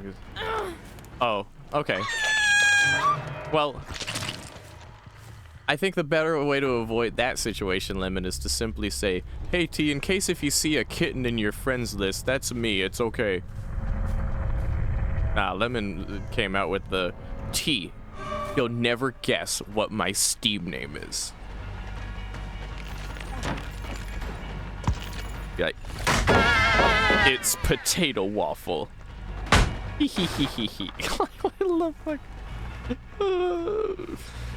Lemon hit me with the fucking, hit me with the Steam name change like it was some clickbait and shit. You will never believe new Steam name. You won't believe. Like, won't believe what? My Steam name. I changed it. Oh, okay. Well, this must be a big thing. What'd you change it to? I changed it to applesauce. No, you're good, Lemon. It's just funny. Squishy's resting, but she finds it funny too. Yeah, yes, she does.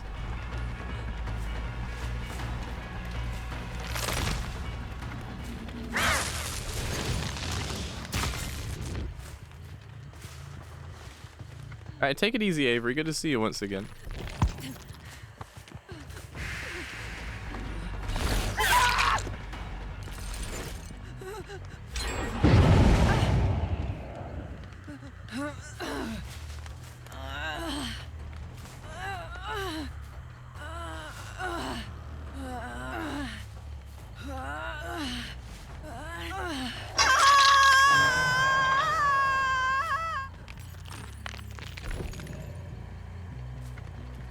Lemon hit us with the margarine of Steam name changes. You won't believe it's not Lemon. It's actually Kitty Cat. Wow.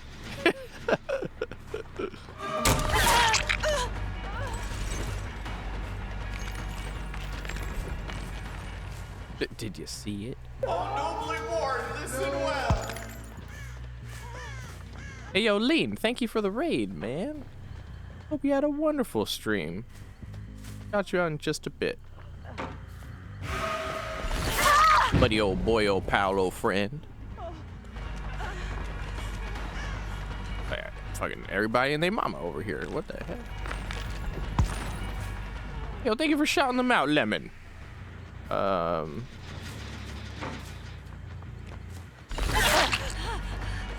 Oh, doing the good old demo gaming? Makes sense.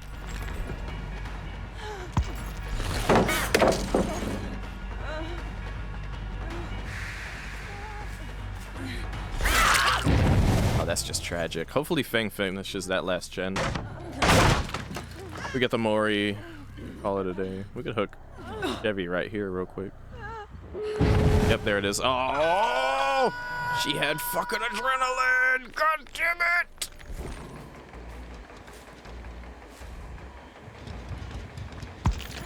Back pallet's gone, so what are you gonna do about all that? He makes that window. She's got some kind of speed boost or some shit. Make your bed, I guess. Yeah, time to die. No Way Out will keep me in the game long enough to kill one or two of the rest.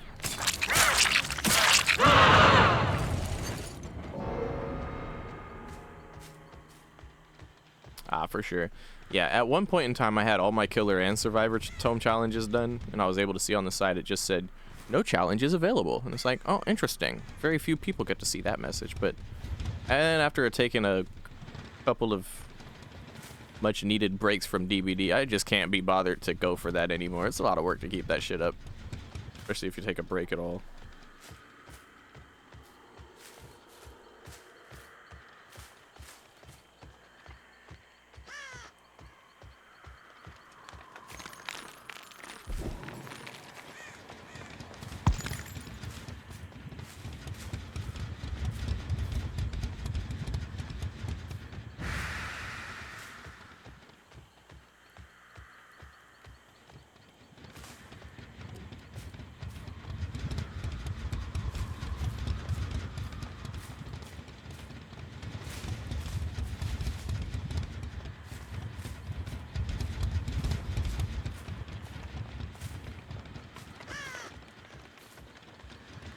There's the Chevy. They're both dead on hook, too.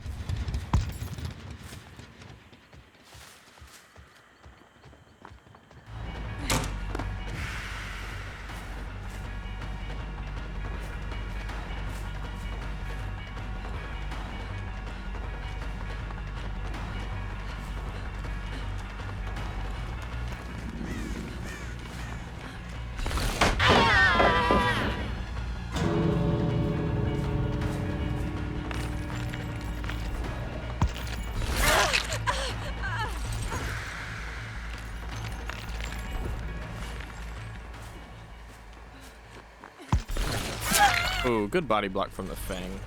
They both get out. It takes me too long to get my power back.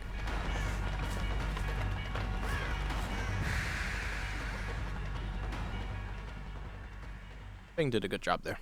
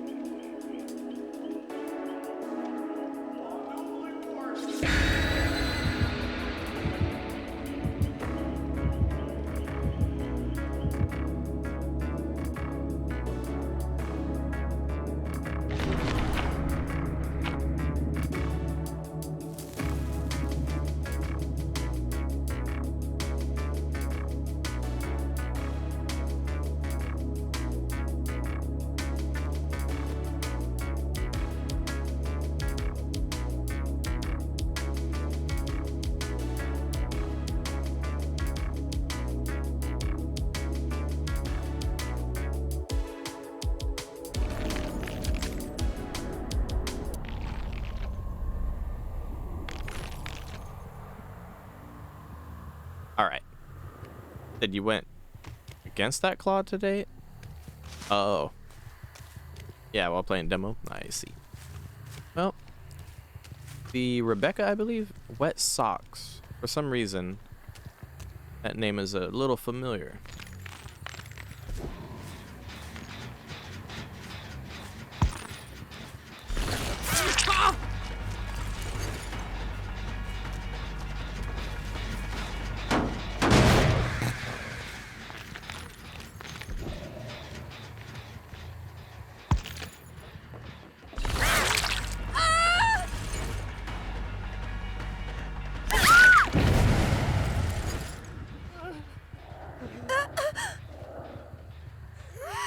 Quick and speedy downs. Speedy downs.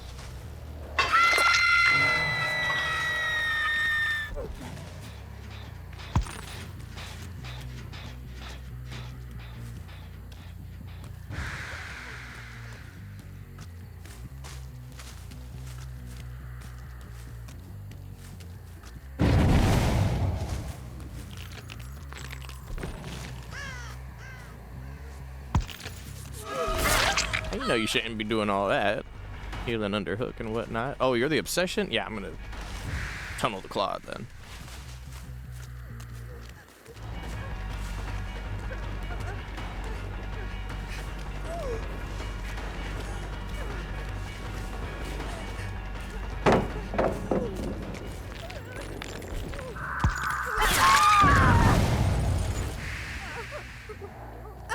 I'd like to not kill Claude just yet. I'm just gonna put her on her second hook and try to spread the love a little bit unless the gens really start flying. I mean, she's wearing a goddamn fairy outfit. I don't want to be mean. It's still at 5 gens technically. See how long that lasts. Dwight? We meet again with your med kit.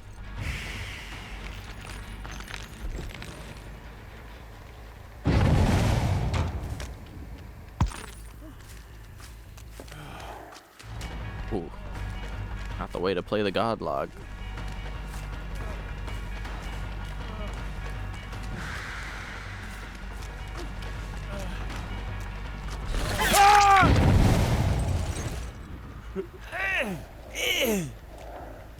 Oh man, someone, I don't know which one, but one of them just keeps trying to go for flashlight saves.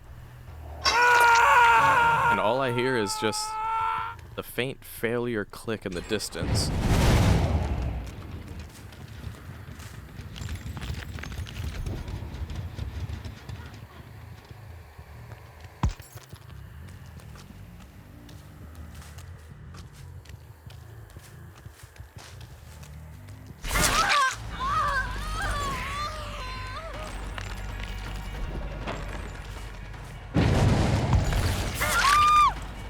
A little 360 spin move there.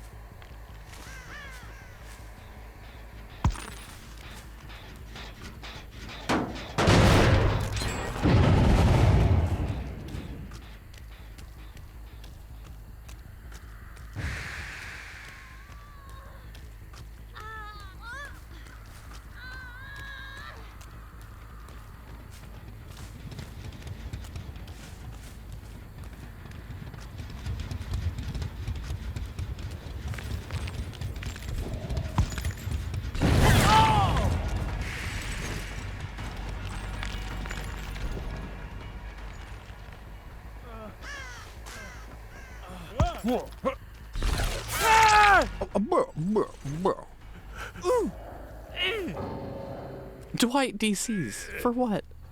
Got 3 gens left, buddy. It's your second hook. You're doing fine. I don't have to deal with a bot.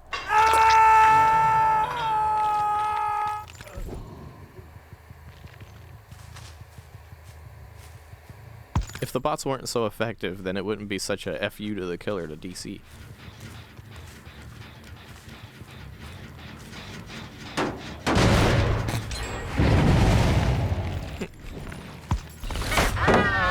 I know, right, Chorgy? How could I possibly spot White with a shiny bald head and a bright yellow t-shirt.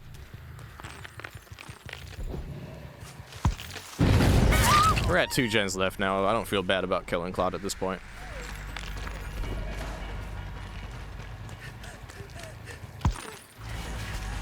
Actually, more than time to cash in on that bargaining chip. A really cute outfit. I feel bad. It's doing my job.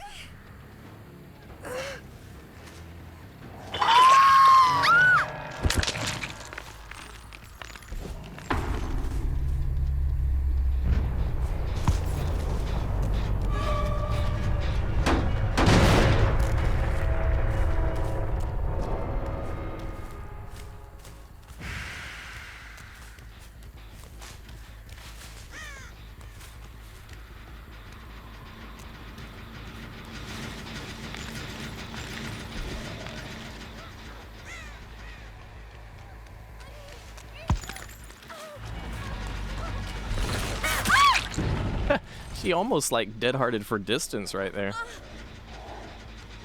I was like, I don't need to kick this, right? Just got the surge value, get the down.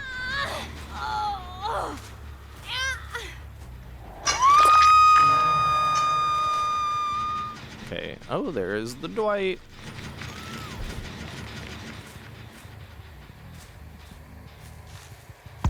GG. Yo, GG showed you, addict. Thanks for stopping by. Were you the fairy, Claude? I liked your outfit. I felt bad killing your character.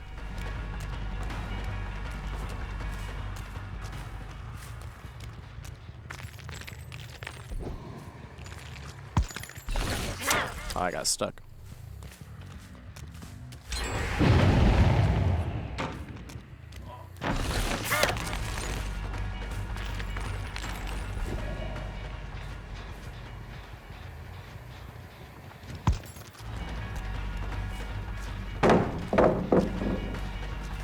Oh my god, I forgot Dwight's a bot. No wonder I'm having such a hard time.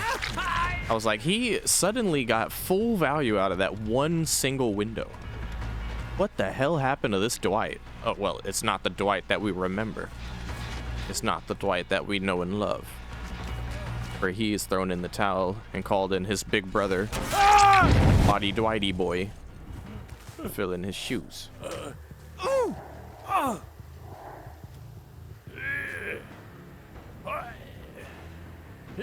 Well, he's dead now.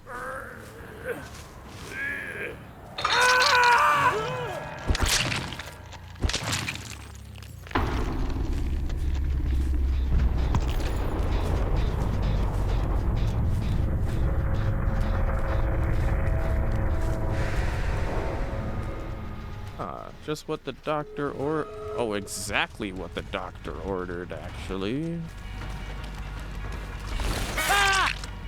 Indeed. Time to die, Ronaldo.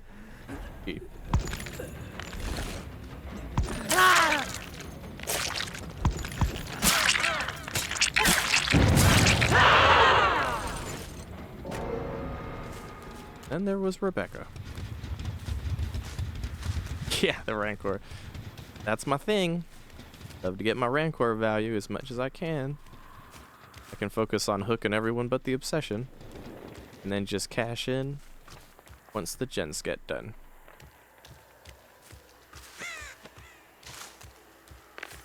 Now I have to find the hatch, and it's really hard to find the hatch on this map. Could be anywhere.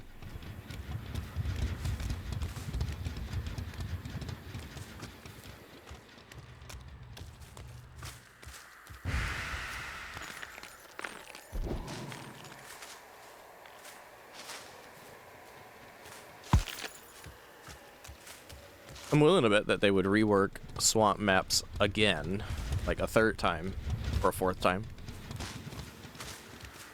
and then still have the hatch spawns be all fucked up. Ah, there it is. Seems like No Way Out's gone, so she'll probably get a gate, even though I'll close this.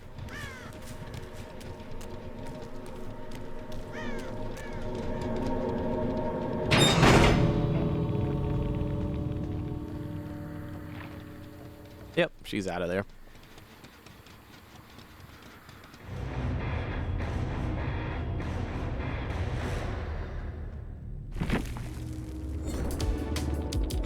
Oh, I never got a chance to get my glyph. Oh wait, no, I did. Yay! All right, we're cool on that.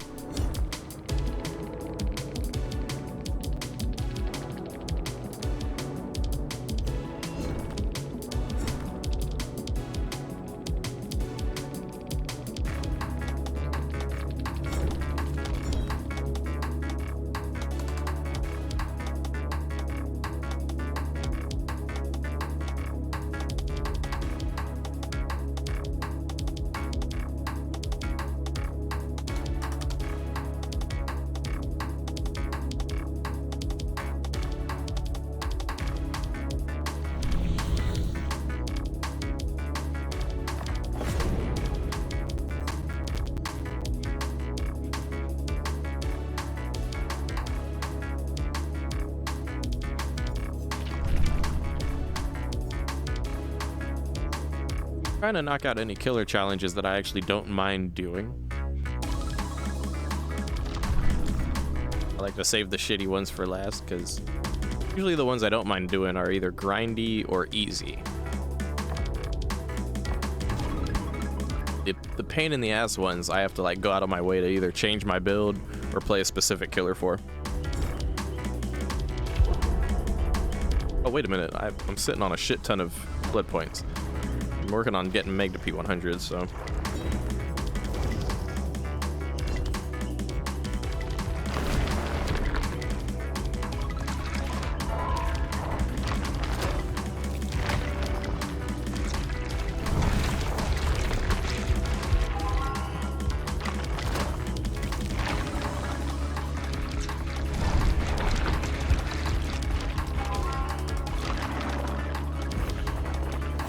Annoyingly placed is an accurate way to describe those challenges, Neos, yeah. Glyphs are alright, they're just really out of the way. Some of the glyphs are annoying though.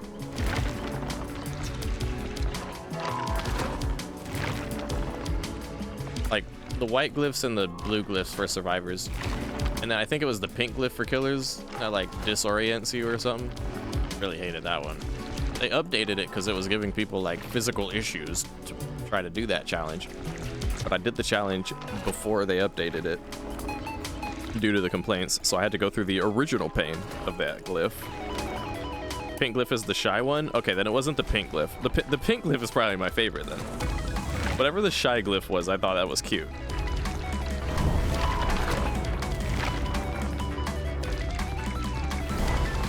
The green ones? Oh yeah. Yeah, the green ones kind of act like totems. Orange. Oh yeah, god. Fuck those orange glyphs, dude. Even after they updated them, still fuck them, I hate them. But the green glyphs, actually, as annoying as they are, probably give you the most blood points out of any of the glyphs. Second, maybe to the white glyph. Which you can only do on Survivor anyway.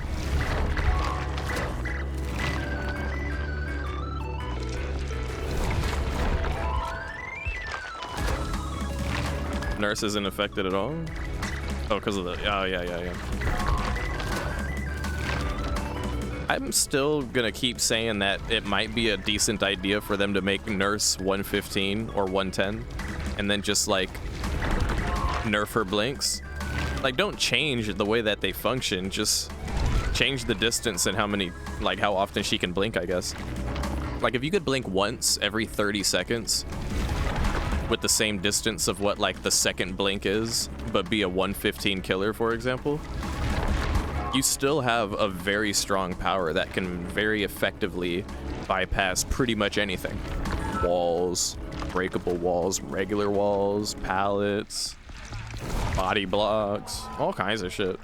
Like, that is just the single most game-breaking power in the game. They could very much just limit her access to that ability and make her a regular speed killer, so then they could like possibly balance the game in a general way a little bit better. And then either make Blight 110 or make spirit 115 and adjust accordingly. Although I know that means spirit would pretty much get nerfed again, because like nurse, by the same logic, they would give spiritless access to her power. But I don't know, dude. I just really hate being 110 on spirit when blight is 115. It just doesn't make sense to me. If it were really completely up to me, I would just make spirit 115 flat and let her keep whatever she's got right now. And then when people get over the heartbreak of that and be like, oh my god, spirit OP, when they stop bitching, they'll, you know, then we can consider maybe giving spirit better green add-ons again, because her greens pretty much suck nowadays. They used to be great, now they suck. I still think it's best for my health to just look at the game in terms of ideas of what's fun and what's not fun, and I definitely think 115 spirit would be more fun than 110 spirit. I don't think phasing less often would be fun, so ideally I'd like to still be able to phase all the time as often as I currently do, but also be 115. Because then if it's about fun, it's not a question of like, I can't win the game unless if they buff my killer. You know, it's not like that. I can still win and like do my shit. Because there's a lot of times where it just really fucking blows to be 110. And then I'm like forced to wait for my power to come back. I would say either they make spirit, in my opinion, in terms of fun, either make spirit 115 or, and, oh, by the way, and keep all her shit. Either make spirit 115 and keep all her shit, or simply allow her to phase more often, like Rusty Flute base kit, and then have Rusty Flute make her power appear even more often. Similar to what they did with Trapper. They turned one of his add-ons into a base kit thing, and he's way better off for it. No one's crying about Trapper being OP, but he's definitely way better now. That speed boost is a motherfucker. Not to be trifled with. Yeah. That's my little 2 cents. What was y'all saying? Oh yeah, right. I forgot to mention, yeah, like Trickster being tuned to 115 now and getting buffed on top of that is insane to me. That's why I feel like I'm a little more free of speech to be able to say, yeah, I think Spirit should be 115. I've been saying forever that Spirit should be 115, but now that they're actually making Trickster 115, I'm like, yo, what about Homegirl? Like, when can we get our little Rinny Rin? What's your name? Rin? When can we get a little Rin 115? That'd be great. Chucky might be a sign that they might make Blight 110. I'd rather they go in the other direction, quite frankly. I'd rather they buff Spirit than nerf Blight. But I mean, my argument is that there's a huge discrepancy there. And then I think Nurse is probably the more important argument, that like, been a long time coming, that they can't really balance the game properly so long as Nurse is Nurse, pretty much. That's probably the bigger issue.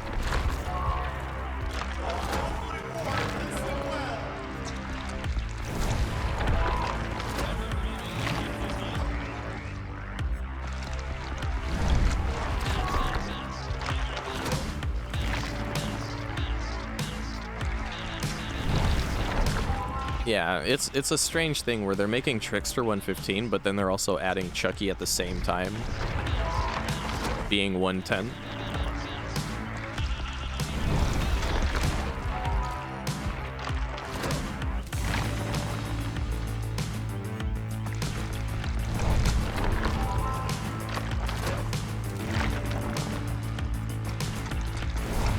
Well, I know that the person who made Blight and then did like a really big balance patch that was like talked about a lot. It was a really, really hefty balance patch. And then he fucked off. He like left the company or whatever. Not like in a bad way. I think he just decided to move on to other things. But yeah. But he made Blight, did a bunch of balance patch, a big ass balance patch, was like peace. And now you've got people being like, especially at the time, people were like, oh man, this was the greatest dev ever, dude. What a fucking legend. Meanwhile, Blight.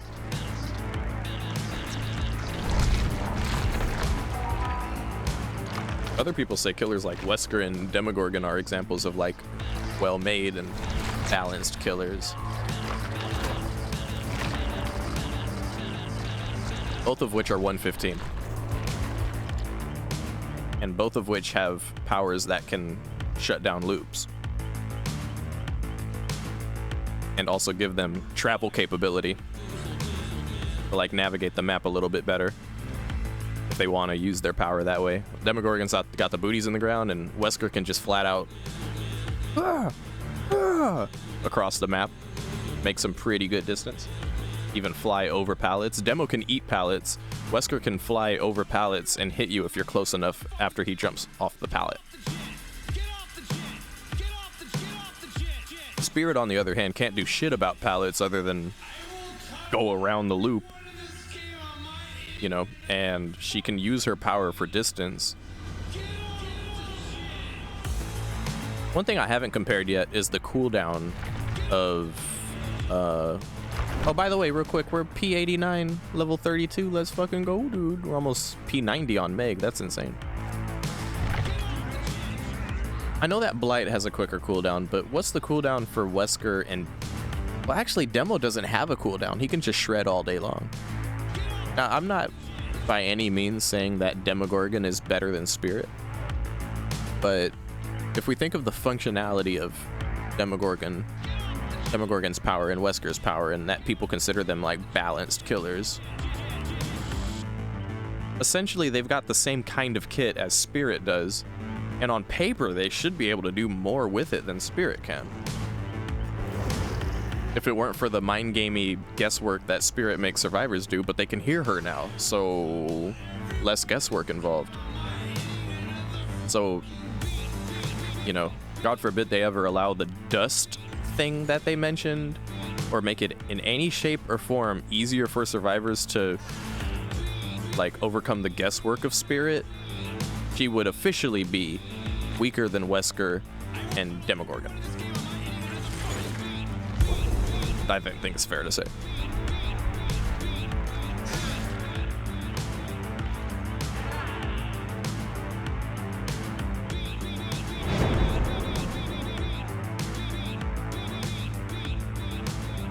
Oh, there's plenty of ways that they could distract themselves and be like, yeah, we're not going to touch Blight. There's plenty of shit that they could do. Observe the long laundry list of ongoing, like, glitchy bug stuff that pops up every patch. Every expansion.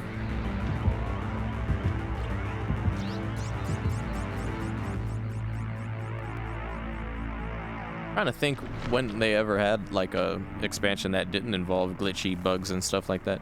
I remember there was one, but I can't remember which it was. I think it might have been Skull Merchant, actually. I know everyone's got their qualms about Skull Merchant, but in terms of like bugs and shit, there wasn't much going on, as far as I can recall. Same thing with Alien. Like, there was only one real bug with Alien, and it was killer favored, so like very unusual that. But and I guess there was the bug with the flamethrowers where you should be able to hit them when you come out of the tunnels immediately without waiting for them to start blasting. But they fixed that, and then they fixed the tail thing, so like, yeah. I wonder what kind of bugs the Chucky expansion will have in store.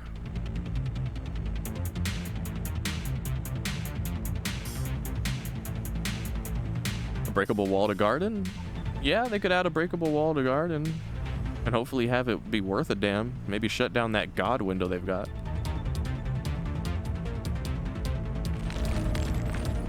I go to fucking Larry's. I should have listened to Squishy. I should have brought myself to Midwich. But anyway, yeah, no, there's like a breakable wall. If I remember correctly, there is a single breakable wall on garden, and it is dog shit. Like, it does no favors for the killer. Break that wall. I don't see the point. It's in a room that is just as easily accessible whether you break the wall or not. To the point that like breaking the wall seems like a detriment. And it literally just gives the survivors an extra way to get out other than the window and the doorway you come through.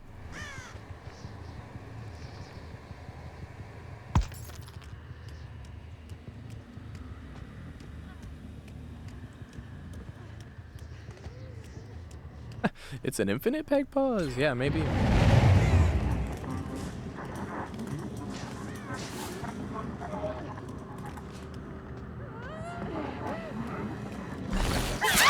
Nice. Knocked her away from the pallet on that one. Pinhead fix? Oh. What are they fixing on Pinhead? If there's anything on Pinhead they need to fix, it's that bug where you can't solve the fucking cube because you keep getting pelted by chains. That shit needs to stop. It's been that way for a long time. Still happens.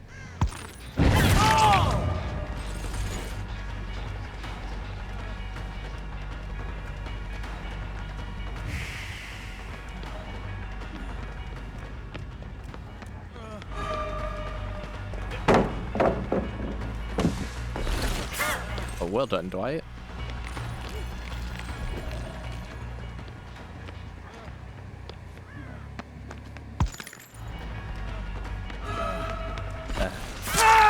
Hell is that pathing? Like that this build allows me to be like, all right, I down the obsession. This isn't really ideal, but I can get my no way out stack, and the surge value is delicious.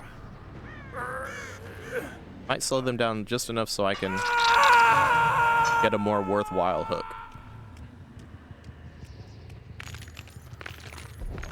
That's the fix? Oh, thank God. Good, good, good. That's good news. Yeah, when that PTB goes live, we'll have some cool shit to look forward to. I fully expect them to have the minimal amount of common sense to tone down the buffs they have planned for Trickster. Because if that shit goes through, everyone's gonna complain about Trickster, even the killer mains.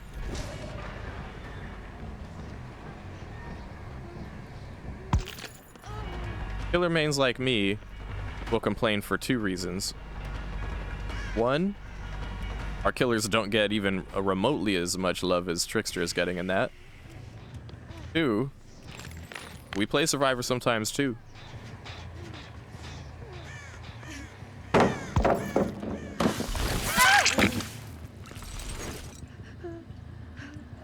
Will he get more DCs than Skull Merchant?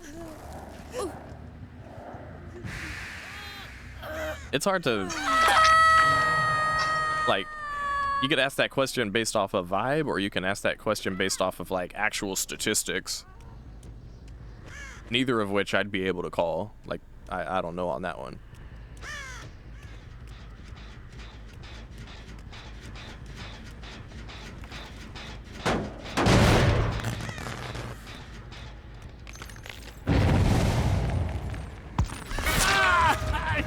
You again, Dwight? Here, give me the God Paladin. Oh, Dwight!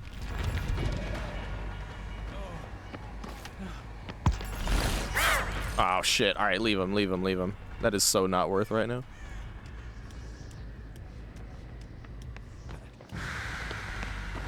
Here, we got Top Hat Ace running into a dead end.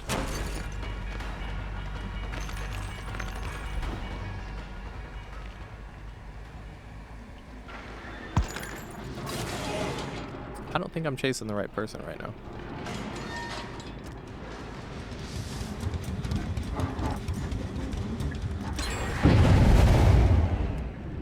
Oh, yikes, dude.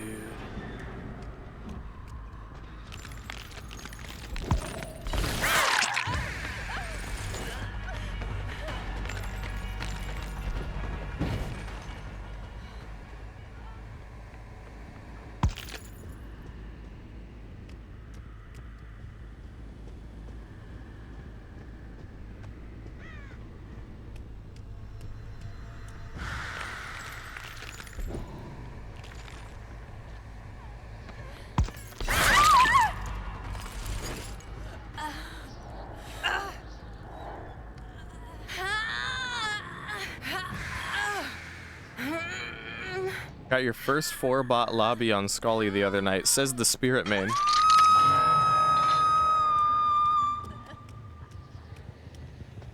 Says somebody who truly knows how it feels to have constant DCs because of the killer you're playing.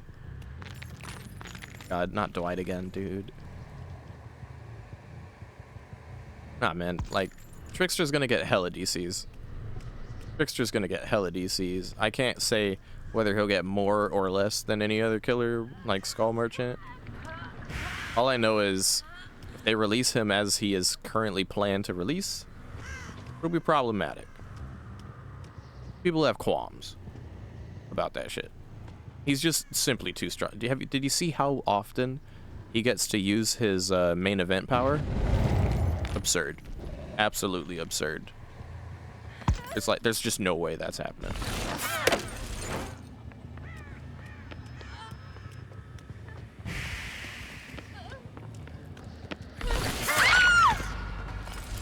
We're at run gen. I need pressure, Michaela.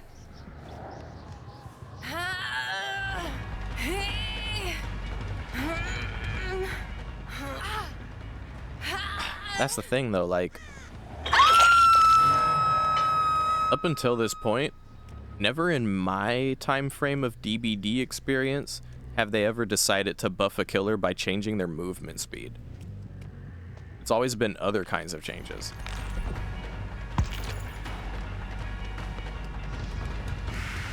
So, like, even though the 115 part's probably the most agreeable change, it feels like the most controversial. But in reality, it's really the main event change that's like the #1, this is fucked kind of thing. Like, if they make him 110 again and keep that main event change, it's just still gonna be pretty fucking absurd.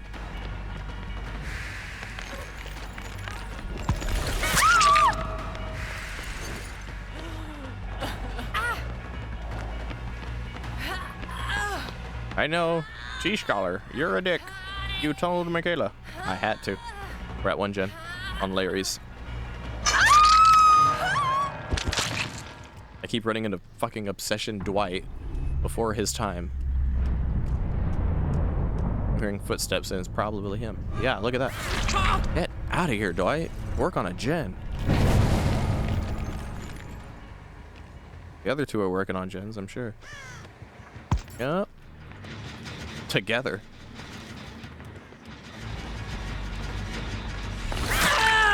Alright, better off going for Cheryl. I don't think I hooked Ace this whole time.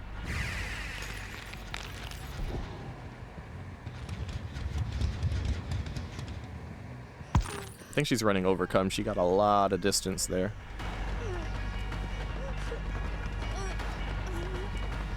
Bet my whole phase and still didn't catch up. He ran forward without looking behind her. A sign that she'll just drop the pallet. Oh, fuck off, dude. No. Good timing. We were just starting to catch up and hit DCs.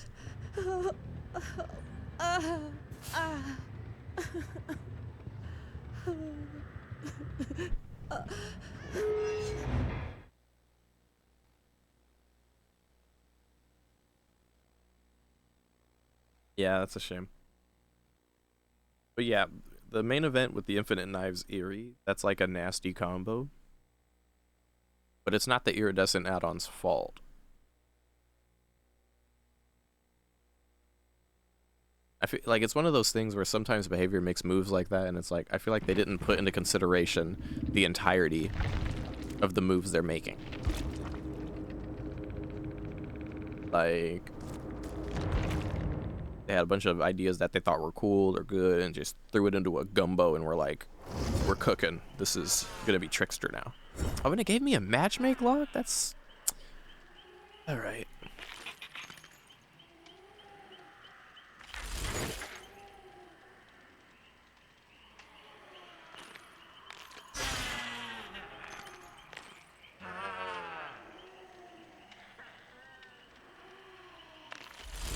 Oh, that Nightbot response, ancient and it makes 0 sense now.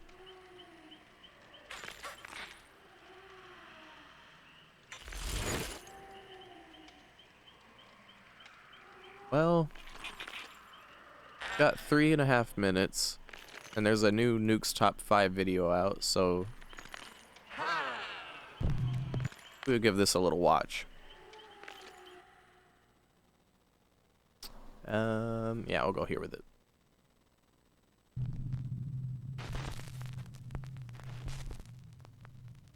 Paranormal enthusiast James White has a very spooky business. He professionally arranges and hosts seances in allegedly haunted and abandoned buildings in Toronto, Canada.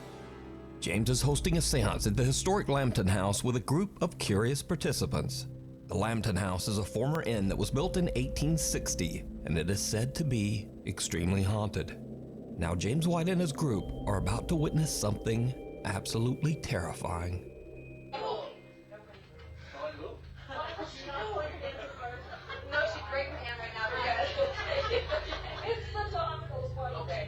So Norman, someone in this room is trying to harm you? Is it a person? If so, give me a sign. Are they in this room? Is it a male?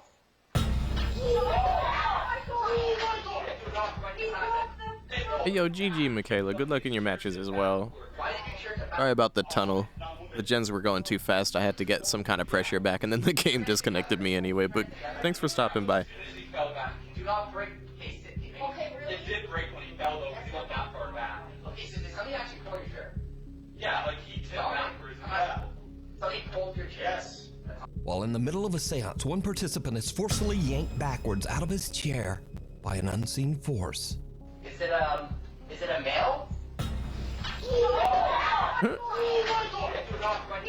Are you a male? Was Demon took that offense. Took that to heart. I had my partner sitting beside me, and we had the door, like the door was open behind us, and we thought we heard something back there. The ghost was like, "How dare you ask my gender?" And I looked and I saw nothing, so I turned my head back towards the group, like the circle, and we're all holding hands. And then all of a sudden, I just felt like this force just come and pull me back, and it was like aggressive. It wasn't like calm, it was aggressive, like it was trying to kill me or something. I don't even know. My feet were like flat on the ground. I wasn't moving. I was holding. Sorry, Arctic. Hopefully you get your glyph. It just pulled me. If I saw you getting a glyph, I wouldn't have like M1'd you and been a dick. I usually let people get their glyphs. As I'm sitting in the chair and like taking my shoulders and like pulling me towards the mirror. It was crazy. Fellow participants and eyewitnesses from the seance took to Instagram to share their stories about the incident. One seance witness had this to say about the strange event. I sat across from him when this happened, and it was fantastic to see. Another witness says, I was there. Another epic seance with @JamesWhite seance. Yeah, this happens every Tuesday. So did James White capture evidence. We're almost on the aggressively grabbing an innocent visitor at the Lambton House thing here. I leave it up to you to decide. Okay. Is it a male? We're in queue now. Scream. YouTube channel D's Dark Adventures says that an anonymous fan emailed her about a very creepy experience he had while driving home late one night. The dashcam video shows the man driving down an isolated country road in the middle of nowhere. Suddenly, he spots something that makes his blood run cold.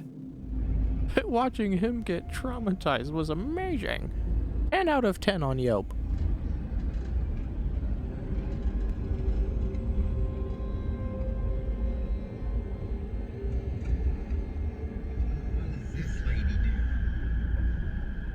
Oh, that's trippy.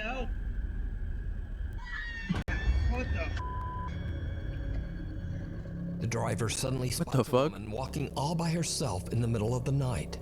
As he gets closer, he is horrified when he sees that the woman is covered in blood. Worried for her safety, he rolls down his window and asks her if she needs help. Excuse me, you need help? After which, she lets out a blood-curdling scream. What the? At this point, the man notices that the woman appears to have no eyes, only black sockets. Terrified by her reaction and appearance, the driver quickly just gets out of there. He says that he called the police, but they never found this mysterious woman. So just what do you think is going on here? And what would you do in this same situation? What the f? The Woman in White. Nuke's Top 5 viewer and paranormal investigator Mark Reyes emailed me about a video that he captured with his family while on a ghost hunt at the Evangelical Spiritual Church in Cicero, Illinois. The church was once used as a funeral home and is said to be extremely haunted. It's Alright, we're match. We can watch a little more Nuke's Top 5 between matches, but for now, gotta play the match. I don't think Sadako would have like screamed like that. William! Oh, you're the obsession.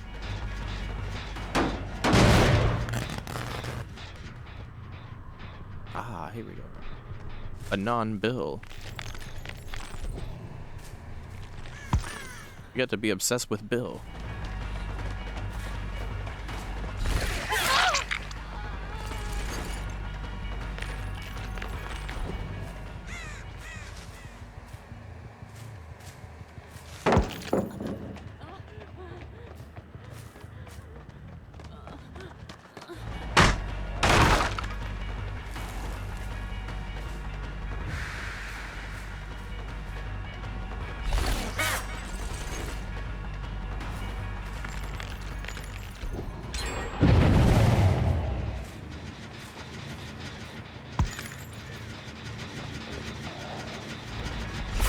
Oh, I didn't mean to M1 there.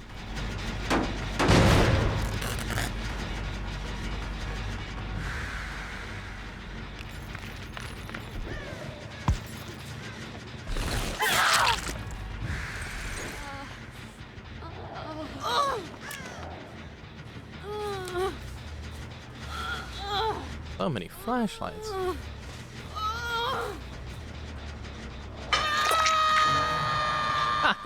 Yeah, for sure, Ozzy. Everyone check in about a week just to make sure we're safe. Wait a minute. Oh, I see what's going on here.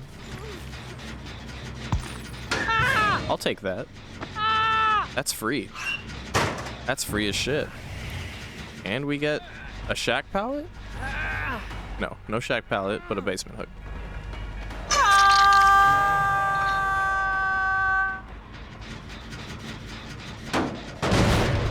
They tap this so I can see auras get an additional damage on the gen. How nice of them. We've had some old school tactics here today. We had someone try and get a blinding save out of a locker. And now we've got people tapping the gen like it's the thing to do.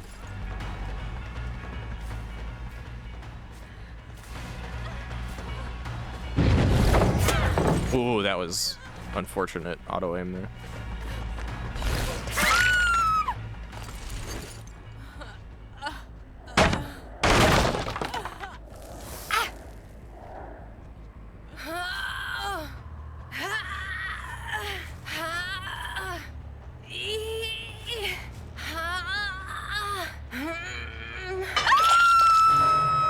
By the way, I think things like that are one of the things that sets Spirit apart from other killers that, like I mentioned, have the same power on paper.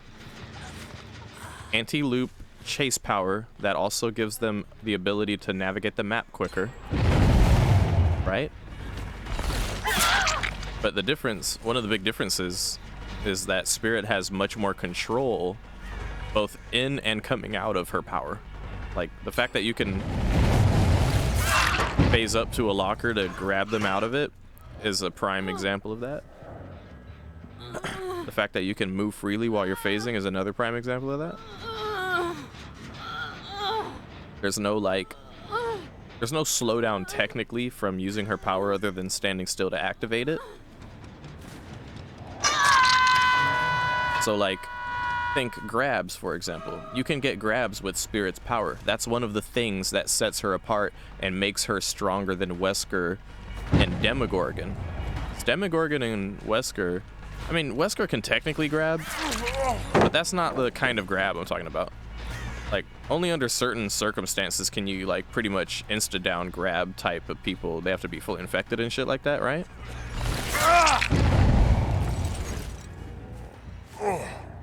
And Demogorgon can shred, which is a great power, but you can't grab people with a shred. So, yeah, Spirit.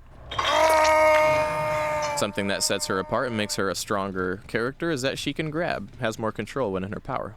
But do we grab very often with Spirit these days? No, we don't. We barely get to grab people anymore with Spirit. It used to be a common thing, but now it's mostly like lockers. Like if you happen to see some aura information, you get a cheeky locker grab. Avoid a head-on play or whatever. That's cool, but like, there's a setup required for that, you know?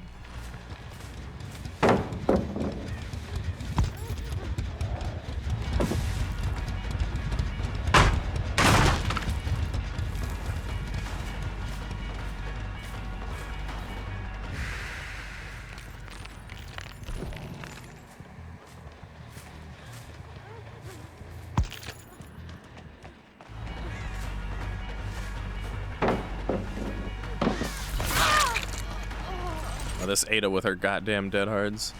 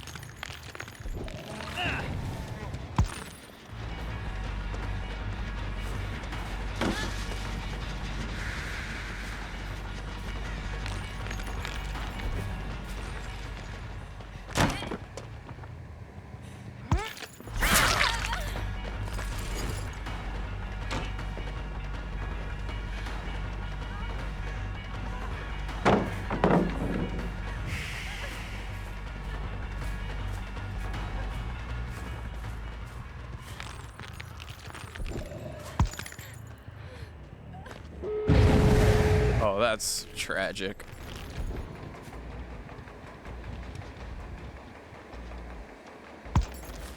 That was either a double or a triple adrenaline.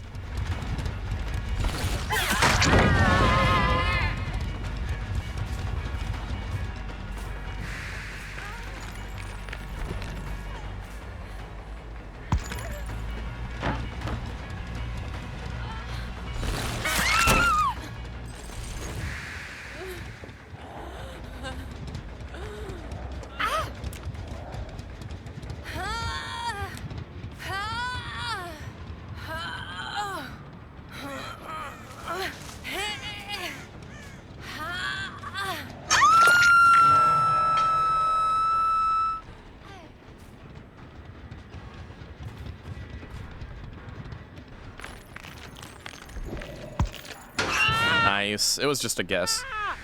It was either that locker or the other locker. He could have been somewhere else completely, but it was a good guess. And if he's dead and it's all down to Bill, well, what's Bill want to do? Oh my god. Crow flies away. Bill's got to be there somewhere. Oh, Bill. Epic. Epic gaming. Sorry, my friend. Time to die.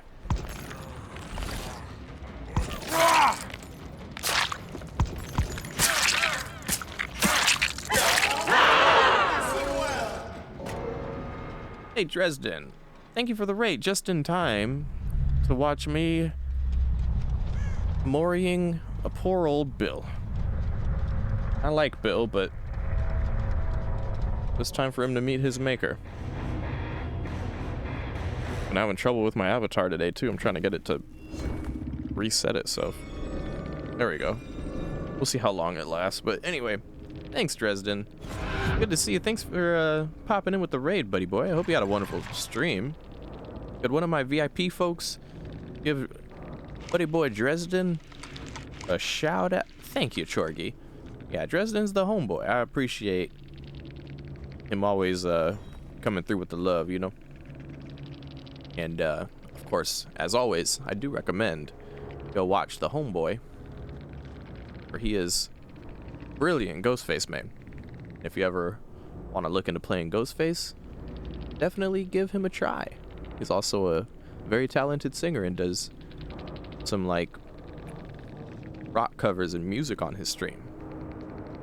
So if you like some Ghostface epic gaming combined with some rock and roll epic music, some overall chill vibes with a gravelly voice, go check out the homeboy Dresden.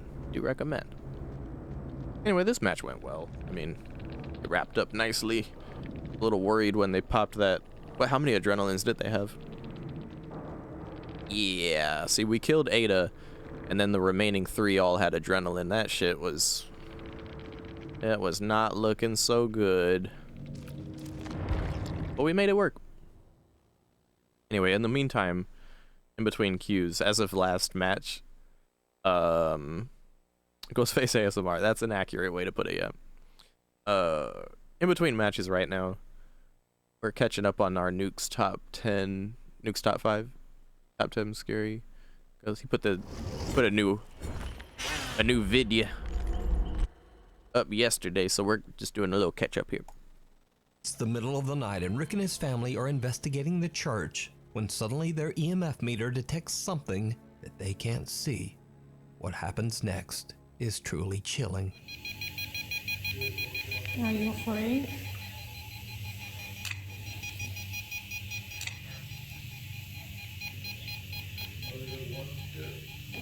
That room over there is scary. Have you seen it?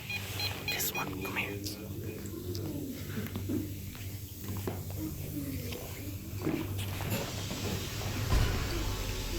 This one.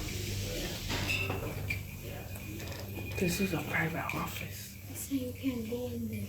No, I'm saying that it's open because we could. I smell IRL. With the EMF reader, yeah.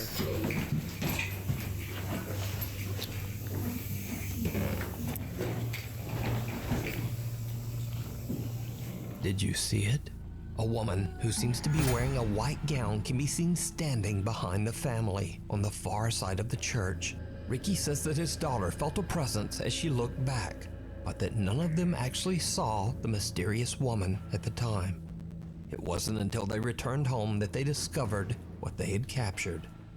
So could this eerie figure possibly be the spirit of one of the people who passed through the funeral home? Let me know what you think. We need scary videos, so if you see something that you think would be perfect for the top 5, send it to us at nukestop5@gmail.com. The Burial Mounds.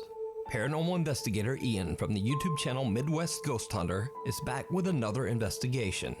Oh my god, not this guy. Mysterious Native American burial mounds at the Crow Wing River in Minnesota. Okay, hold on. People claim to have experienced. About to load into our next match anyway, so let me just say, this Midwest guy that he's about to show after this match when we get to it, I've seen Nuke has shown. Oh hell yeah, I like this map.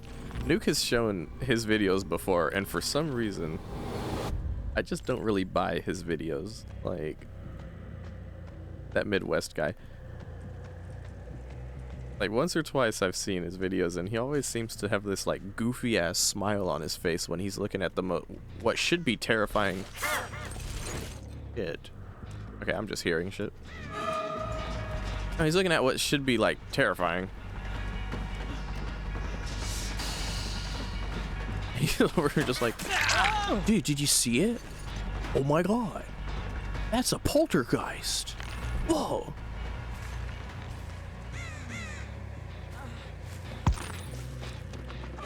Like, if he's not frightened, then I'm not frightened, and then I'm not frightened, and I think he's, like, it's a Disneyland trip.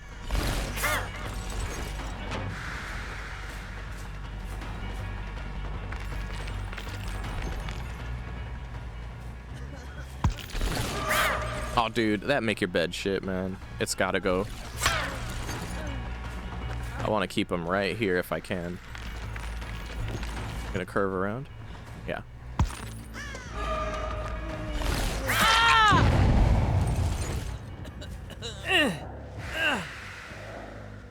Oh, Lemon. Oh, you tell me all about it, buddy. What happened? You tried to play some DBD and it didn't go so well?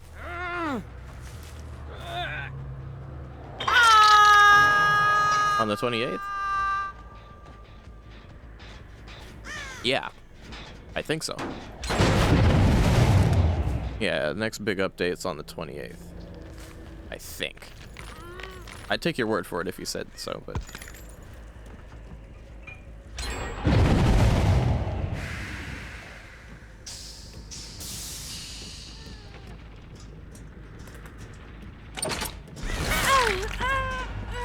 Kate trying to reset that little trap there.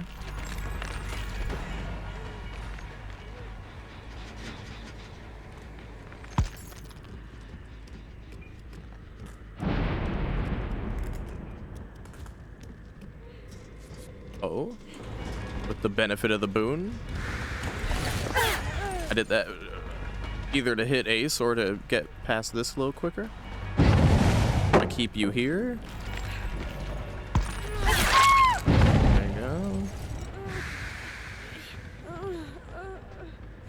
Yeah, make your bed. Make your bed has just been a menace. Been a menace for far too long. Not as long as Dead Hard, but long enough to count. Anyway, Lemon, what happened? I'm waiting for the paragraph. Give me the update. The Lemon update.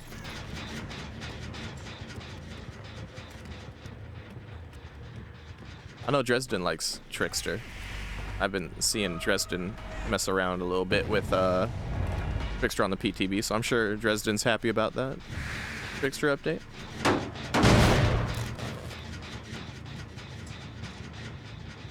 I will say, like I said before, I think they might have to tone it down a bit, though. Seems like it could be a bit much.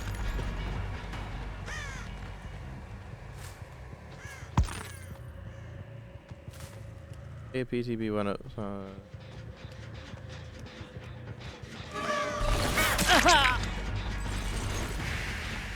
Oh yeah, Chucky will be fun.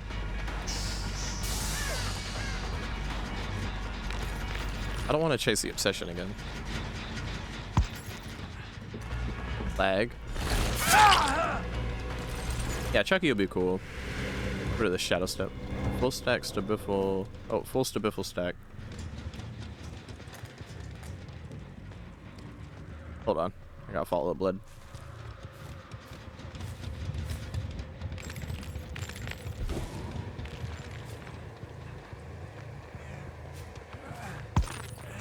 I thought he'd take the pallet. He knows better than to hug the window.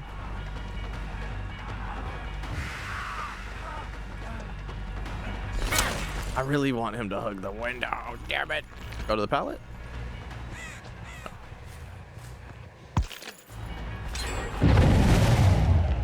Oh great. Alright, this match isn't looking so good.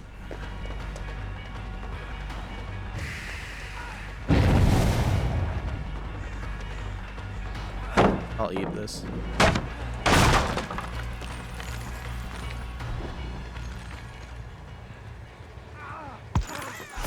There you go.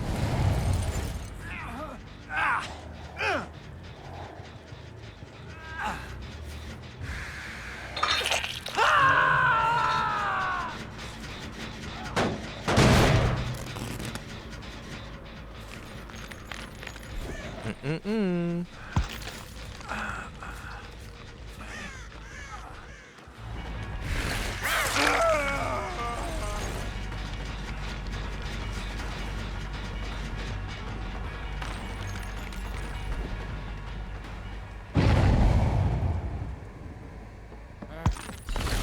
Ah, it sounded like he was running into me there.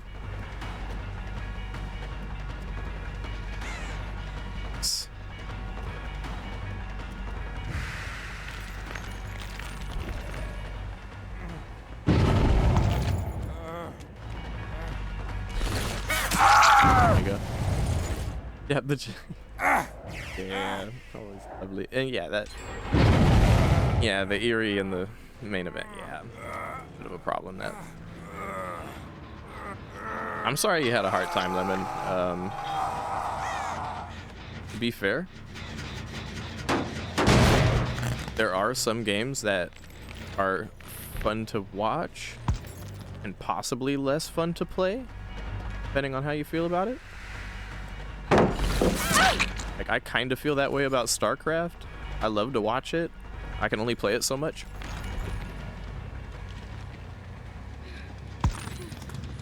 That's because, you know, watching people who have played it for thousands and tens of thousands of hours, while as in DBD, I'm the one who has played it for almost tens of thousands of hours. God damn it, Kate. I'm not playing to my fullest on this particular match, though, I will say.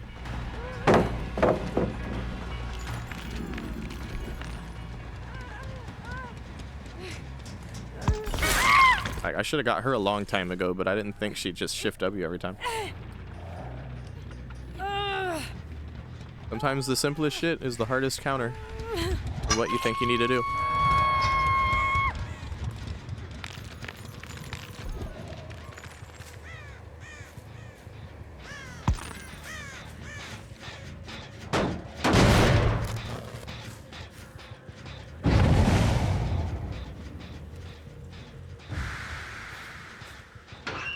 Oh my god, he was in there. I want to slug him, because I've already hooked him and he's the obsession. Yeah, I get that surge value.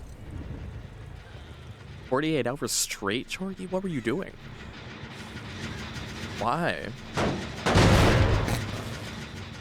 Why would you do that to yourself?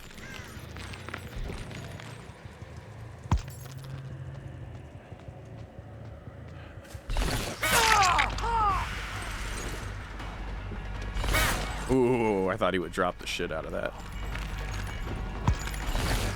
Oh, yikes!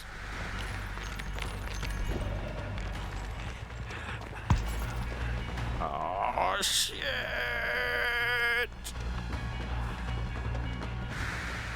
Oh, now we're here again. Just sweep through here. Yeah, there we go.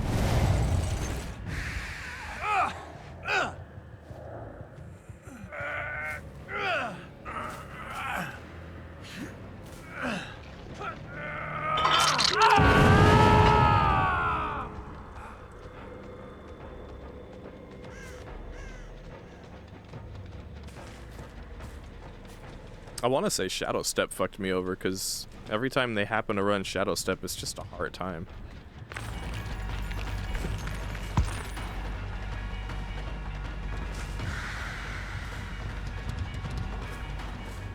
Not the most popular perk in the world, so I don't have to deal with it very often.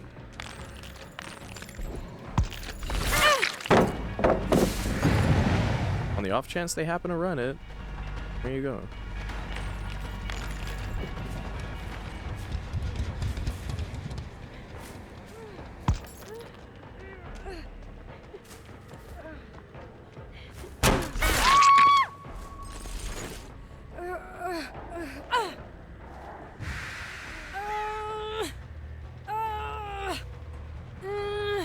What was this? What was the setup, Chorgy? Like, what were y'all trying to do?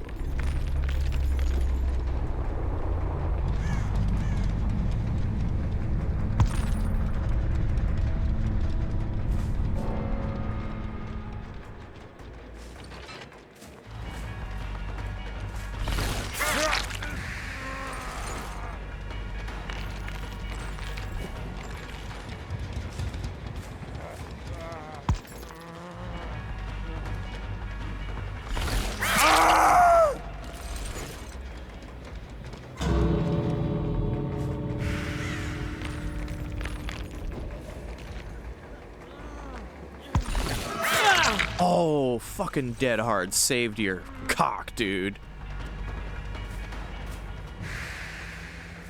I was about to do a snip on Steve, man. Fucking whatever. Alright, let's fuck around and find out with Nick.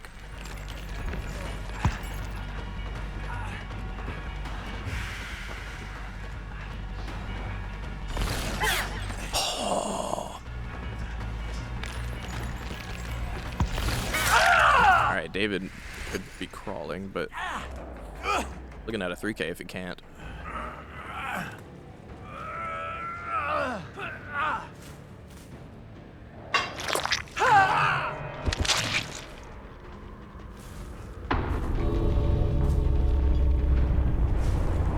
Like, dude, imagine Boone Exponential right now.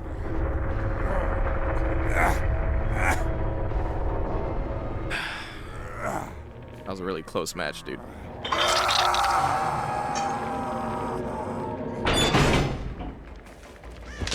I'm surprised we got a 3K out of it, quite frankly.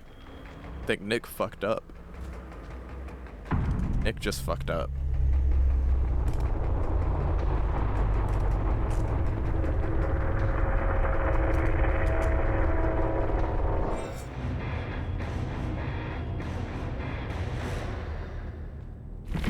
Oh, okay, so you're talking about like StarCraft 1, Jorgie?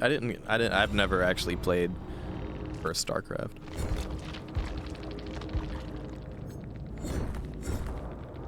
GG to these guys, man.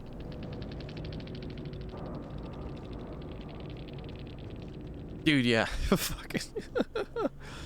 I was like, David's still under the pallet. He's either got Power Struggle or Unbreakable, and he's just gonna Unbreakable and drop the pallet in front of me. Yeah, that could have went south, but yeah, GG. GG, and make your bed. Make your bed. Make your bed. Hope. Resilience. Resilience. Resilience. Dead hard. Dead hard. Dead hard.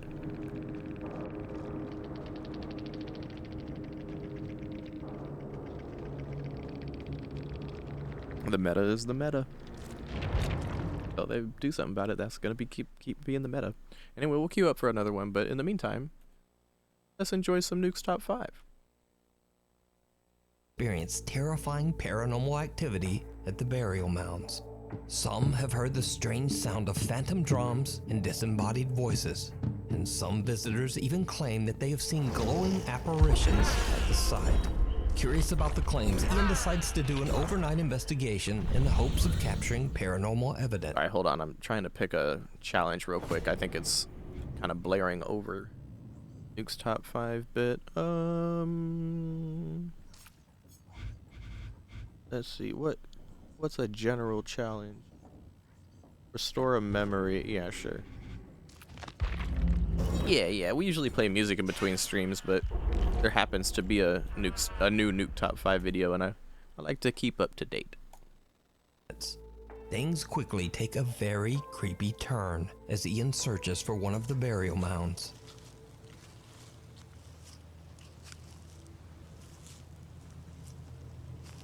Man, walking through these woods, I feel like anything could just pop out at me right now. Like, from anywhere. Bears, Bigfoot, ghosts, anything.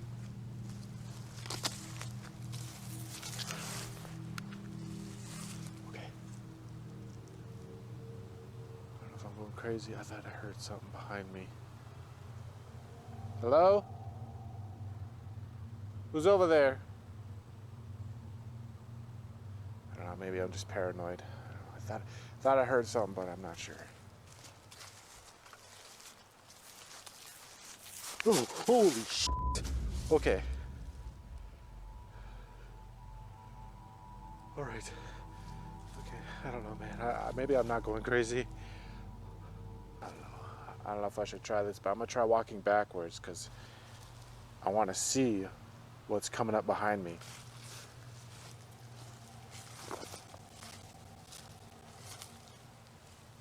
Honestly, I don't even like walking backwards because I don't know what's ahead of me. Is there somebody out here with me? Oh my God! Holy shit! That scared me so bad. That was a straight up voice. Again, look at his face. Why does he look like a kid in a candy shop right now? Like he's happy. Why is he happy right now? He looks too happy. That's why I don't buy it. Whenever Nuke puts this Midwest guy on his top 5 videos or whatever, I'm like, oh, here we fucking go again. It's the happy guy. Like, there's no fucking, how do I take it serious? Over here. From thin air.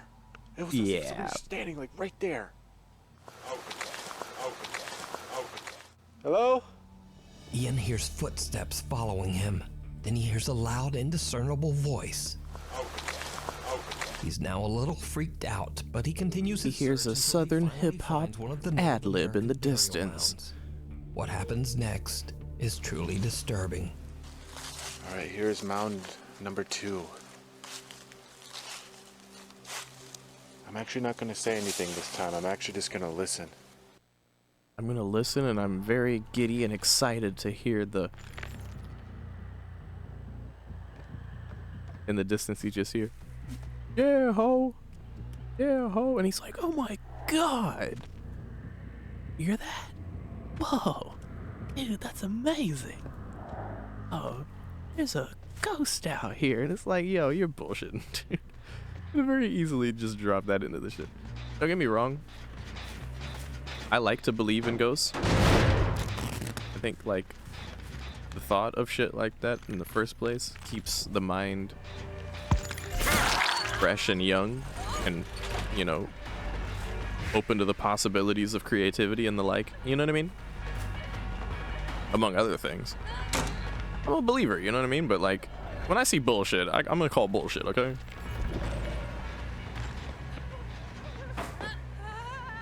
Ah, fucking broken wall.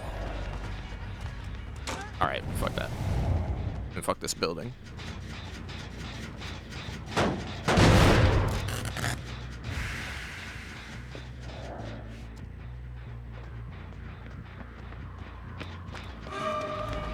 Another obsession, Steve.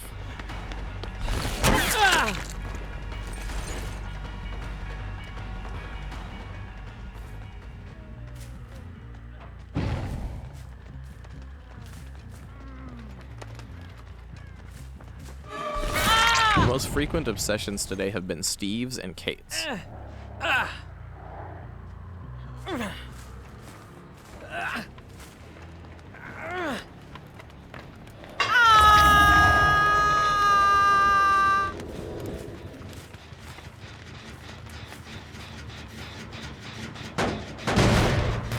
I haven't heard of the Daniel Boone National Forest, but it sounds spooky enough.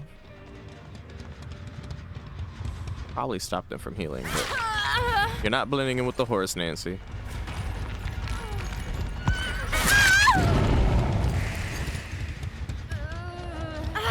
And I'm too far from the pallet for a save here, and that's not my face.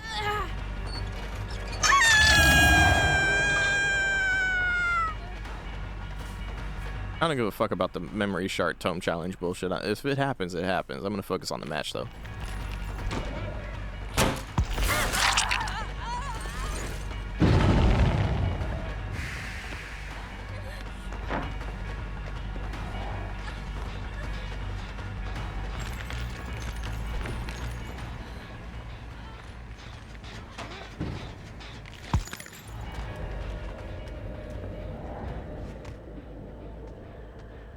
Tried to do a big brain there, didn't really work out the way I wanted it to. Michaela's a problem though, clearly.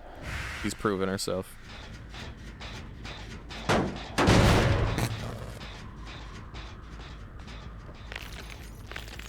Is that a play on words of like a Pegasus and a sister?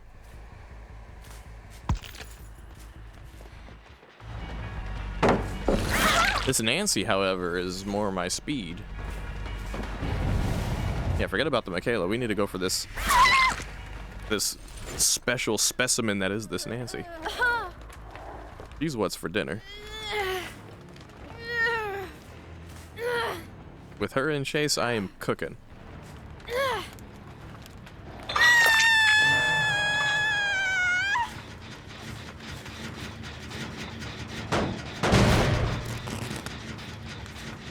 I act like I don't see Ada over here. So she can feel special when she gets the M1 for the trade for the win. Look, Ada, next up, Nancy. On the chopping block, it's time to die for everyone at all times. Whenever available. And it ain't gotta be Michaela. It's a shame Michaela isn't the obsession. She's the one who should be the obsession. And we could just do the whole... Oh my god. Yeah, like I said, Nancy is the sauce.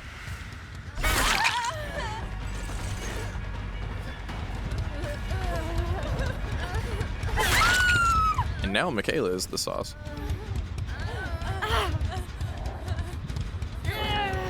Okay. Nancy says, I get shit.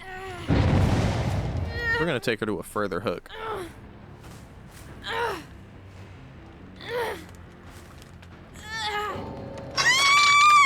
Okay. Ada DC's too. They must have been a pair. Michaela's probably solo queue.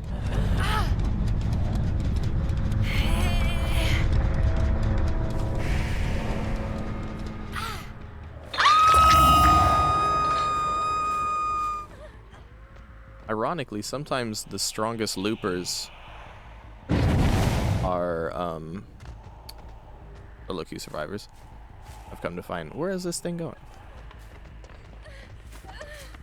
Oh, okay. I want to get my memory shard, but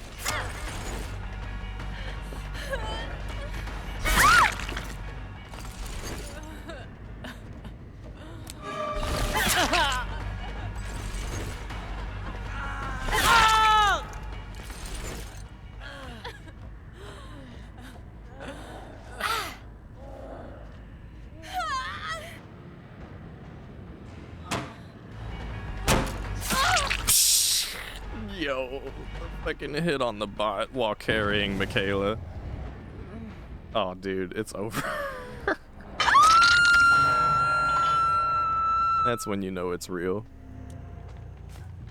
I don't want to leave Steve waiting, though. We'll put him on a hook and sort out the bot. Oh. Or that. Okay.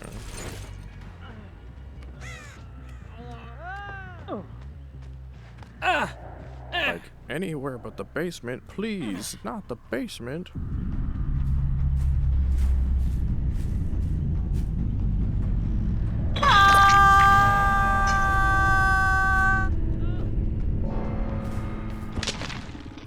Yeah, make no mistake about it. If I had been chasing the Michaela that whole match,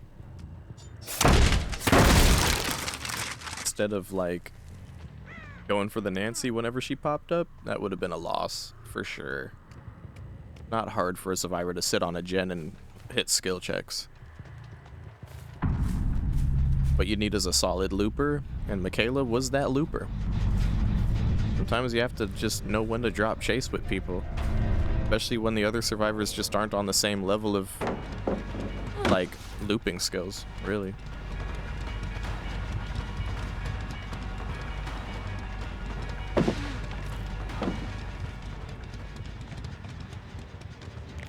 Like an omniscient bot, goddammit.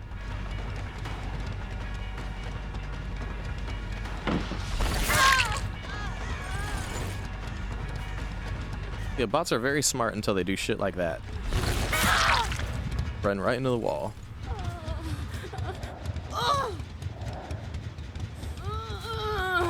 Well, Ozzy. Are you talking about yourself, or are you talking about, like, other survivors you play with? Some people have trouble with skill checks, but they're usually...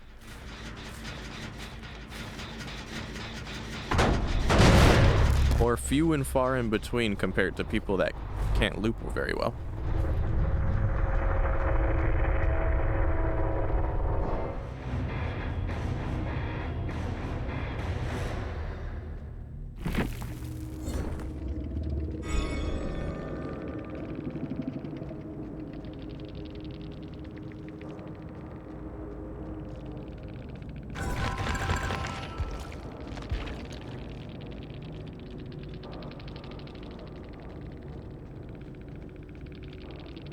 That Nancy was P93, and I don't want anyone to ever tell me your prestige has anything to do with how good you are at the video game. It doesn't.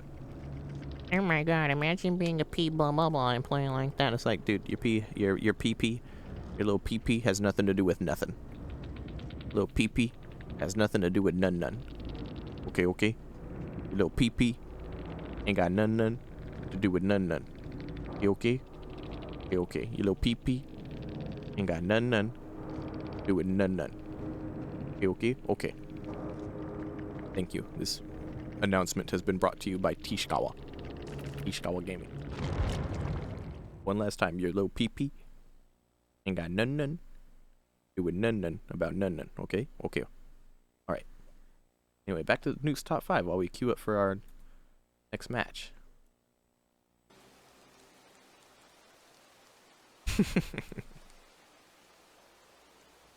Yeah, it'd be like that. I mean, Squishy was a very talented survivor very early in her time of playing. So, yeah, I can confirm.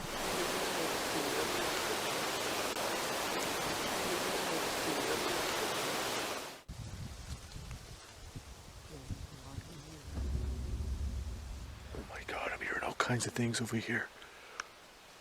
It sounds like voices, but they're so faint.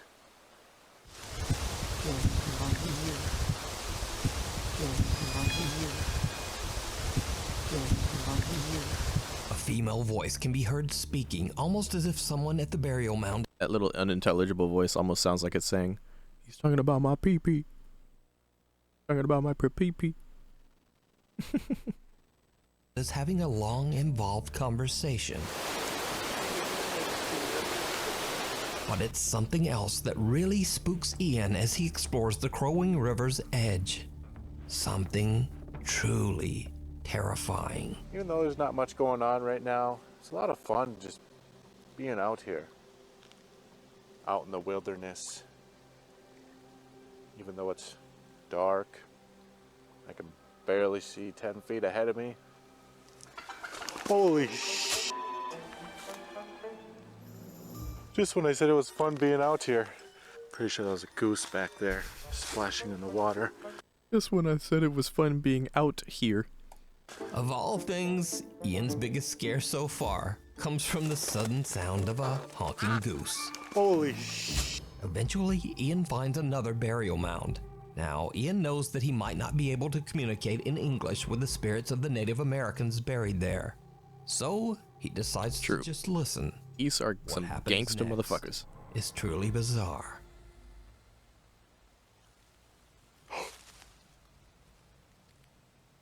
Okay, I start talking.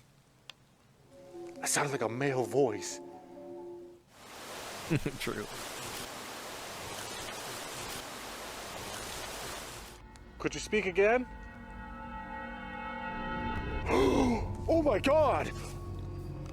Dude, that was a face! I just seen a face! That was a glowing face! How excited he sounds? Dude.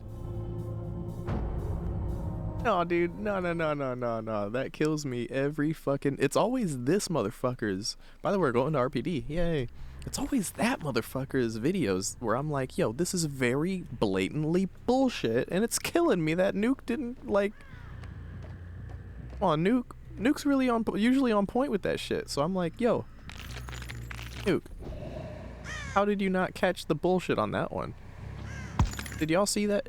Let me see. Like, is anyone else seeing what I'm seeing on that one? On that little ghostly face there. There's a very distinct detail about it that makes me go, yeah, that's very clearly bullshit. Sometimes Nuke has a slow week. Sure.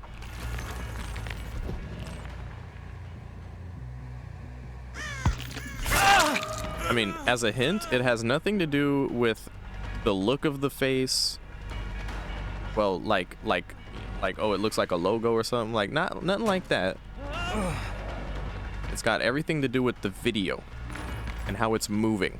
I'll show y'all again, but like, first let me kill these survivors real quick.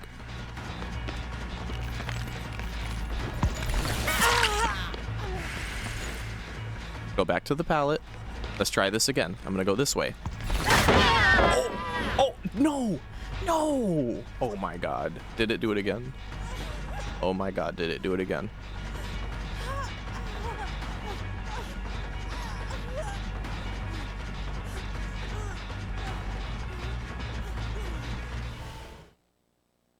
So this is the reason we started watching Nuke's Top 5 in the first place, is because it did this shit to me and then gave me a matchmaking lock, and it lasted 5 minutes. So I want to know... Oh, it's not how hyped he is. It's got to do with the video itself. We're going to go and look at it right now. This is really, truly the reason why we were watching Nuke's Top 5 in the first place. Because the game gave me a fucking matchmaking lock after DCing me against my will. Now this lobby is going to think that this Megan dropped a pallet on me and I DC'd at the speed of light. Like, that's what they're gonna think now. That's so embarrassing. I don't give that much of a shit, but I care enough to be like a little upset about it. Like, come on, game. Especially if it gives me a big matchmake lock, but I mean, at least we can watch Nuke's Top 5 at that point. Oh, no matchmake lock. Okay, Pog. Cool. Thank you. Alright, cool. Thank goodness. Yeah, we'll look at the face now. Okay, here, let me queue up and then... Oh, check this out, right? Here, we're at 12:20. Let's go to 12:15-ish.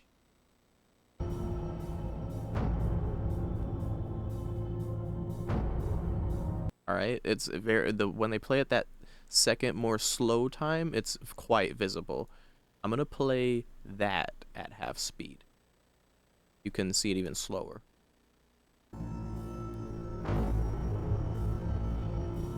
Look at the pixels around the face. And compare the pixels around the face with the rest of the environment, how everything else is shaking. Okay, so here's the deal. Everything else is shaking because he's not holding the camera completely steady. He's holding it in his hand. So whatever that image is, it should also be moving in perfect synchronicity with the rest of the environment. Pay attention to the tree, for example. Notice how the tree, when they zoom in, right? Notice how the tree is doing a little wobble, like the pixels of it, right? Notice how the face is not lined up with the shakiness of everything else. Like, it looks like the face has its own... Oh my God! And then look at how excited he... Like, him being this excited looking is just the icing on the fucking cake.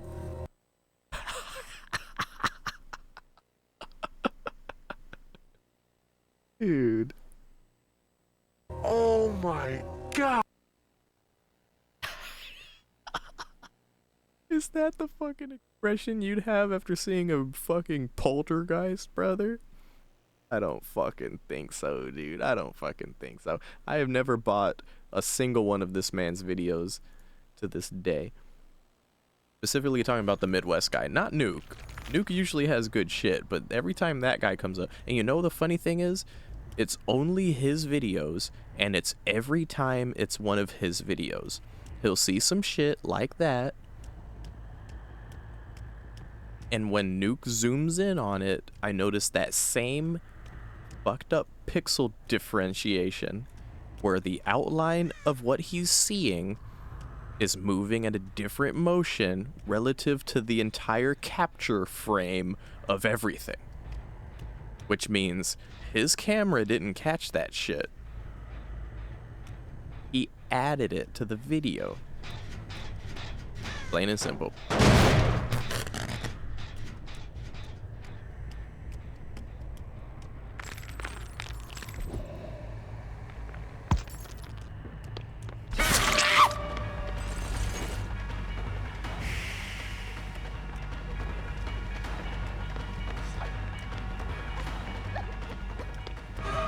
You know, something to look out for is the fact that other ghost videos that Nuke posts, you know, when he does like a little zoom in on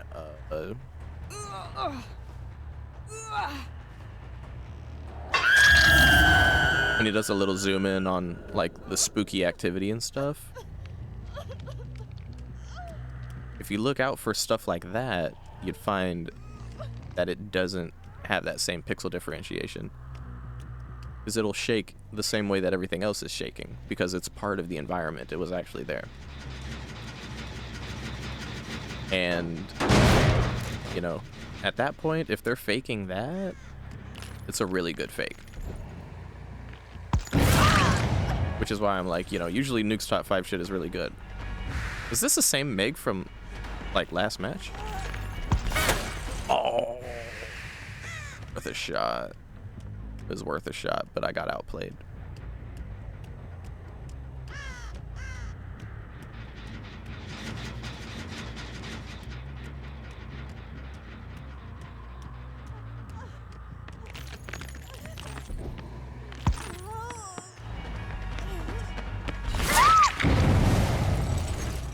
Yeah, I recognize this Meg's outfit. I think this is the same Meg from last match.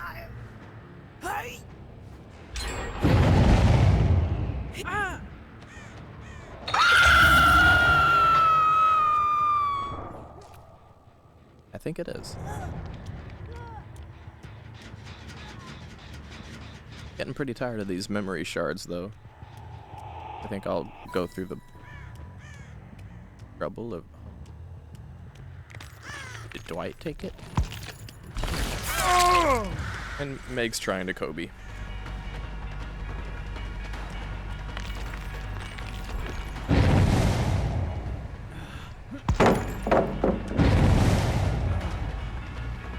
Do it. Okay, never mind.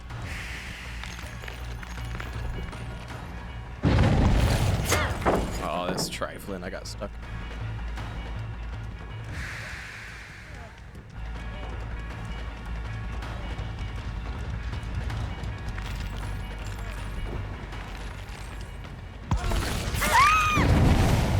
Okay, Meg. Wants to die. I don't want to waste a hook for it, though. We're gonna put her in the basement.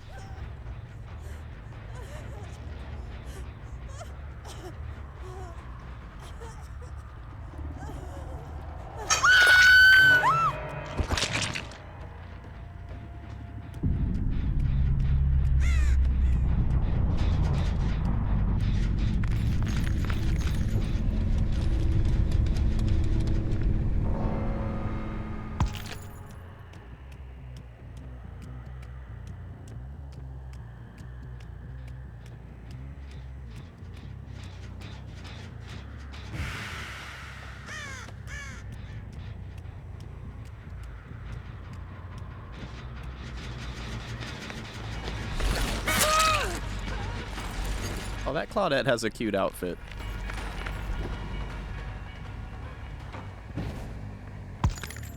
Happy that Claudette has so many more cute outfits than she used to have. She used to not have a great many cute outfits.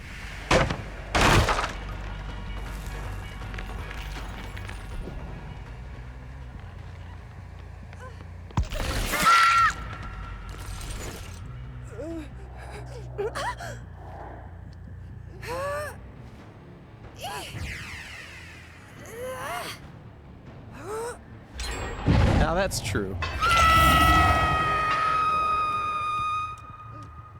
Like, to an extent, I can buy the whole, oh, they go to haunted places on the regular, and that's, like, why it's happening, you know? And that just simply being in so many, like, haunted places. This match is over. Let me just get my shard.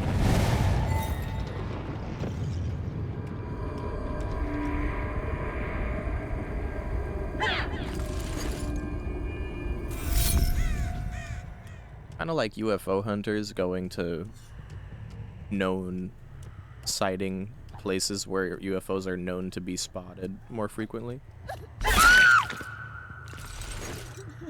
But yeah, like, it definitely makes you scratch your head and wonder if like the bullshit factor goes up if it's repeat same people seeing weird shit.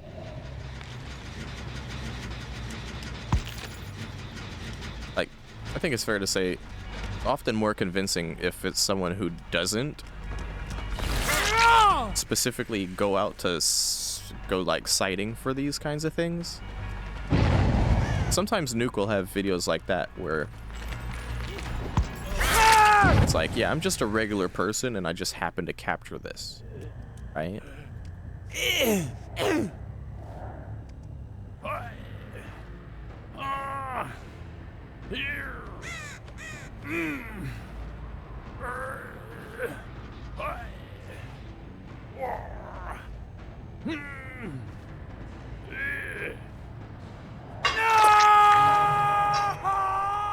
I think, yeah, like, I don't know.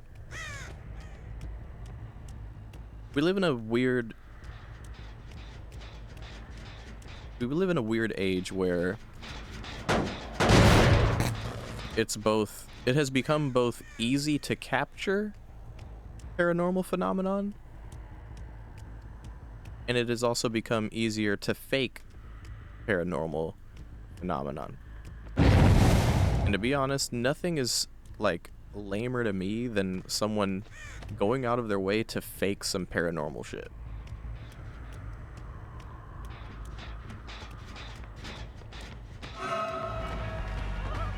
Like, I'm speaking as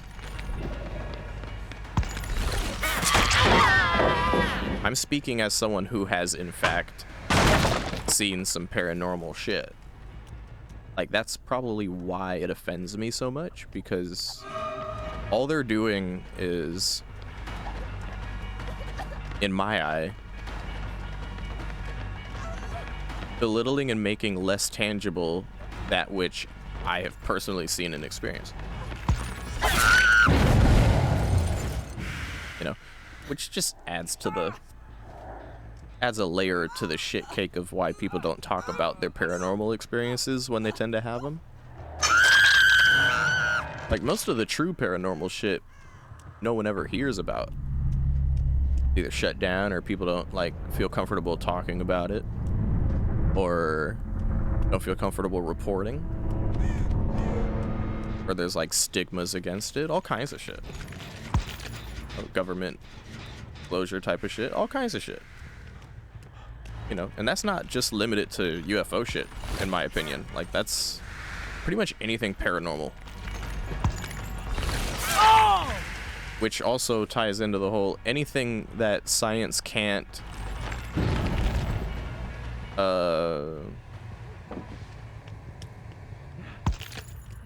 anything really that science can't explain. There are teams of people in Black Project science related shit who have already figured it out or are working on figuring it out. For whatever their reasoning, don't want the public to know. It's been that way for a long time. I'm not saying I've seen ghosts. I'm just saying I've seen paranormal shit. And for all the reasons stated, I have not reported it. You will not find my experiences in any kind of YouTube video. And I don't really talk about the shit. But that being said, I do like watching paranormal videos and stuff of that nature, if it seems in any shape or form legitimate.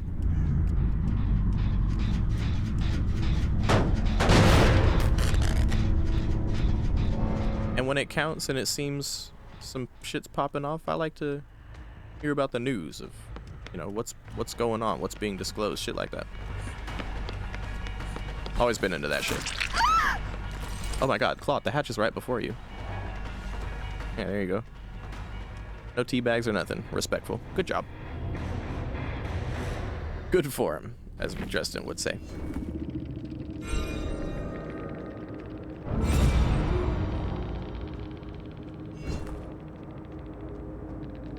Oh yeah. And that whole narrative is all fucked up. They want you to believe certain things are nonsense so that you can actually believe more easily the actual nonsense that they try and push towards you. Of which there is a lot of nonsense. That much is to be certain. GG's to these guys. Would have been Gideon or Crow to pen. I would have rather had Gideon. I'm happy we got that. Interesting.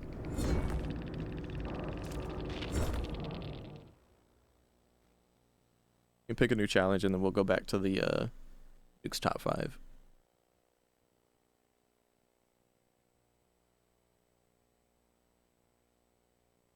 Yeah, exactly, Lemon. Exactly. Which is why, like, why would I even open my big fat mouth, you know what I mean? Either put myself on a list or just be part of some campaign to discredit me. Rather just not give them a reason to discredit me and just keep whatever I've learned or whatever perspective I've gained to myself and just share it with close friends type of deal, you know?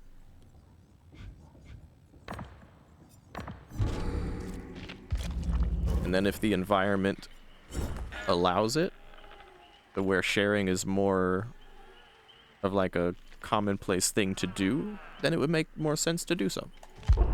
Until then, I wait and I chill. Now, back to more Nuke's top 5. God, I cannot believe that. Dude, his face just appeared right there. Right there. Oh my God, that was one of the craziest things I've ever seen. It's one thing to see a light, a mist, even a shadow, but a face? A face! It looked like a man, too. It looked like a Native American man. Ian hears another low voice speaking from somewhere nearby. A pale face then quickly appears and disappears from right out of the darkness. Ian is shocked by what he has captured and deems his paranormal investigation a huge success. So did Ian capture the voices and face of lingering Native American spirits buried at the Crow-Wing River? Let me know what you think. You can watch this entire investigation and many more spooky adventures over on the YouTube channel, Midwest Ghost Hunter. Break apart the space-time continuum? Or is he full of shit? Ricky and his sister I'll let you decide set out to down in the explore comments. old abandoned Sanhaven Sanatorium near Dunseith, North Dakota. The sanatorium was built in 1912 as a treatment center for patients suffering from tuberculosis. Many of these patients did not survive. They passed away inside the walls of the Sanhaven Sanatorium. In the 1960s, the hospital became a treatment center for the mentally impaired. However, it was eventually closed in 1987 after many reports of patient mistreatment and neglect. The Sanhaven Sanatorium is now known as a paranormal hotspot, and to this day, those with an interest in the supernatural travel to the hospital to explore, hoping to experience paranormal activity. So, Ricky and his sister are carefully exploring the creepy old decaying building. They experience something downright creepy. No, I bet it was a morgue. Oh, come on, let me have that.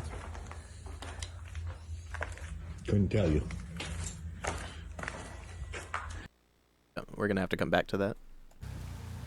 We're on... What is this, Mother's Dwelling? No, Temple. Okay.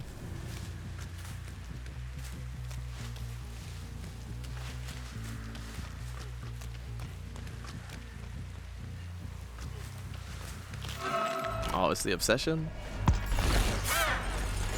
Oh man, depending on how this match goes, I might do something this match. Not sure if I want to do it yet. We're gonna have to see how the match goes. We'll put her on a hook though for a way out, I guess. Maybe.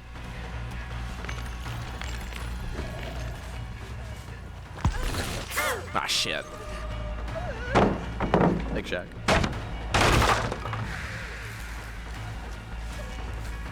Oh, here we go. Yeah, give me a different target.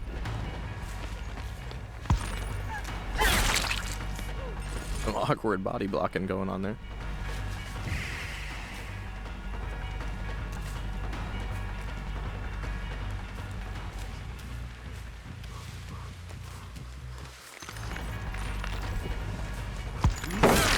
Interesting to take that side. I hardly had enough time to get to the pallet. He should have just dropped it conventionally. It might have been an accident.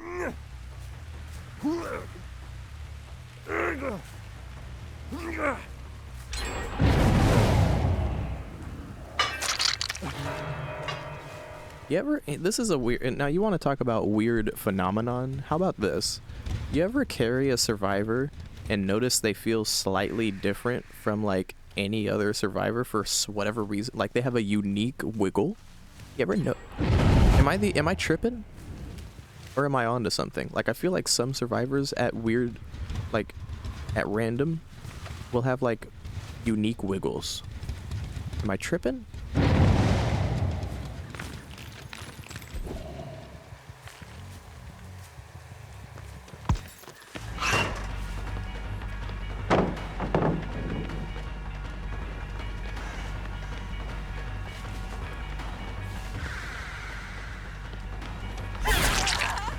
Like, you ever carry a survivor and feel the kicking and be like, yo, this particular survivor actually kicks.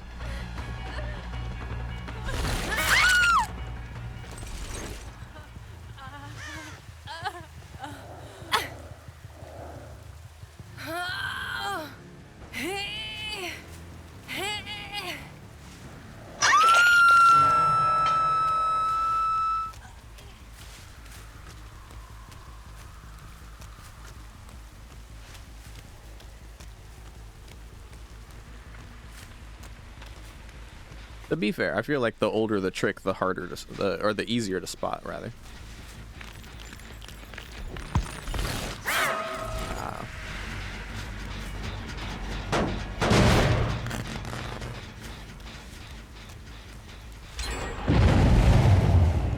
Yeah, this match is not going the way that I was hoping it would go, which means I can't do what I want it to do.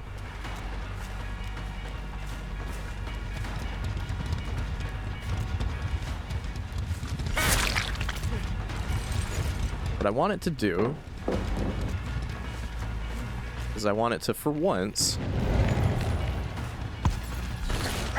spare a Claudette, because I find that I almost always end up just, well, I mean, obviously, I fucking murder everyone relentlessly, equally, but I always find, like, I feel like I've spared pretty much every survivor, but I can hardly recall the times I've ever spared a Claude, for whatever reason.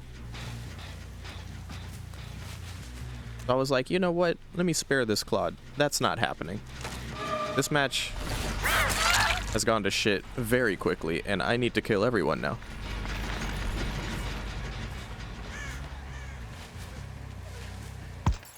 Which is always the case anyway.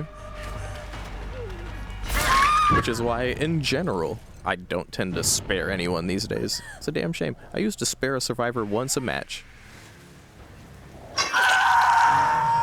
Now, mind you, this was before No Way Out existed, but at the same time, I felt like I had the freedom and the wherewithal to be like, I will let this one live. It was not a hard time, and I feel I am not losing any pressure in just letting this one live. Yeah.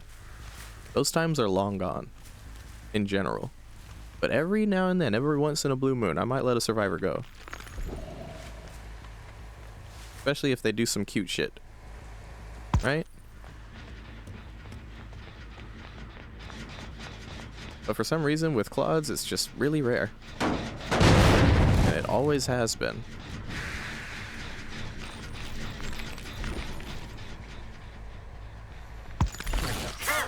No! Bangy!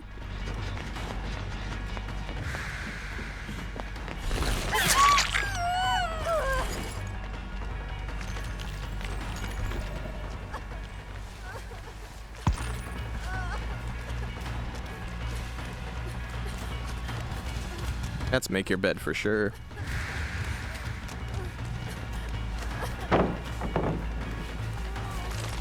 She's so fast, it's just incredibly easy for her to do whatever she wants.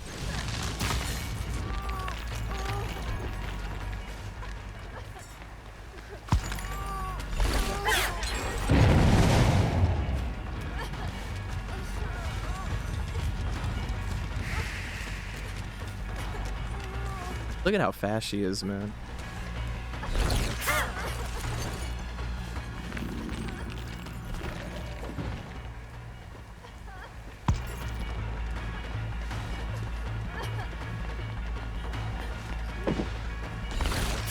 Oh my god.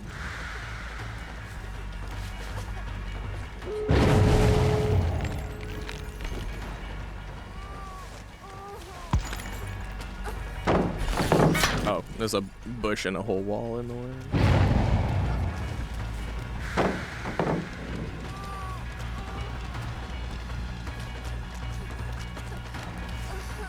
Look at how fast this thing is. Fucking speed of that thing is single-handedly taking any chance of this game going well away from me.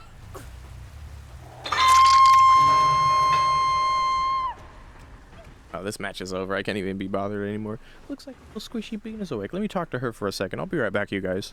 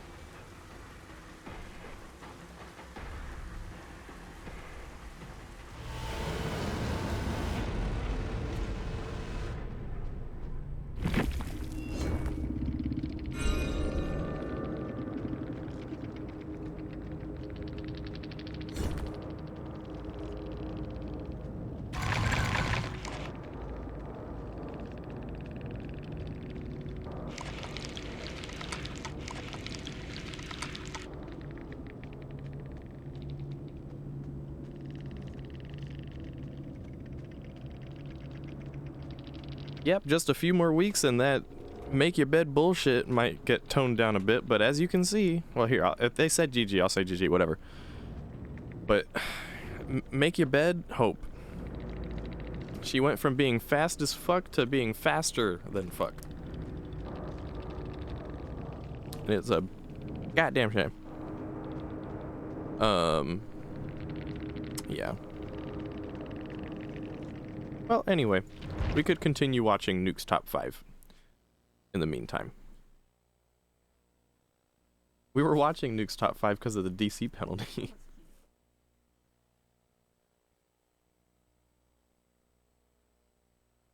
And I was pointing out this guy who was like, so far the only one, or well, one of the few, that whenever Nuke puts him in his video, I immediately am like, okay, this is bullshit. This is a bullshit video. Because he'll always capture some weird sounds and then be like, did you hear that? That was a man. Whereas normally it's like, did you hear that? What the fuck was that, right? And then he'll see some shit and then be, oh, hold up. Sick Legend of Dragoon profile pic, my guy, GG's. Yo, fuck yeah. That's what the fuck I'm talking about, dude. Thank you. Yeah, GG, dude. Hell yeah. Legend of Dragoon, best fucking game ever. Anyway, Baby Bean. And then he'll capture some kind of visual, and there's a distinction about it that I can tell it's fake, basically. Right? But he'll point it out. He'll be like, yo, that was like a man's face. Like that was an American man's face. Then he'll have this look on his face of like dumb happiness. Like, you don't look like that if you see a ghost, right? What the in every one of his videos he's got that, oh my god, did you? And I'm just like, yo, that's so clearly bullshit.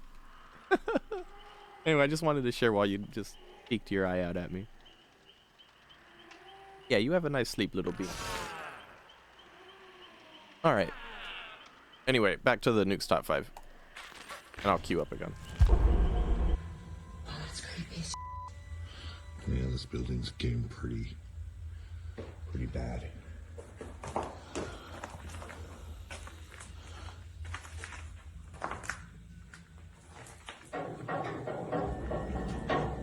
Is that you?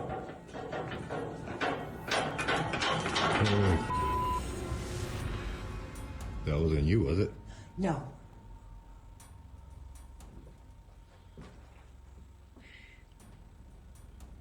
Sounds like someone's upstairs. There's someone upstairs.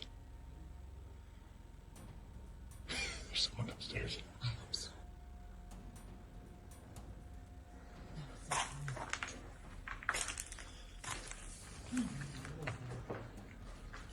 Hello?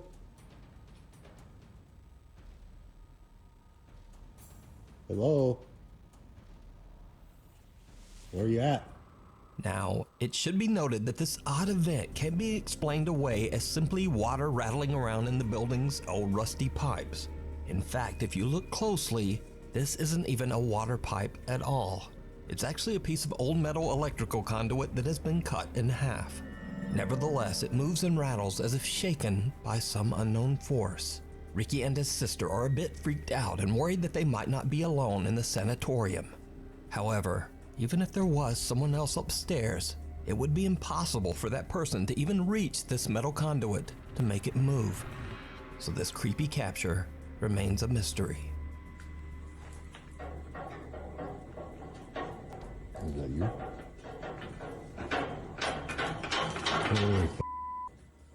The thing down the hall. A group of friends from Madrid, Spain are hanging out when they suddenly hear strange sounds coming from the bathroom down the hall. ¿Están escuchando? Soy yo.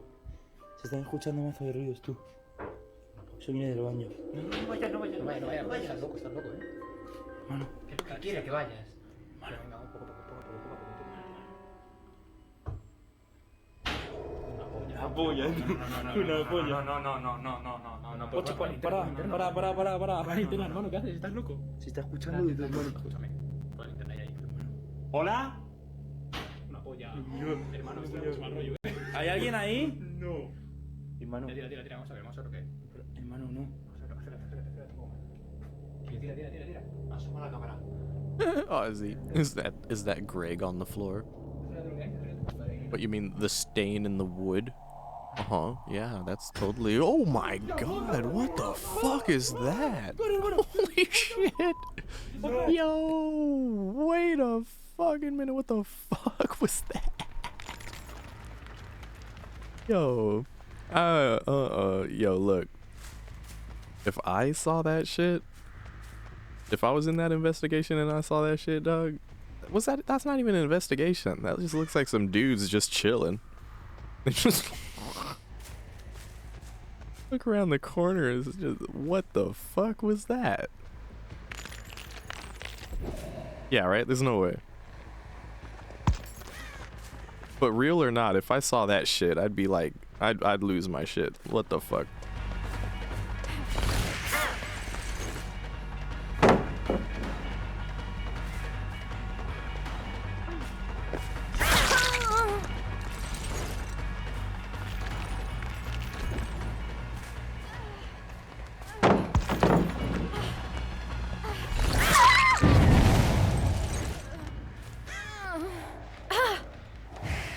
So funnily enough, we're actually playing against the same Claude from last match that I said I wanted to spare.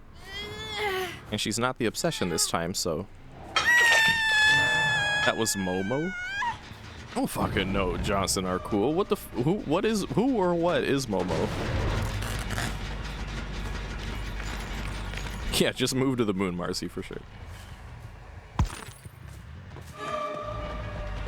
Marcy, you can't go from, oh, that's not real, that can't be real, to like, I would move to the moon. If it ain't real, you ain't gotta move nowhere, you just throw a rock at it or something.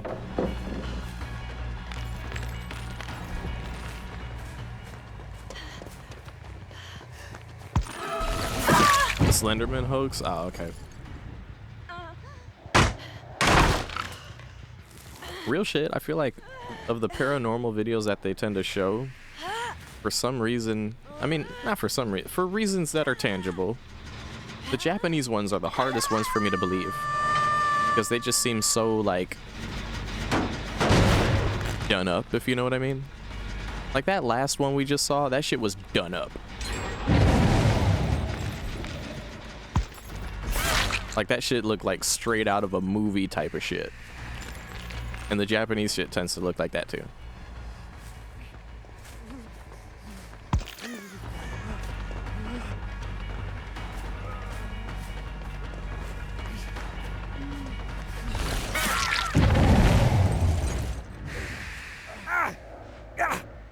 Momo challenge?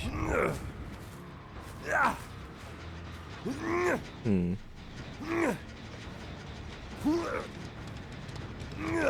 Okay.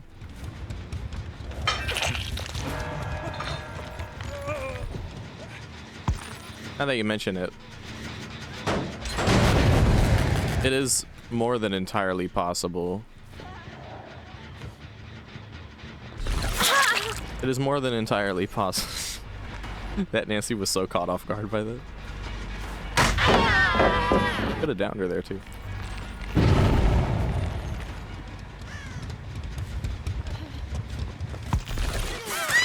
Like, dude, it's very possible that was like some sculpture or something for sure.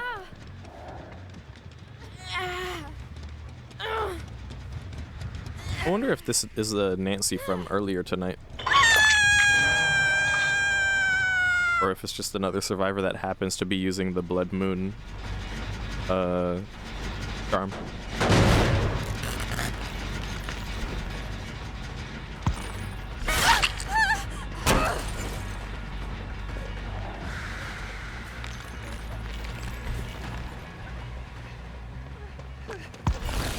Oh, that's pitiful on my part. I thought that was a pinpoint phase. All it was foolish.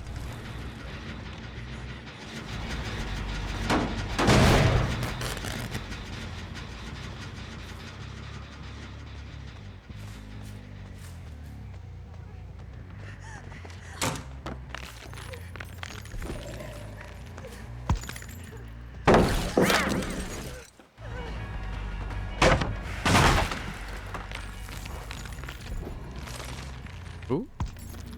Hold up, my glyph. I'll get my glyph.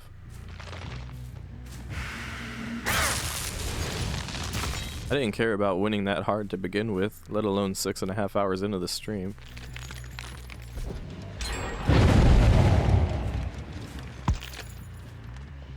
Oh, not the obsession. Come on, man.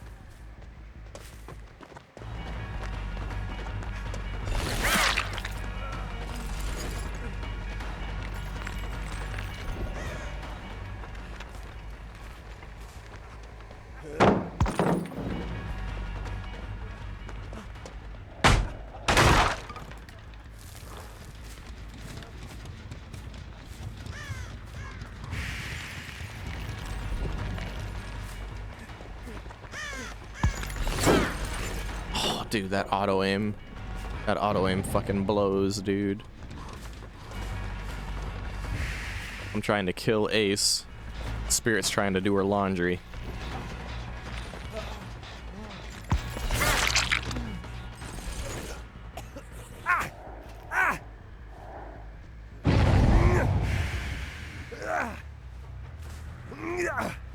Spirit's over here closing washing machines.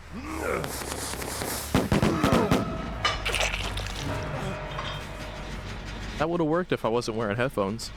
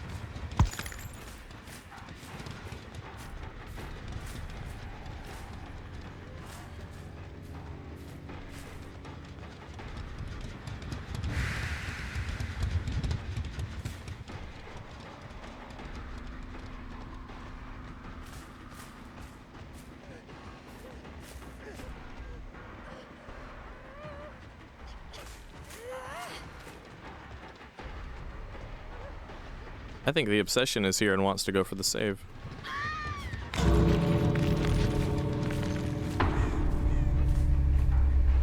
Never mind. Someone was there earlier, and they just got away from there.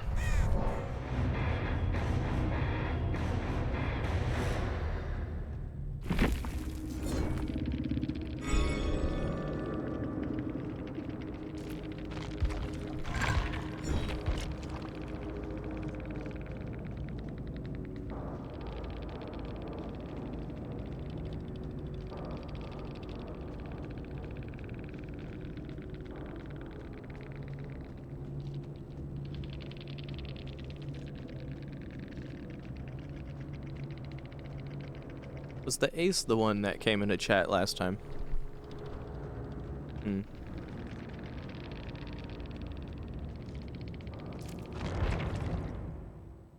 Okay, back to Nuke Top 5.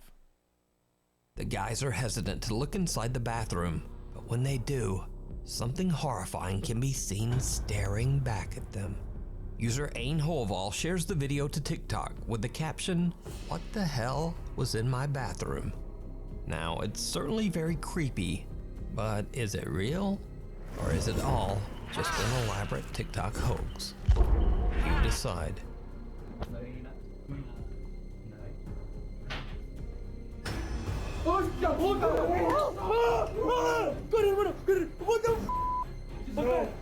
Genuine intrigue. New homeowner and Reddit user Genuine Intrigue has been finding evidence that some kind of animal has been walking around his backyard late at night.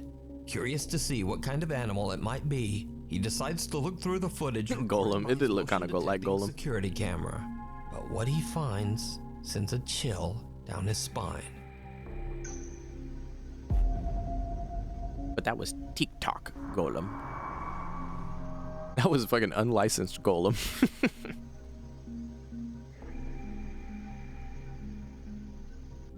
During a soft rain, a translucent figure seems to slowly walk through the backyard. It's a granular haunting. User Genuine Intrigue has no explanation for this bizarre capture. But what do you think this is? Holton Avenue. Popular urban explorer Chris Hill from the YouTube channel Urbex Hill sets out to explore Holton Avenue, an entirely abandoned street in Cleveland, Ohio. Now, it's unknown why the street was left abandoned, other than it sits in an incredibly dangerous neighborhood. Multiple bodies have been found on the street, and each of the deceased met their end under my God, they're taking me to Garden. and horrifying circumstances. So, dragging around his balls of steel, Chris Hill makes it his mission to record and document the abandoned buildings on Holton Avenue before they are demolished. In the middle of the night, Chris begins his exploration at the abandoned First Hungarian Baptist Church. He soon realizes that he might have made a huge mistake.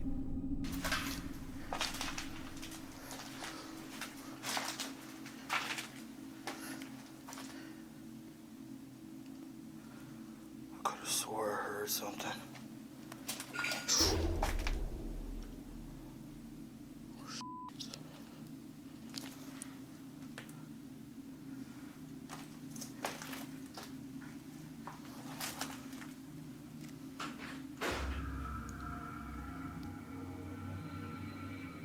I think that's an animal.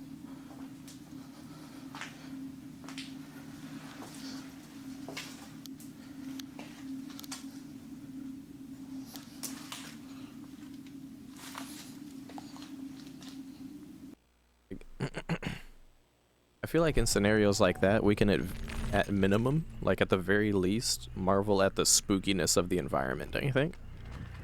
By the way, these fuckers took me here on purpose.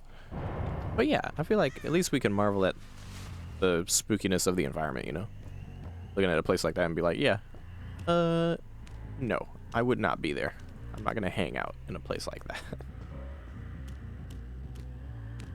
But, as far as the golem shit is concerned, yeah, I'm not as informed on the whole golem thing. By the way, single breakable wall, you want to see it? It's this one. It helps no one. It doesn't help you as the killer, that's for damn sure. Anyway.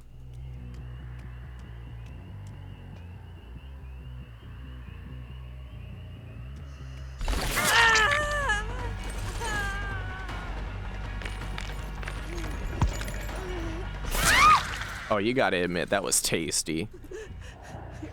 I was over here playing the Ghost Hunter my damn self. I was like, somebody is around here. She thought I was gonna jump down. Instead, I turned around on her ass. That must have spooked her a bit. And then to just jump down to the first floor and catch her before she can even take the window, that's sick. Now I'm the haunting thing.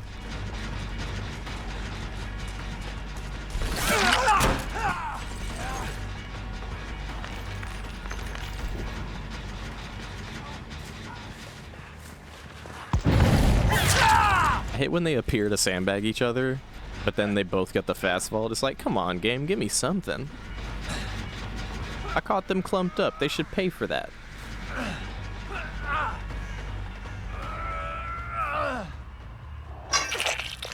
Oh, dude. Helped who, Ozzy? Whose side are you on, buddy? That helps survivors and Ghostface, and that's it.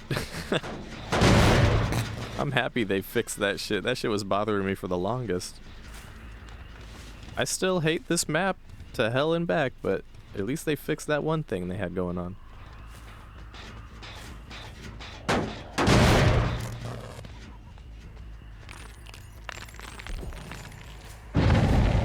Daryl out here trying to scoot.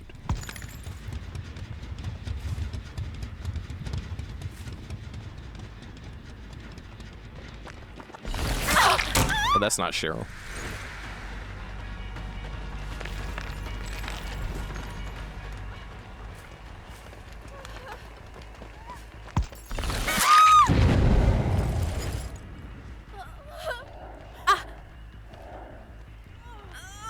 Oh.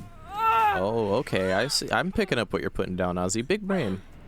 I never thought of it like that. But I'll take it as it is now over, like, plain old not being able to see.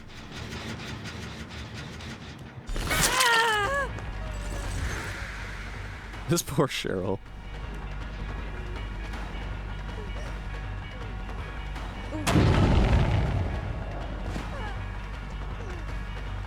Balance landing.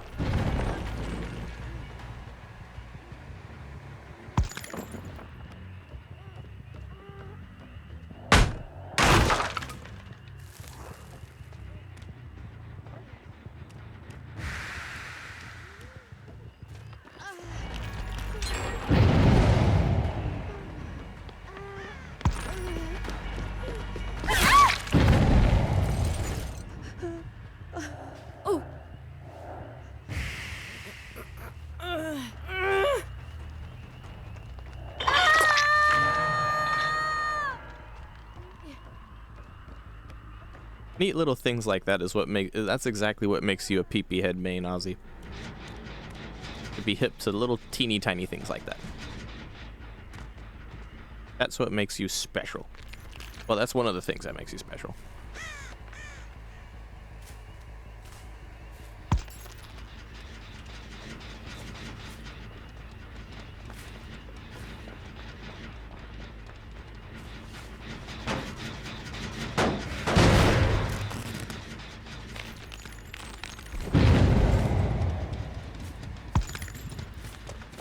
Yeah. People may know about that second bedroom, but they don't ever go there because there's nothing there for them, is there?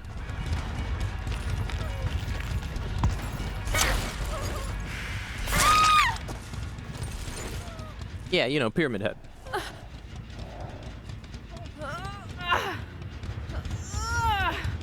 It makes more sense to call Pinhead that, but I've always called Pyramid Head that, so PP Head is Pyramid Head.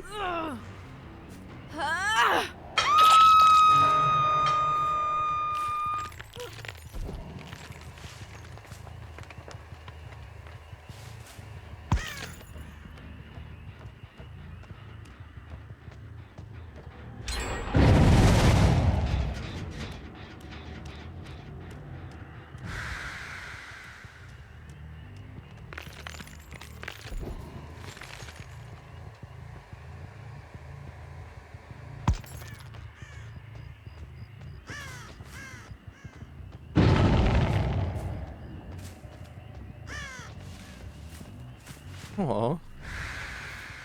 The obsession Michaela's got a little witch hat.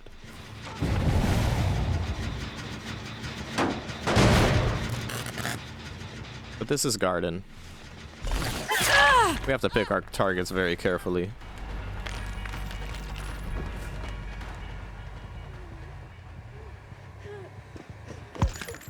Hello? Oh, we're body blocking now. Very poorly. Yeah! Fuck your balance landing. I have a lunge. Now you're dead. Trust me, that was the right play to make right there. We need the pressure.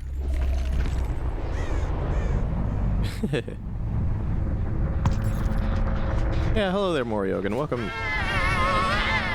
Welcome to stream.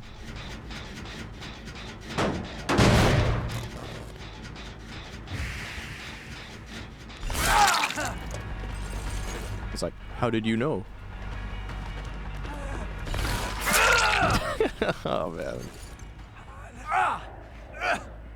This main building for garden absolutely positively sucks ass in every imaginable way for a killer, but the one thing it has going for it is a bastion of nitwit value.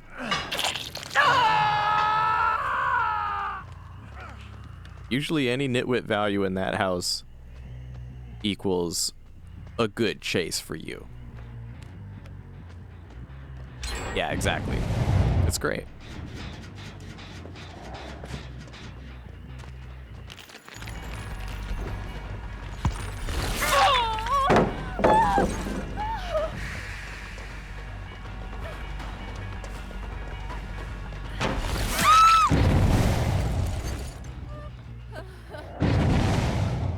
Meanwhile, Surge has been putting in some serious labor for me in this match. Keeping us in the game, dude. Not enough hooks to go around, though.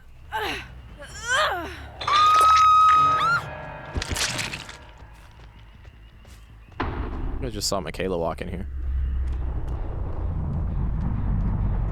Let's see what Nitwit has to say. Never mind.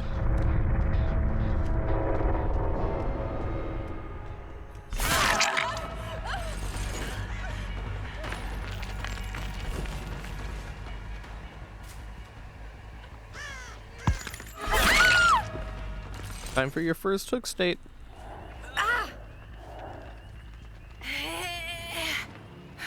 And there's the final one. Right in front of me.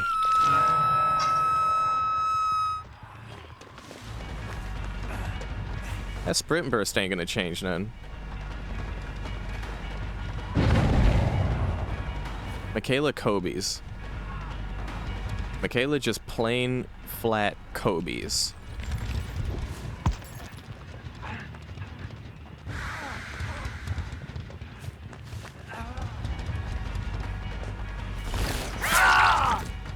I'm gonna make her pay for Kobeing.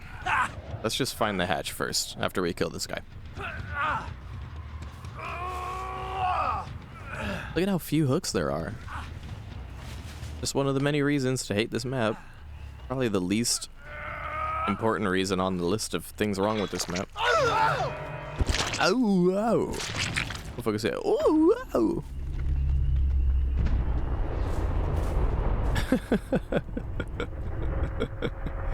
Oh, what is that sound?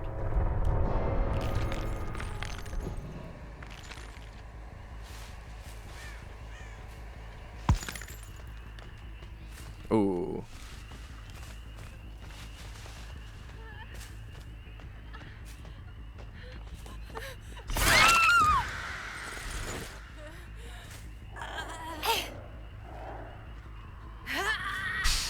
That's what that sound was? That was the sound of, oh my god, your armor is so swag. Dude, that's next level. If my swag ever reaches a level where somebody randomly goes up to me and goes, ooh, whoa, and follows that up with, I love your outfit. You've won. You've officially won at that point.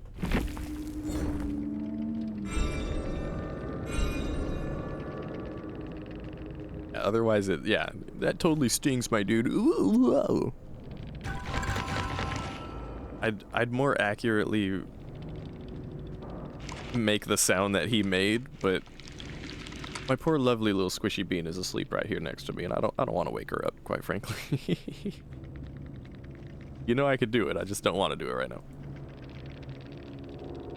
EJ.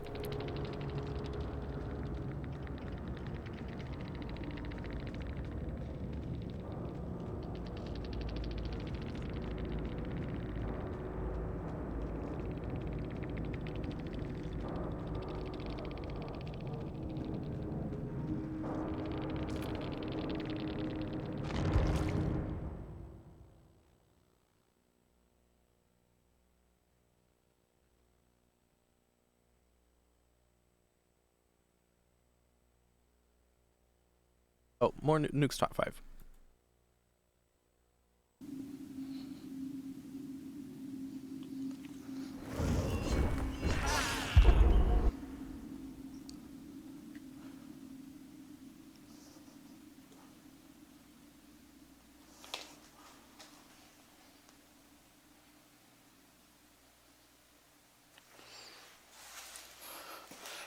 That's weird.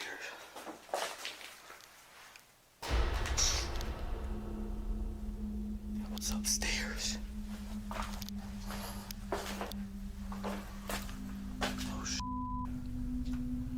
As Chris is exploring the basement, he hears strange noises, but can't identify the source.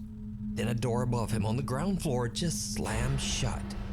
Chris quickly makes his way upstairs to investigate, and what happens next is downright creepy.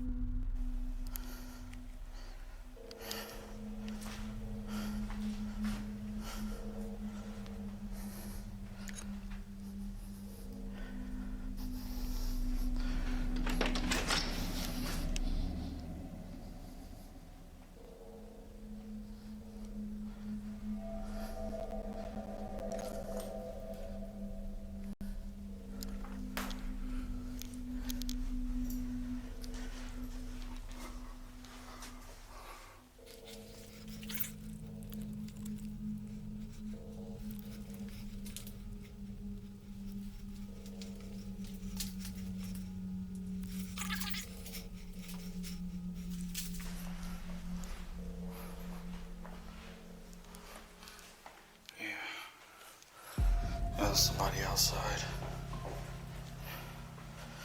Chris finds nothing and no one to explain why the door slammed shut.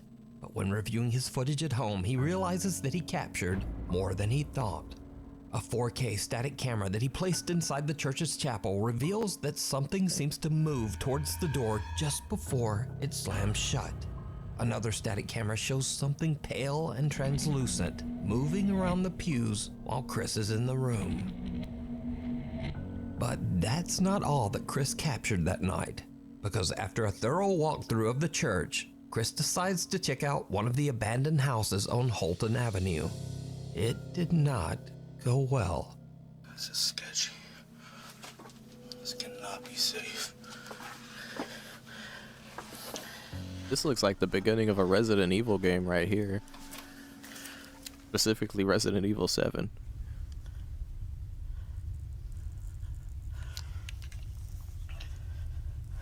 Hope I don't find a body down here. It actually looks like it's just underneath the house. It's not really a basement. Still creepy. Yeah, you catch any movement down there, I'm out of there, dude. Fuck that. That is a giant, big, fat fucking no-no in like red light district neon lights blinking at me. Go away, get out of there.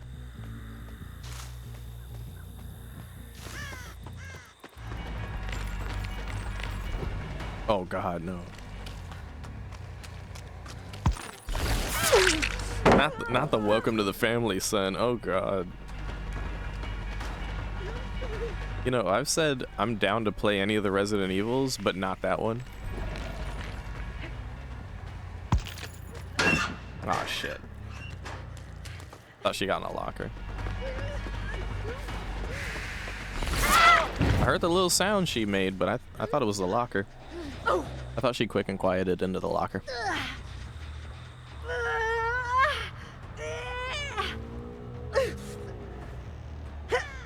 Recently abandoned? I think they were saying something about like some big tragedy happened at it and how it actually was relatively recent, if I remember correctly. Maybe I wasn't paying enough attention, but I could have swore they were saying some shit like that popped off there, Ozzy. Yeah.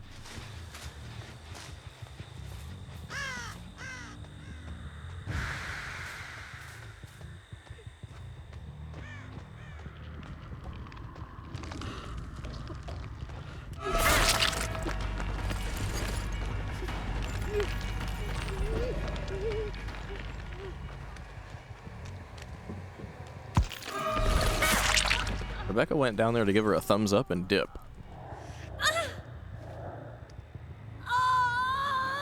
One of the were dudes? Yeah. Resident Evil Village, right? The 8th one? I have that one. I haven't played it yet. I intend on playing it someday, but like there's a particular part of it that I know is gonna freak me out and I'm really not looking forward to playing it, you know what I'm saying? It's the one with the giant fucking baby. I don't want anything to do with that shit. That part single-handedly makes me not want to fucking play that entire game. So you booned a totem, and for what? Take my damage? Invested in the Nuke Talk 5? Aw, shucks. I'm sorry, Ozzy. You go to sleep if you want. You know what channel it is. You could go watch it if you want. Yeah, no, I don't want anything to do with that child.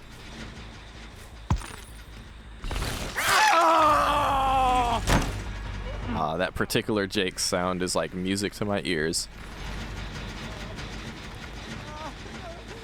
It was almost easier to track him thanks to his lucky break. There was no scratch marks to go off of. I had to go purely off of just the sounds of pure Jake pain.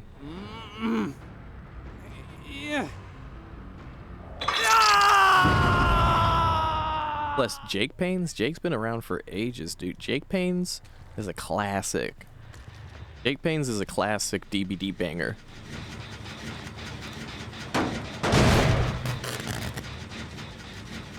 Oh.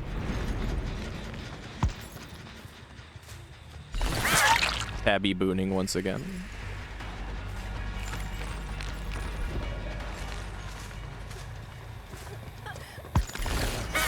Oh, that was my bad on that one. Aw, poor thing. I like her outfit, though. What outfit is that?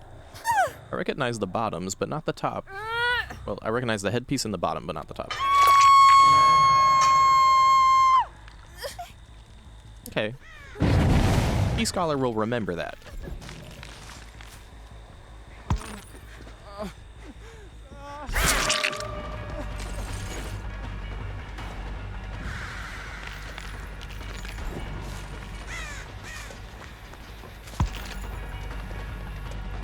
Rebecca just out here running loop-de-loops.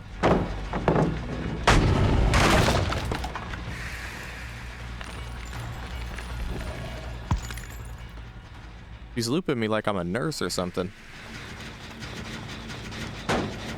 Current Rift shirt? Oh, interesting. I'm gonna want to get my hands on that one.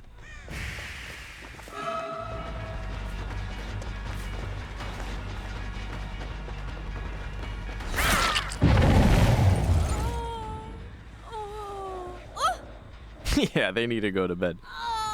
They need to go to bed without making their bed, you know what I mean?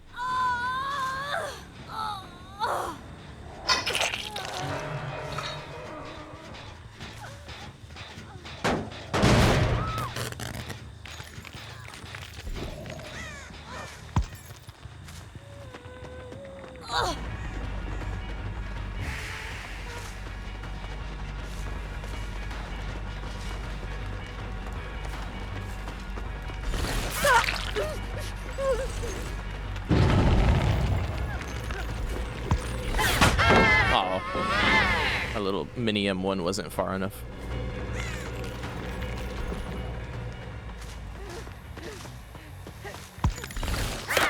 Oh. There's no shack pallet here, so...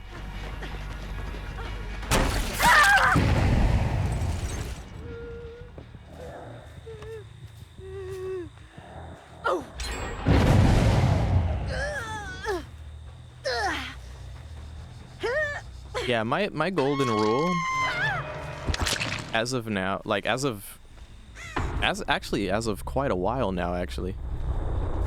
My rule is, if I manage to get deep enough into the rift to make my shards back, then I'll get the rift. If not, then it's not worth it. Because that's how I look at like any battle pass type of shit.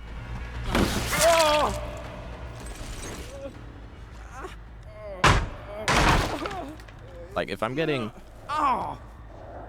far enough, usually, like thankfully with DBD Rift, you can like get far into the rift and then decide to buy the rift and get all the rewards. I've seen other battle passes for certain games where like you have to get the battle pass and then grind the shit out of it to get all the rewards. But with a rift like DBD's,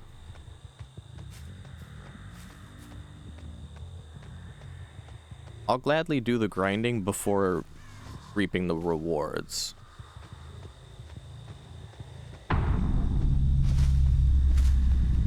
Whoever was over there decided to scoot.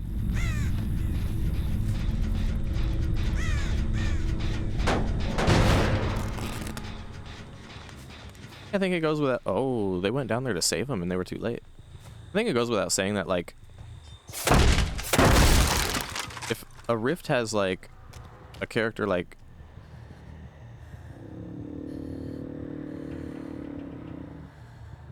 If a rift has a character like Spirit or Meg in it, then I will go out of my way to grind to the proper rewards.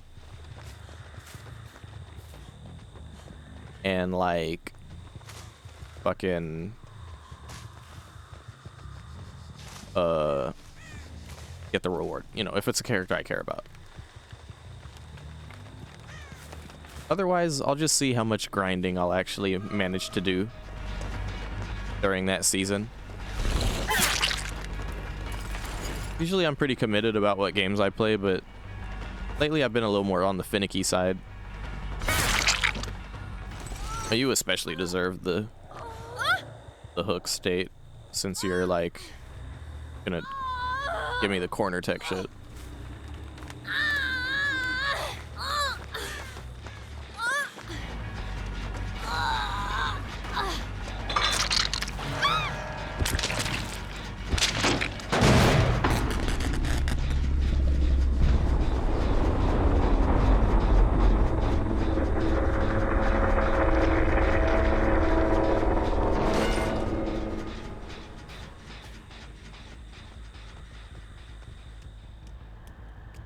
I'm gonna let Feng go because I like her outfit, and she decided to be cute.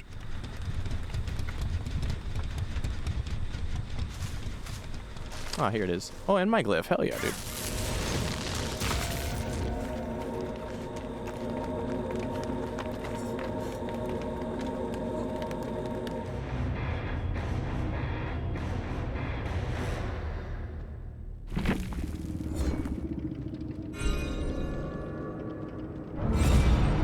I mean, at that point, you might as well be like, yeah, I'm just not going to play DBD anymore when Checky comes out.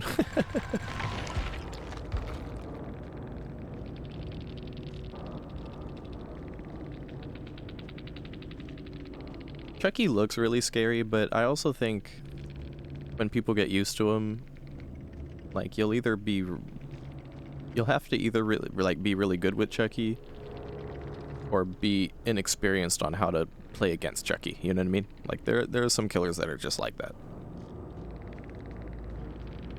Nurse is a perfect example of that, just with like a considerably higher skill floor compared to Chucky, in my opinion. But like, based on what I've seen,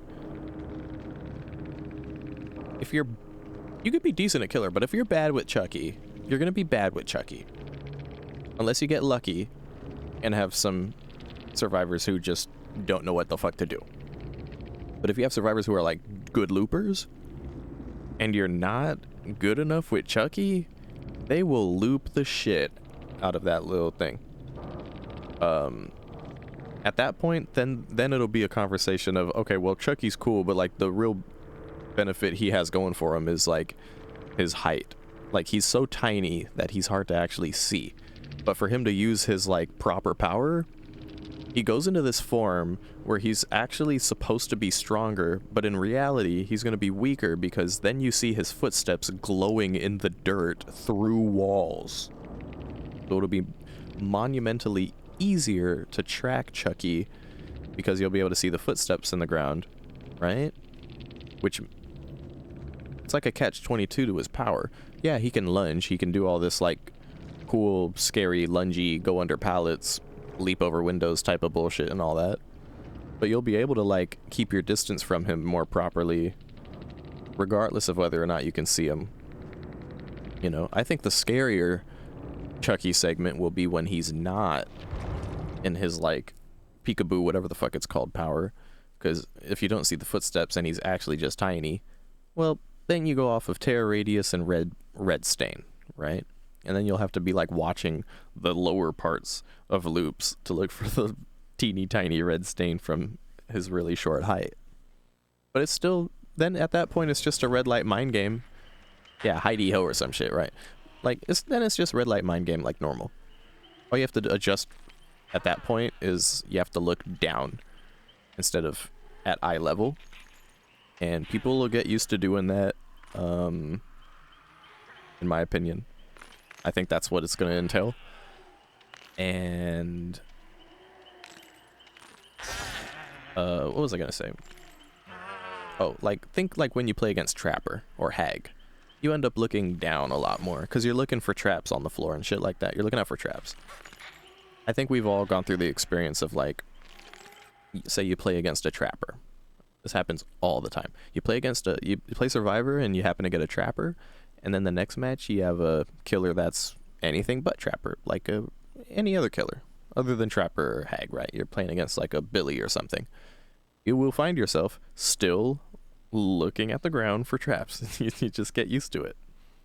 So Chucky's going to be one of those killers that I think is just going to make you look at the ground a bit more for the red light and for the footsteps. And then you'll just learn to dodge his Heidi Ho M2 attacks. Kind of like you would dodge either a Nurse Blink or more accurately a Demogorgon Shred or a Billy Chainsaw or a Wesker M2 or etc., etc. There's plenty of samples where survivors will have already had plenty of experience on how to dodge things like Chucky's M2. So I don't think Chucky's going to be like that bad. He looks pretty fucking dope. But when you take into account the dystopian industry level gameplay of just what exactly DBD is at its core, and you have a killer who will, before we know it, start asking for buffs, start asking for this, that, or the other kind of adjustment, unless he's just in such a happy little spot that both survivors and killers are perfectly happy with how Chucky is. And I don't think that's ever going to happen, surely because he's tiny. I feel like there will forever be survivors who are just like, he's so small, it's hard for me to keep track, and But,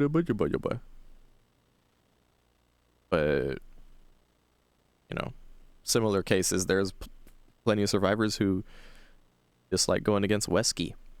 And Wesky Woo Woo is one of the most popular, if not the most popular killer. Still. And most people will say, he's balanced, he's fair, but I don't like going against him because I see him all the time. Blah, blah, blah, blah, blah. But then you get the rare sort who are like, yo, Wesker's not balanced for this reason or another or whatever, but most people will generally say Wesker's balanced, or he's balanced enough. Right? Chucky's got that downside that he's going to be so tiny that people are going to be like, you know, I think he's got a problem. We need to fix him. Make him bigger. Make him bigger than he actually is. Anyway, I also think it's really cool that he's like third person FOV. That's super new. It's really cool that they're venturing into that territory, because I always wondered what that would be like. You know, it would also be cool if they made like a first person Survivor perspective. Maybe they would make like a new Survivor called Player One, and it's just like a fucking blobby silhouette, or like a basic bitch looking character, and it's just like, this character is meant to be you, first person, blah blah blah blah blah blah blah blah blah blah blah. Anyway, oh shit.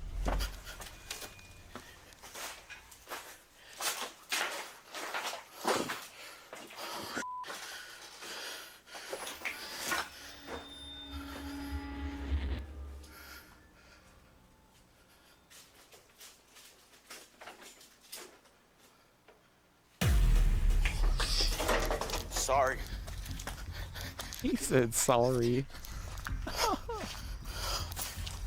Oh, excuse me, sorry for intruding. He walks outside after apologizing politely and is like, shit. On the floor above him. Freaked out by the sound, he quickly starts making his way out of there. But there's someone inside with him, peeking out from behind a curtain. The man seems to be living in the abandoned home. Oh my god. Chris knows the horrifying stories of the people who met a tragic end on Holton Avenue, so he quickly just gets out of the house. Holy shit. And with that, Chris has had about Oh, that's frightening. That's a whole ass man right there, dude. Now, for obvious reasons, I advise everyone watching this to just stay away from Holton Avenue. But if you want to see more of Chris's explorations, you can find them all on his YouTube channel, Urbex Hill. Okay, so we got some closure on that in case if Ozzy needed that. Closure being fucking, that was not a haunting. That was a much scarier thing, which is called a human being. That was a whole ass dude living there, bro. Oh, okay. Feng said, "You're just gonna assume my pathing? Excuse me?"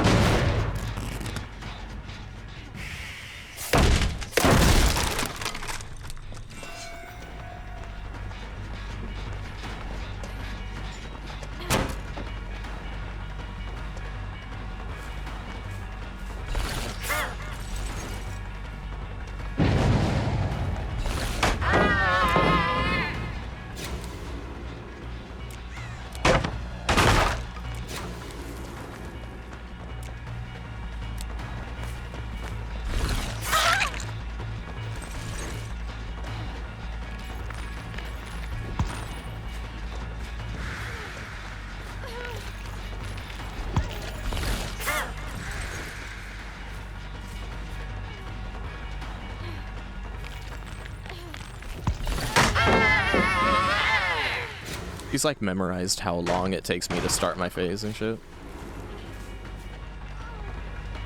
Good God.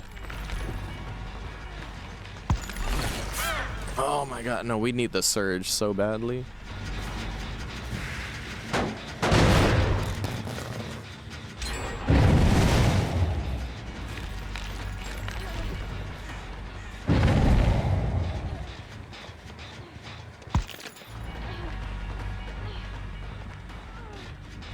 They were legit working on like 3 to 4 different gens right around me, and I just could not secure the down.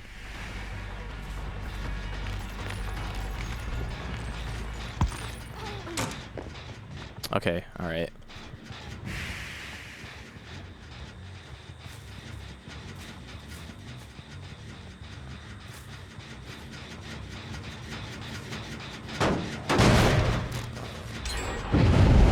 Oh, what the hell? I really hate leaving Chase. Even though I know it's in my best interest to leave it.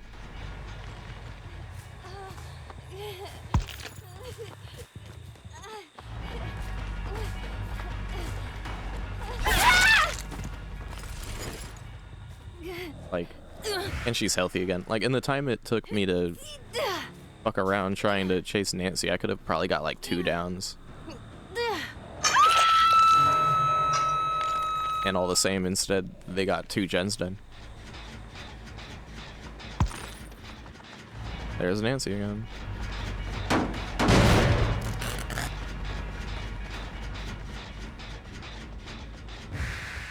I'm gonna go for a not Nancy.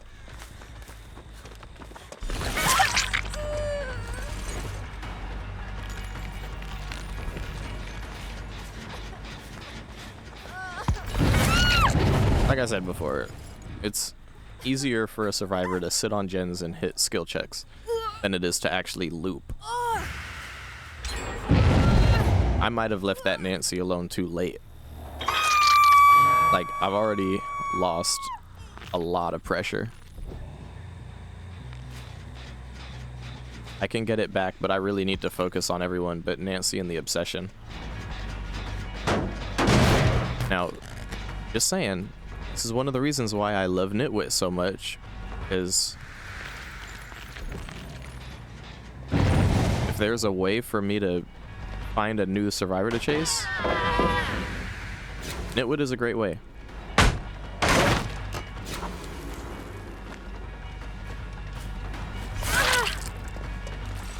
Alright, Nancy pretty much gives me that hit.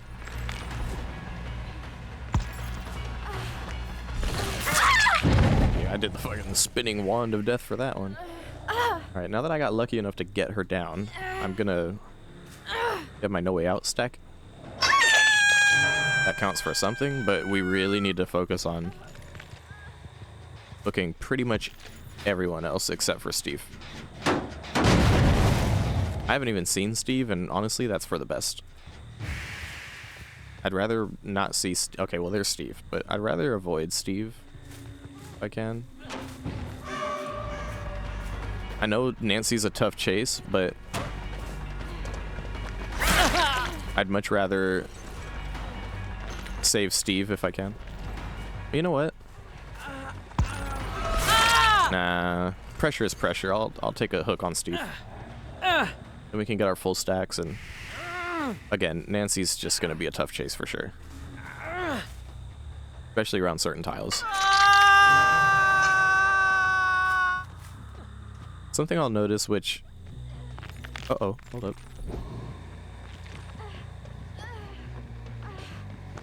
I feel like this should be obvious for anyone who's ever played Survivor, but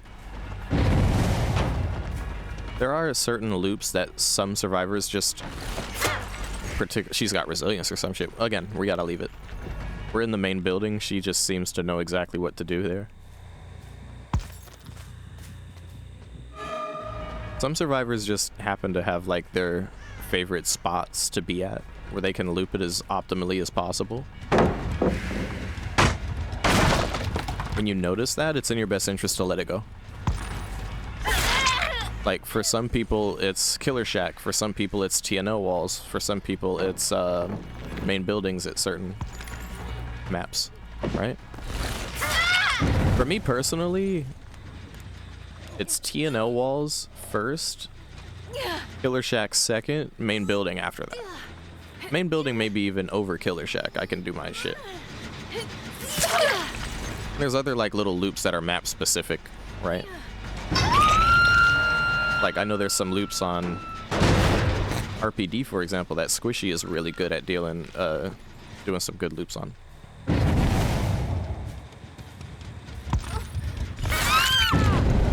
But like, you see how much this Fang struggles in chase? Like, we could have killed her already in the time we've taken trying to kill Nancy. And like, any gen work that Fang has done this match has been just as painful and detrimental to me as Nancy's loops. And like, it's important to not let your ego get in the way of your ability to properly assess the situation like that.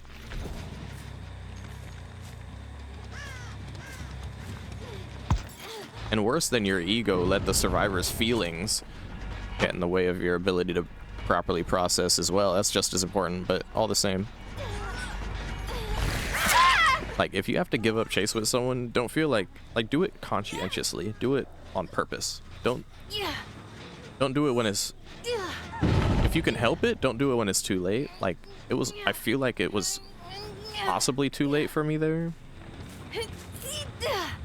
I'm not saying to, like, give up on chasing survivors quickly, because that's also detrimental.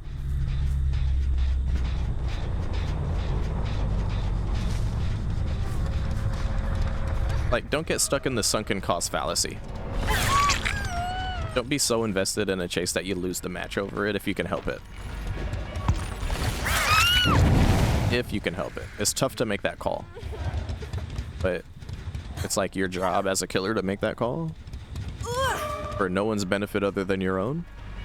I already had this spiel earlier in the stream, but I'm experiencing this lesson again. And as you can see, it really does pay off to practice that preaching, because like this match was going to shit, dude. This match was totally going to shit.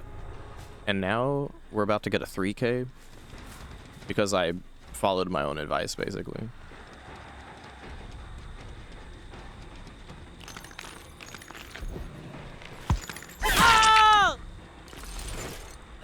But like, here's the thing, right? Here, let me kill Steve first.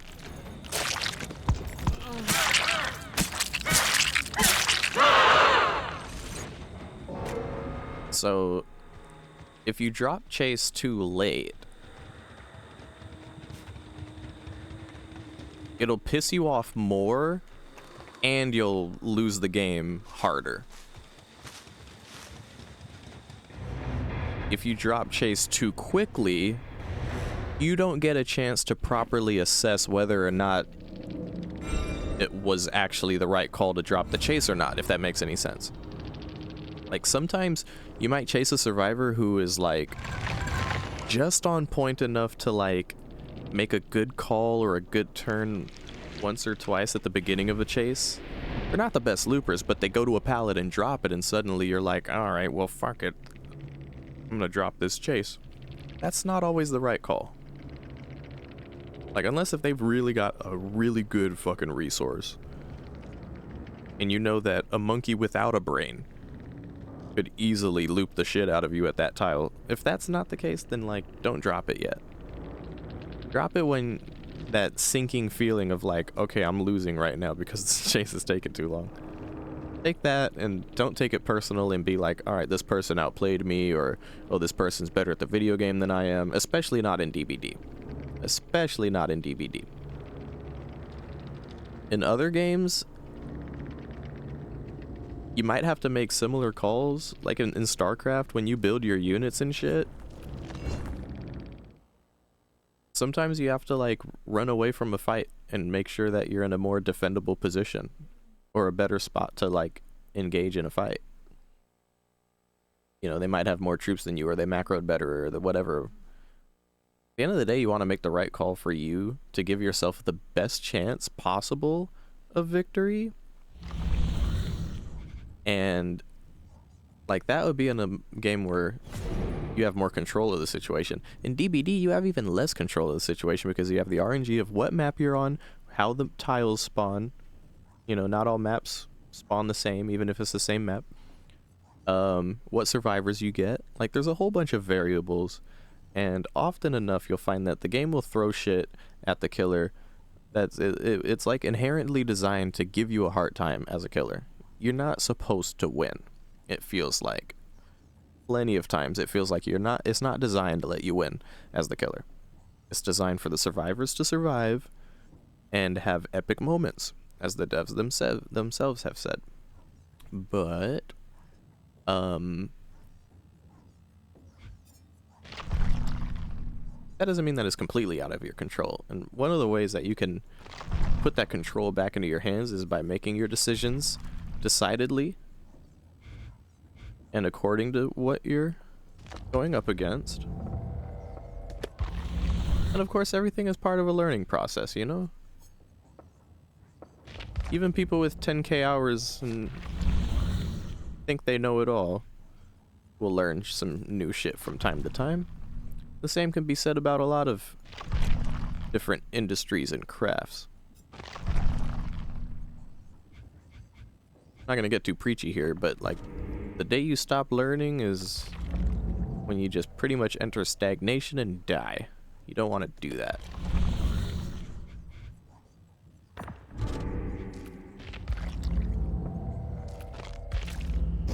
And as far as DBD is concerned, every match is a learning experience on a very unique and individual level, because, like, the variables always change. Unless you're going against the exact same survivors that you've gone against before and you know what to expect, and unless they haven't learned shit or changed anything up, unless that is going on, there's always something new to learn on each individual map in terms of what's your situation as the killer and figuring out how to act accordingly. So I'm not looking at it as, like, the Nancy was good. I'm not saying the Nancy was bad, but I'm not going to be like all butthurt about having to drop chase with the Nancy a couple times, because in my mind, I'm doing that strategically. I'm doing that under the assumption that she knows what she's doing enough to make use of the resources the game has hand-fed her. And, like, I'm not gonna win if I just keep letting her do that. You win by... The outplay at that point isn't winning the chase. It's chasing someone else. It's fucking the team. Fuck up the team. Not the individual. That's the killer's job anyway, to fuck up the team, not the individual, right? So you gotta do whatever you can to fuck up the team. Don't worry about Nancy outplaying you in a chase. Worry about outplaying her team in your decisions. And if you can manage to outplay any of them in chase, good on you. That's part of the process too. But you gotta find the right ones. Gotta find the right ones. Hello, JD. Yeah, I'm here.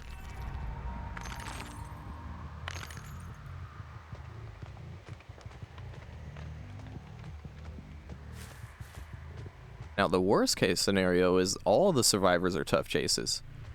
You got a 4-man Swift where they're all tough chases. That's when you really gotta buckle up, but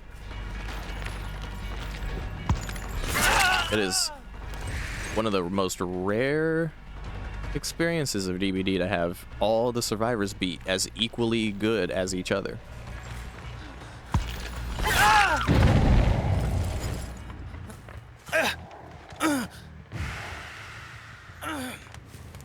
I think even in, like, comp games, you might notice, like, there's, like, the LeBron James of Lupin on their team, and then the other ones, who are pretty damn good, but maybe not as good as LeBron James. That's the shit you gotta figure out. Who is the LeBron James? And try to engage in chase with LeBron James when it makes the most sense to do so, so that you can get the best amount of pressure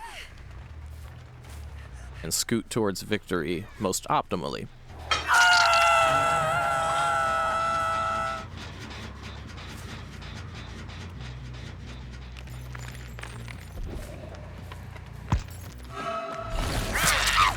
I feel like a lot of games, most games, I want to say all games,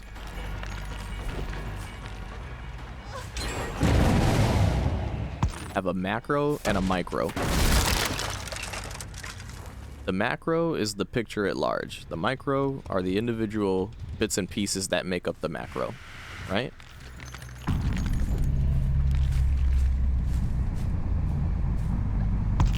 So, like, the loops. The survivor utilizing the loops, the pallets they get, the windows, what tile they're on, what maps, what tile of what kind of tile on which map do they have? How long the chase is taking. These are examples of micro.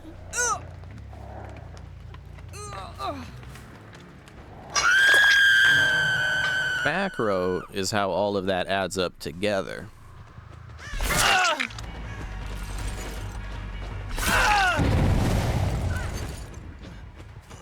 For example, like as a more basic example of how this could be interpreted. Cowshed, macro. Cow tree, micro. Along with what happens at cow tree, micro.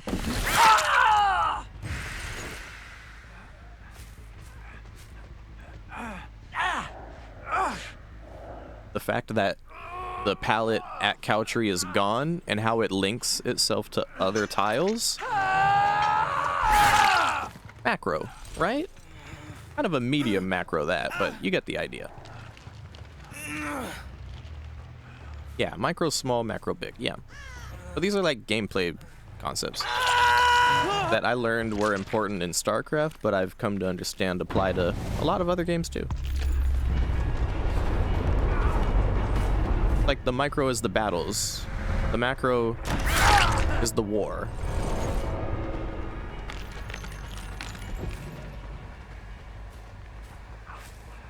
Here's another example of the macro versus micro in DBD. Micro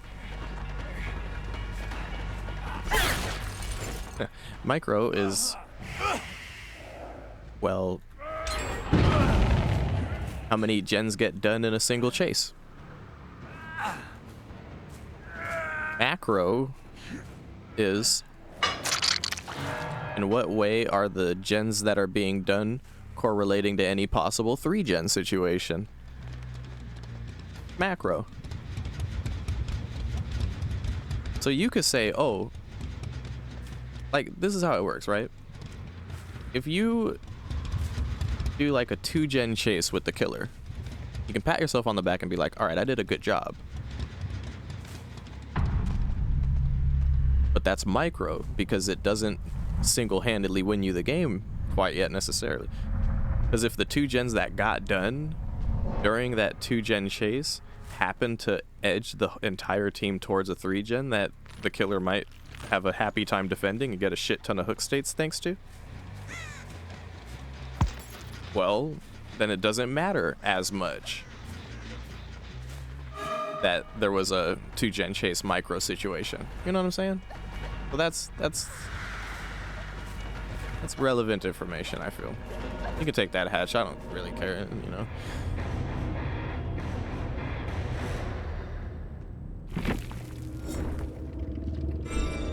Not chasing near completed gens.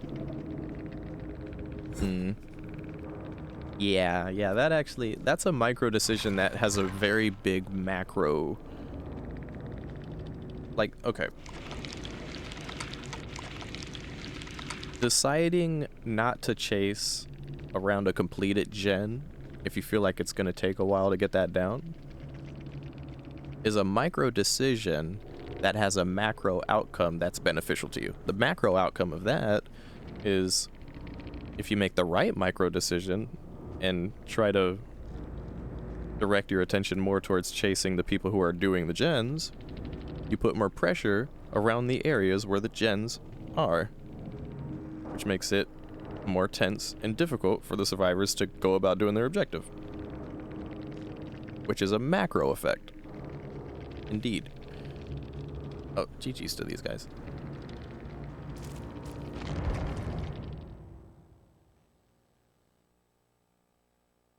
Anyway, all of this stems from the very simple concept of if you play killer on DBD, don't let yourself get in your own way about chases that don't go well. Because if you're able to make up the pressure lost from learning that it wasn't worth it to chase any given certain survivor at certain tiles, you can make that pressure up by chasing other survivors in the correct locations at the correct time. You can still win. You can still win, but you have to make that decision at the right time. And that's a micro decision made for macro decision reasons. Now, if a survivor were to come in here after a match, which, by the way, didn't happen. I'm just speaking in a hypothetical here, right? If a survivor came in here and was like, LOL, you suck, I beat you, I looped you for so-and-so amount of gens, blah, blah, blah, blah. That's a micro... That's like a micro taunt. Right? Like, if you still get 3 kills... You still get like 2 to 3 kills after that. That shit shouldn't matter, and it doesn't.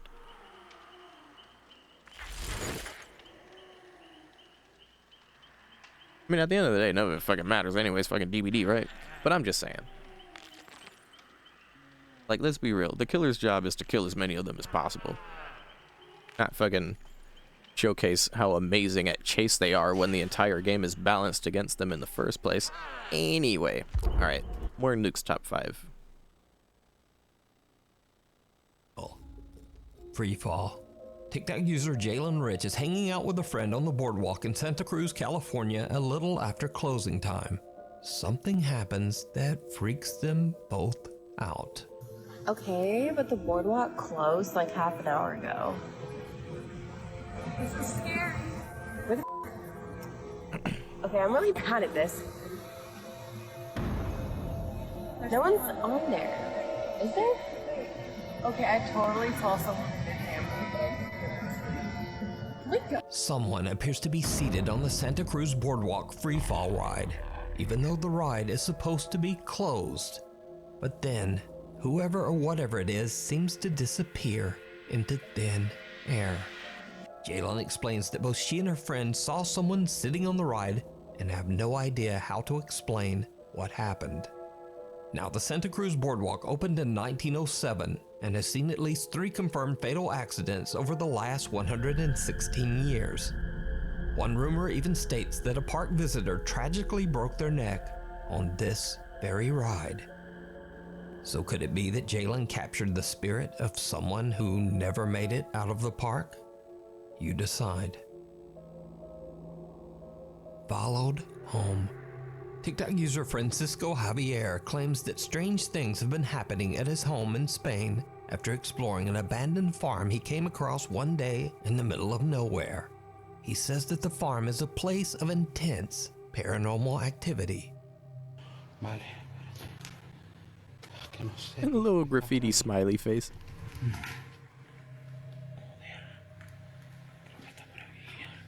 Hola, escúchenlo.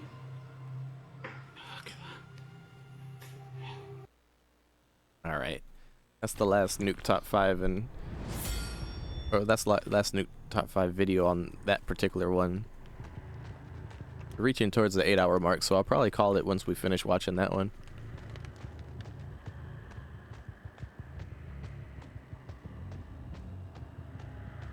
This is beef stew.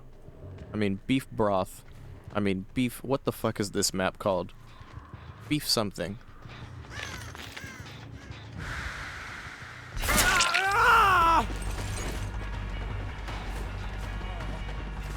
Oh, this Jake's got a nice hat. Got a feather. That hat makes him look like a gentleman. Orgo. Yeah, there you go. Beef broth. Yeah, same shit. You know what I mean.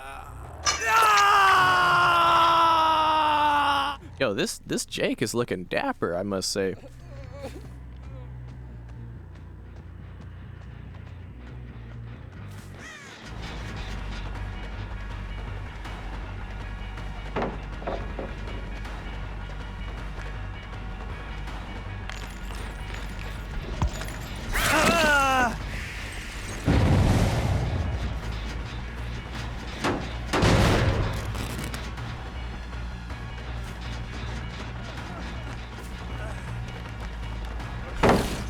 Oh, I fucked that up.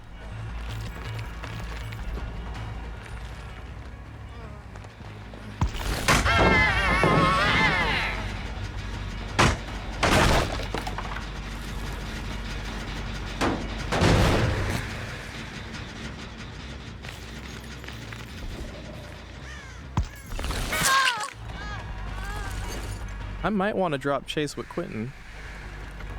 Try Ada, see what that's like.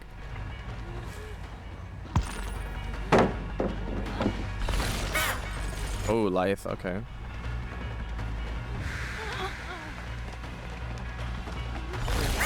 Yeah, not nearly as rough a chase.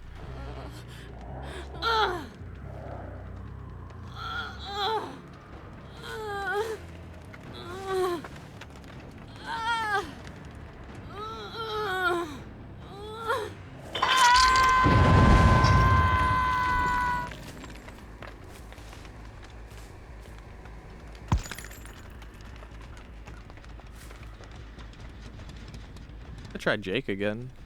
I like his outfit, but it's not a difficult chase.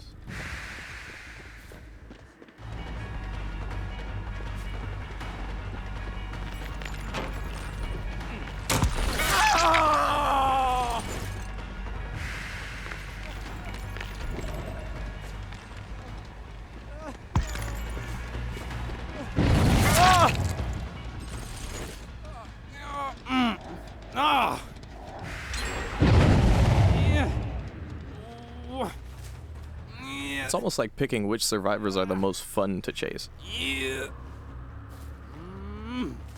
Yeah. And some people be like, oh, well, fun chase equals they're really good loopers, so blah, blah, blah, blah, blah. It's like, no, motherfucker. Are you getting serotonin from this motherfucker dropping pallets on you over and over? And winning every step of the way? Fuck that. That is not fun. You're fooling yourself. Like, look at this fucking Quentin. How is he getting away with bullshit every single turn? Like, Petit Scholar. The serotonin of finally getting the down. Listen, when I finally get that serotonin of dropping a really tough chase like this Quentin, for example, it could have been tougher, but like, out of this group, he was probably the toughest so far. Finally getting the down on him, or finally getting the down on the Nancy earlier, for example, doesn't give me the same serotonin as just like, yes, I feel it, I'm winning the match right now, I just need to keep this up. No, it feels like, oh my god, I may be losing the match, but I finally got this person down. I have proven that I can fucking get them down finally. It's like, have you really? You'd feel better if you could prove that more effectively and quickly to allow you a chance to win the game, don't you think? Anyway, Jake is dead, and I feel really bad about it, but only because of his outfit. Was that Quentin? Quentin, that flashbang was really aggressive. He threw that shit. He fucking football tossed that shit directly into the ground.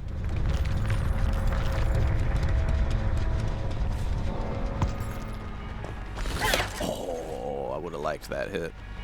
That's cool. Leave him. He's got the killer shack to his self right there.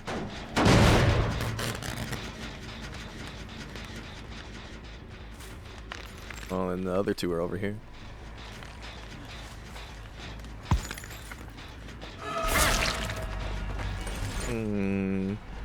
No way out. Stack off Steve? Yeah.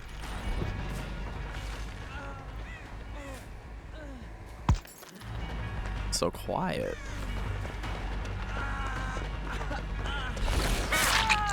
Steve always been that quiet? Jake outfit is from the summer event? Oh, okay, whatever. I didn't say I want the outfit, I just said it looked cool. But I'm sorry, I'm being an asshole. It's nice to know where it's from. Thank you for that information. There's this little gremlin, Quentin. Of course he's shift Wing already. He knows I'm coming for him. He's wearing headphones. How about some more information? Is there an Ada Wong in the house? Nice window hit. Love that. Can we go 2 for 2? No. There we go. Now that's a satisfying chase against a tough survivor. We had him at a different tile, completely different tile from any tile he's had so far against us. He was stuck at the edge of the map, didn't have much whereabout to go. Very different chase compared to how the chase at the killer shack with him was going. You know what I'm saying? That's satisfying. It feels satisfying because it's efficient, it's effective. You have a better chance of winning the match when your chases go like that. The only reason it went like that is because we only engaged in chase with him when he was at like a much more reasonable tile for us. Where did Ada go?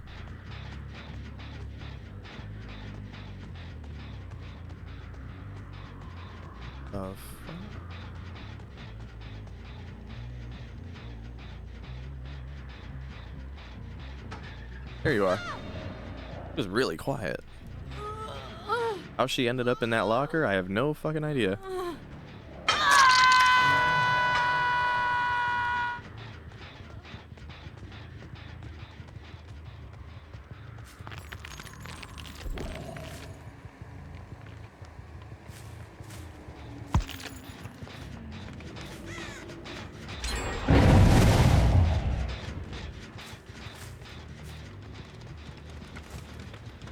So actually, now that one of them is dead and another one of them is on the hook, it's pretty much up to Steve to save. I feel like I could go for Quentin. The chase will probably... Now I can take into account, like now that I know how Quentin chase is going to tend to go, especially now that we're on this side. Like if I don't get lucky on some 50-50s with him. Some plain foreheads and shit. Like, see that how long that... I already knew ahead of time. That chase lasts long enough for Steve to save Ada and probably heal her underhook.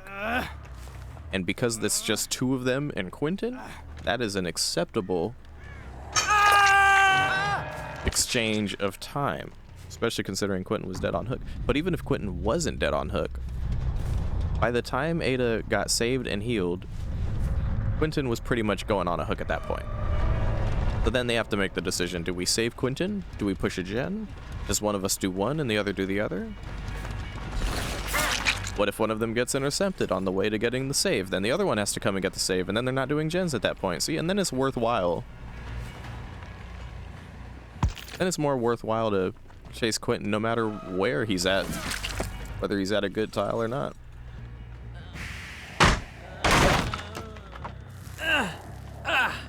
I've said it before, but pretty much goes without saying. And I'll always say it again, for the sake of education, I guess. When 4 survivors are alive and kicking, you will always be in a losing position as a killer. That's just the way it gets. That's the way the game is, and there's nothing I can do. It's just the way it is. That's just the way it is. That's just the way it is. Things will never be the same.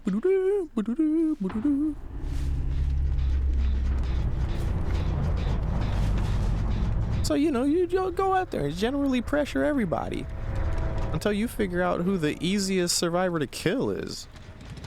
Essentially. And you kill that motherfucker. Try not to waste any time worrying about losing chases or, you know, don't even focus on camping and tunneling someone out, because that's not effective or efficient either. Just hook them, and then when they're on the hook, hook other people. If they're off the hook, feel free to go back to that motherfucker, put them on a hook again. Shit like that. Do whatever you gotta do. Try to always keep pressure up, but at the end of the day, you want to get one of these motherfuckers out of the game immediately. As quick as possible. And then when one of them is dead, the entire feeling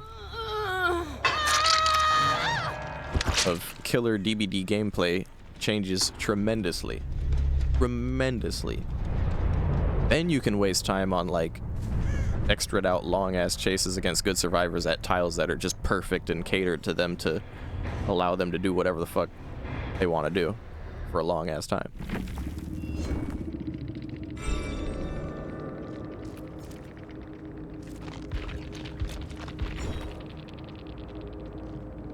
GG to these guys.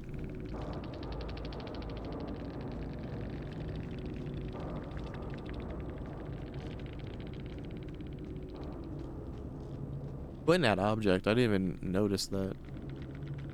Oh, it's because he wasn't the obsession.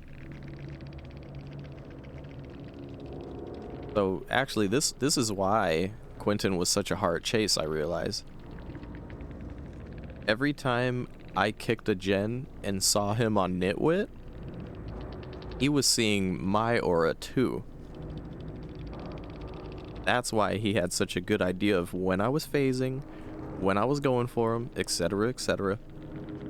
He also had this broken key.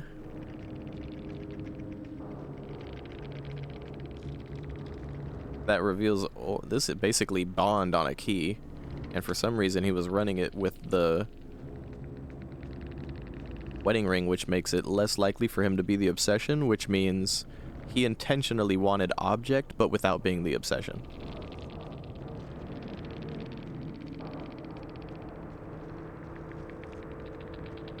So he didn't want me to know he has object.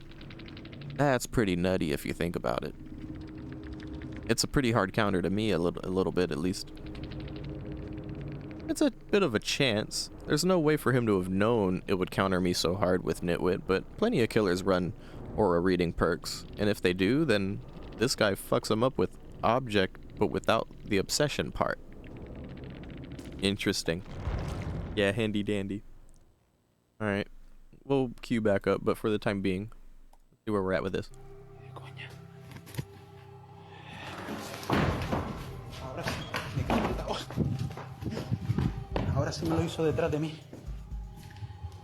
Yeah, it's kind of smart, isn't it? Francisco is recording at the farm when a door slams shut right behind him. After his days exploring the farm, he believes that something might have followed him home. Empiezo a grabar porque estoy escuchando sonidos desde el baño muy raros y estoy solo en casa.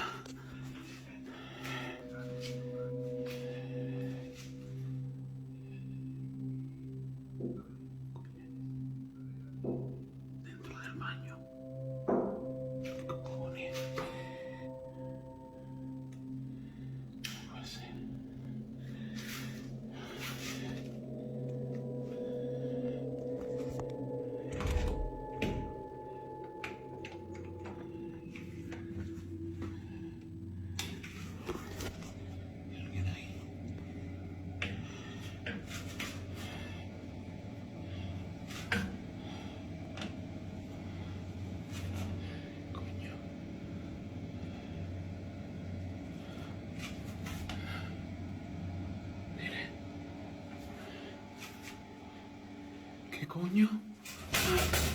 Francisco believes that he might be dealing with multiple entities as he begins to hear taunting voices, laughing, and even the sound of intense crying in the night.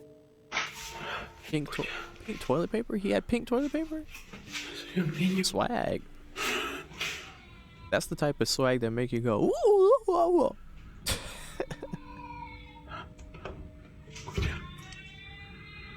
Okay, that just sounds like cats. It sounds like stray cats in the neighborhood.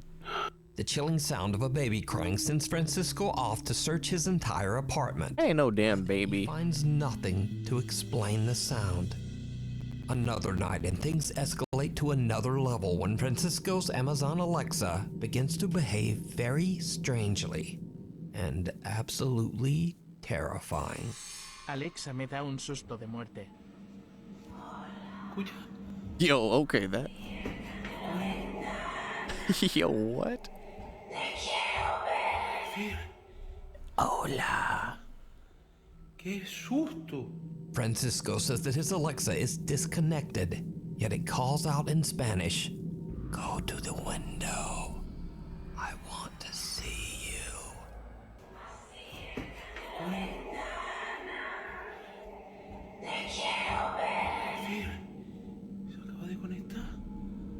qué susto.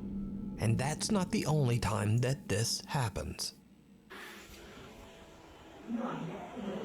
We're almost there with it, but we got another match, y'all. Dead Dog Saloon. I think I'm gonna do this match. We'll probably finish watching the Nukes Top 5 because one more go around in a queue ought to do it. We'll probably reach the end of the video, and then for my final match, I want to go to I think I want to go to Midwich. Hawkins was always my favorite map, and I'm really happy that it's back, but for some reason I feel like kind of more attached to Midwich these days. So we'll probably do like this match, finish the Nuke Top 5, and then we'll do one last match on Midwich. Unless they bring me to some other fucking map with an offering, and then I'm gonna fucking DC before the game loads.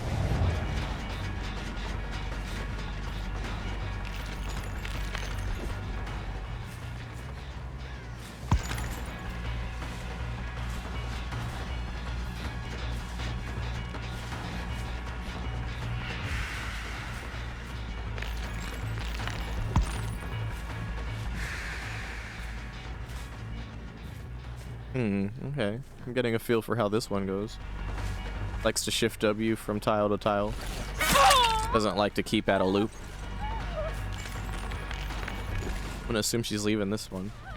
Goes to the next one, right? Yeah, it goes here for some reason. Her pathing is strange.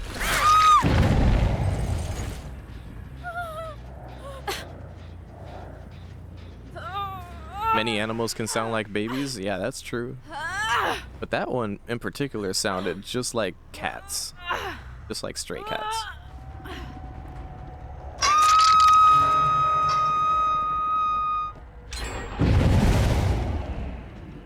Hey, if you think about it, Moriogun, the feeling of survivors swarming is actually a good thing. It's a good thing for the killer.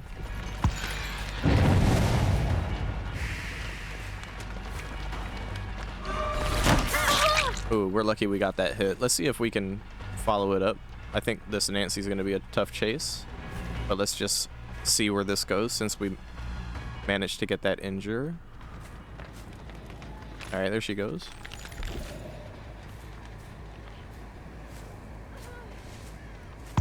She got a lot of distance and is getting just as much more. She's got plenty of resources ahead of her, and I think she has Make Your Bed, so I'm leaving it. Especially because she's the obsession.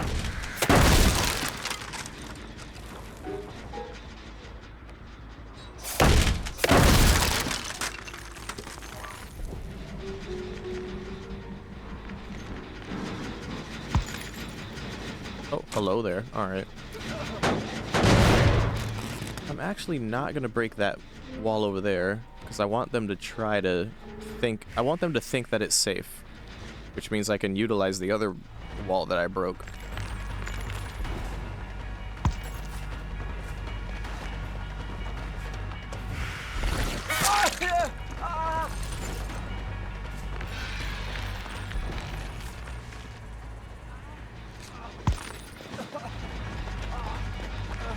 This guy's pathing makes more sense, which makes him a little more predictable.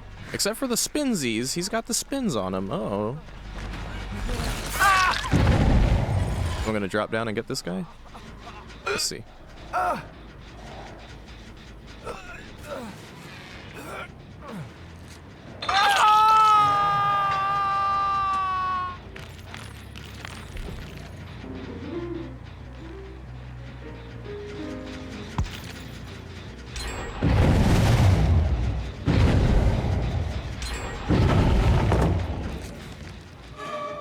Obsession again? Yeah, leave it.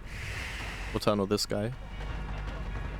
He's the closest we've gotten to a clean chase so far. And when I say clean, I mean clean for a killer, not for him.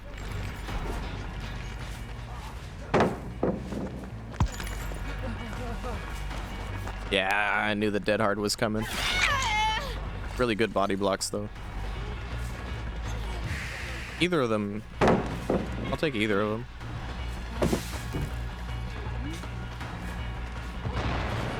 think she blinded herself there. Maybe not.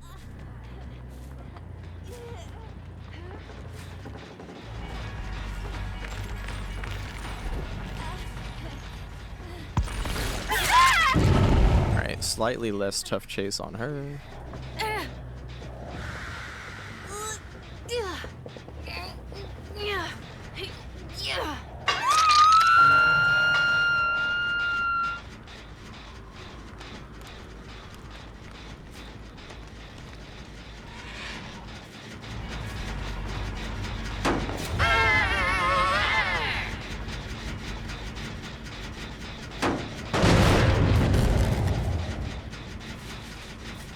We'll go back.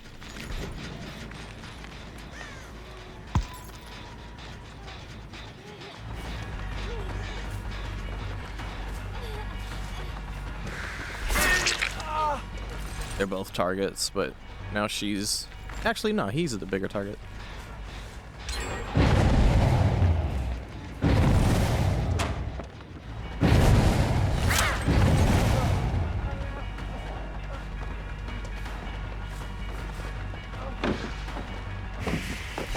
There we go. I don't want her to do like a for the people play. She's holding a map. Okay, they got that though.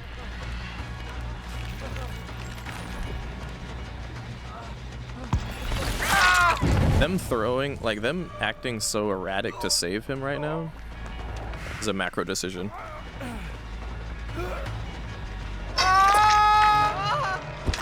Because that kill changes the game completely. He probably, yeah, he could have had adrenaline too, just like that bitch did.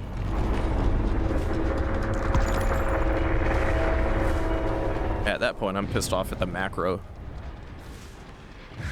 At the complete, like the total conclusion of the game is not very much not to my favor right now.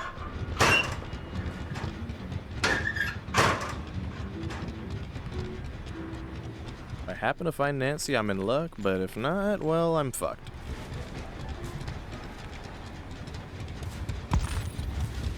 Dead Dog Saloon, man. It's a pretty polarizing map in terms of people's opinions on it, dude. Because, like, some people really say, oh, it's a killer-sided map. Because blah, blah, blah said so. But it's like, no. A lot of people consider this the opposite. With good reason. It's really shit, man. I don't tend to have a good time on this map. I feel like I made good decisions. I didn't do horribly in Chase, but it's still a shitty time. Can't say I had fun.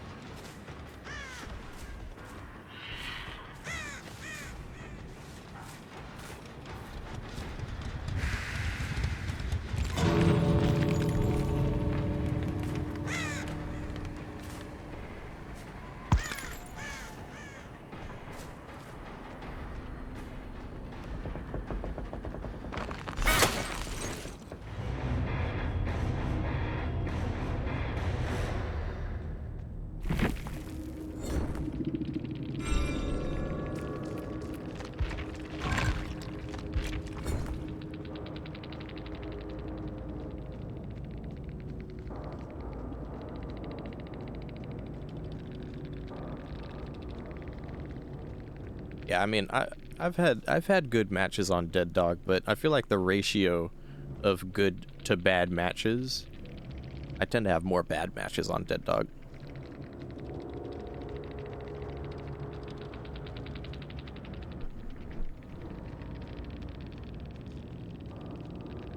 That's not to say you might not have a good match every now and then. Like, any shitty map you can think of, like our least favorite maps, right? Like Haddonfield, Garden, fucking, that Disturbed Ward, fucking Mother's Dwelling. Fucking hate those maps. But every once in a blue moon, you play on one of those shitty ass maps and you have a good time. I feel like that's entirely in the survivor's hands at that point, isn't it? Oh, I routinely have a good time on RPD though, JD. I love JD. I love JD. No, I love RPD. I love RPD. Anyway, let's finish this nuke top 5.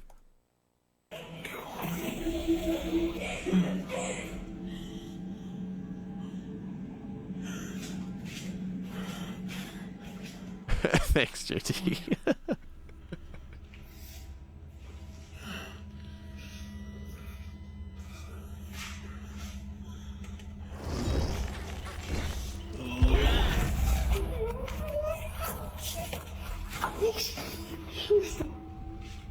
A female voice coming from the Alexa laughs out loud but then stops as soon as Francisco comes around the corner. Then an entirely different, lower and creepier voice calls out, "Hola." Okay, let me remember to put my Midwich offering. There we go, and now we're set. Okay. Francisco has had enough, but he has no idea how to stop the terrifying activity. He tries to continue living his life as if nothing has happened. But then one night when he's hanging out just watching TV, this happens. Escuche, acabo de empezar a escuchar a tocar desde esa puerta. ¿Están tocando desde ahí? ¿O es cosa mía? Míralo, míralo. ¿Hola? No puede ser. ¿Qué coño es eso? ¿Qué coño es eso, tío? ¿Qué coño es eso? ¿Qué cojones? Hay una luz aquí encendida también. ¿Qué era eso, loco? ¿Qué coño era eso? Nada, tío. Uf. Qué puto susto, loco. Francisco is startled by knocking coming from his hallway door. When he stands up to check it out, he spots what appears to be a small child looking in through the window. Shocked by what he's seeing, he quickly opens the door only to find no one there. Whoever or whatever this is has disappeared. So did something follow Francisco home from the abandoned farm that he explored? Could it even be multiple spirits? And if you were in his shoes, just what would you do? Yeah, and that's the end of the Nukes top 5. So this will be my final match. I'm actually up against the same Nancy and Yui, and I believe I forget that one chick's name, but the Cheryl skin. Yeah, same 3 man. The Michaela is new, unless it's the Felix on a different character. But like, relative to what y'all talking about, like on the flip side, it could be the same way on the other way. Like, you could be on your favorite map and have a shit time. That's highly possible. What the hell? And considering I'm up against the same 3 man right now. Yeah, Maria, right, that's one. Possibly we might see a example of that right now. I'm more comfortable on this map, but if I lose this one, I can't blame it on the map this time. Whoa, resilience maybe.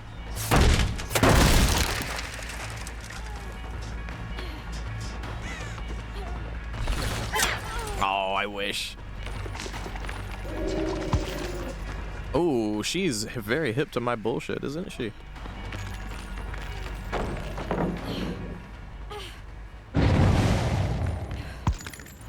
Yeah. Nancy's incredibly on point with the headphones, dude. Incredibly on point. Oh, man. I'm gonna chase her until I get a better option. I see those 2 over there, one up top. Yeah, if Nancy lets me chase her in this direction, I can transfer the chase to a different survivor. Preferably the one on this gen that she doesn't want me to face towards.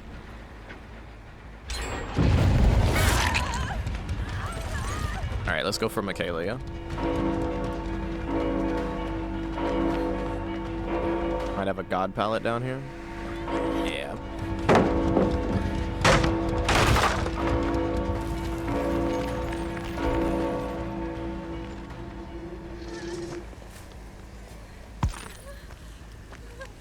Oh, that was a bad phase there.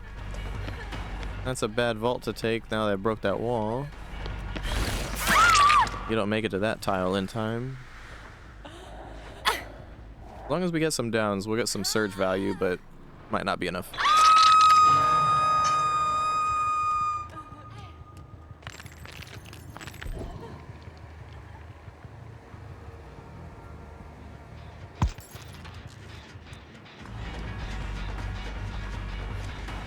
We don't make that. Well, those first two gens were very fast, yeah. They're efficient. Just like last game. But...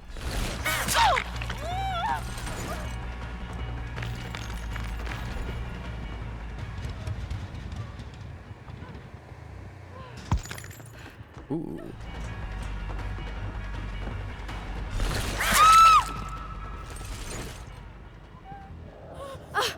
Considering this is my second time against them, and they can visibly see that it's me again,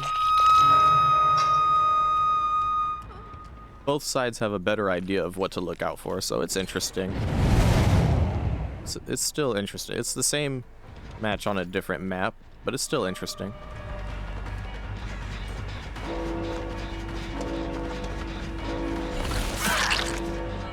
Only unknown is the Michaela, really. Oh, we're about to get a second hook on. And kind of just like last match,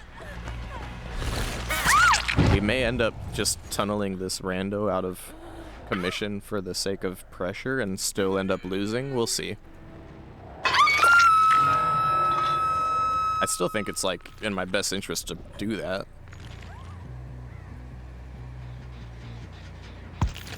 Because like I said, you get that one survivor out, it changes the game pretty drastically, but if they get all the gens done and do the right shit like they did last match, they can still get a 3-man out. That's the only kill that you've got. You gotta get the kill before they get the gens done if possible.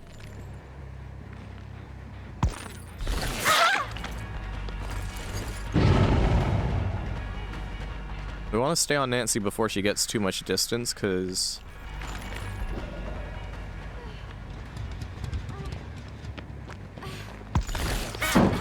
Oh, that's really, really lame auto-aim right there, dude.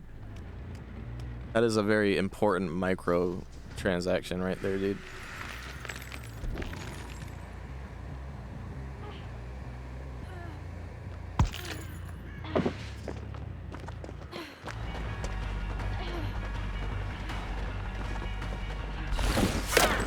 Unfortunate. That resilience value for her.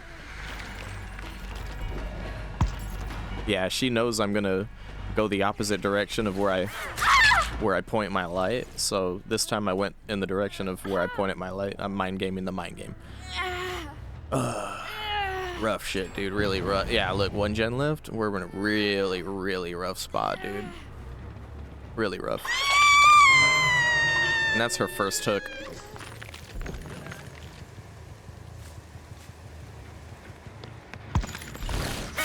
Oh, that was just horrible. That was just awful. We could kill Michaela right now, and that's about it. Enduring, and that would be a down. She did vault late, though, so we can probably catch up here with a phase. Catching her in the same area 3 times in a row. Put her on this hook. And just like last game, they're probably going to finish the last gen right now. As I get this 1 kill.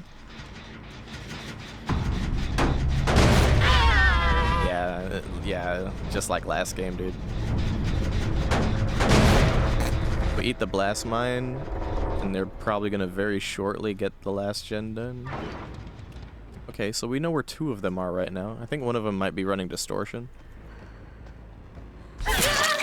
But that one's the obsession, so we don't actually want to go for that one. I'm gonna leave that.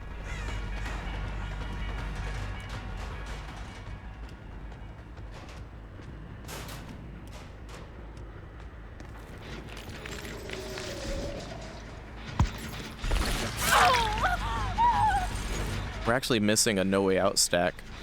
And I'm pretty sure Yui is that No Way Out stack, right?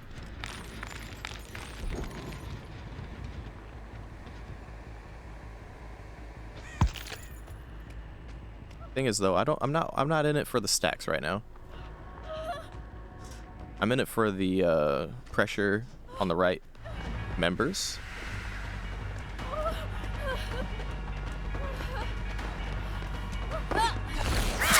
And the obsession is not who I want to hook right now.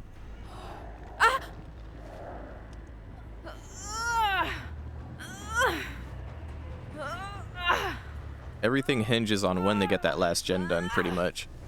Oh, okay, that's her second hook. That's a big deal. So who have we not hooked? Did we not hook the obsession? All right, they're no longer invested in that gen. Noted. We have to just pressure as much as we can. We need to kill Yui if we can. I'll wait out the BT and everything. Hit her at the last possible second. Get a second kill here. Yeah, and I'm pretty sure she could have adrenaline. We're bypassing that right now with this hook, as long as she doesn't wiggle. And now, with only 2 of them left, the endgame scenario with No Way Out right now is a little bit different. And the fact that we're on Midwich, this is where we really see the benefit of that quite a bit. Alright, so you're not the obsession, so this isn't exactly ideal. And once again, mind game in the mind game, working on Nancy.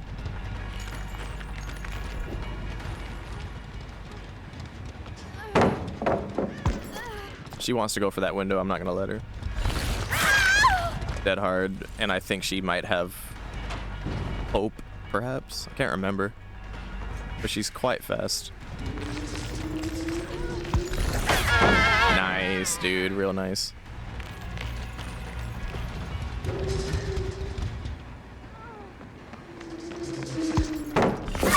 Ah, we got her there. Yeah, Nancy's a rough one, dude.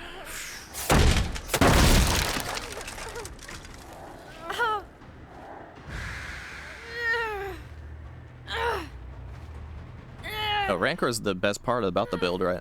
Like, all we need to do is camp Nancy to death and we can get a 3K. But if we can happen to run into Maria right now, we get a Mori, it's a spicy situation. I think, yeah, no, Maria's the only one I haven't hooked, and that's on purpose. Would have wasted time hooking her if we could just kill her instantly right now.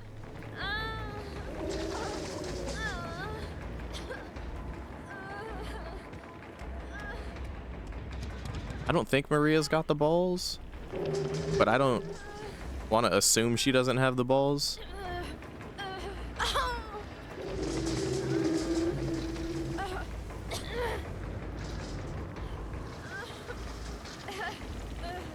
Oh my god. Oh my god. She had the balls and really went for it.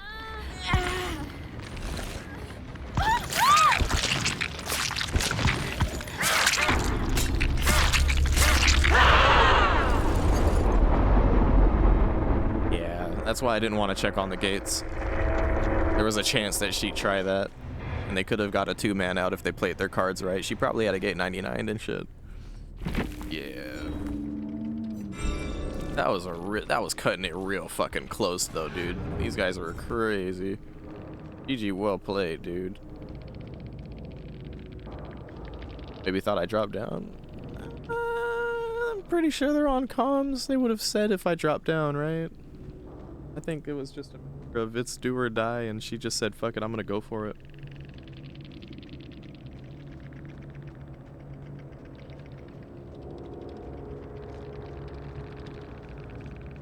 Yeah, these guys were crazy, dude.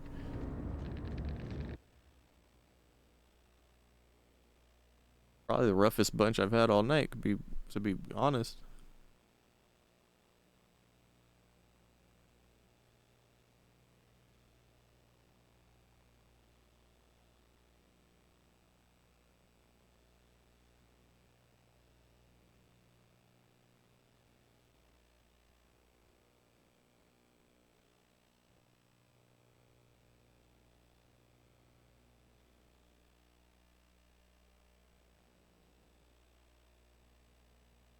I'm pretty sure the Nancy is actually like a viewer, like someone who has either watched me in the past or may still watch me from time to time. They have about as much hours as, wait a minute, no. I forgot, I'm at like 5K hours. They're at about squishy level hours, but on their profile they have a screenshot of their 7th anniversary cake count.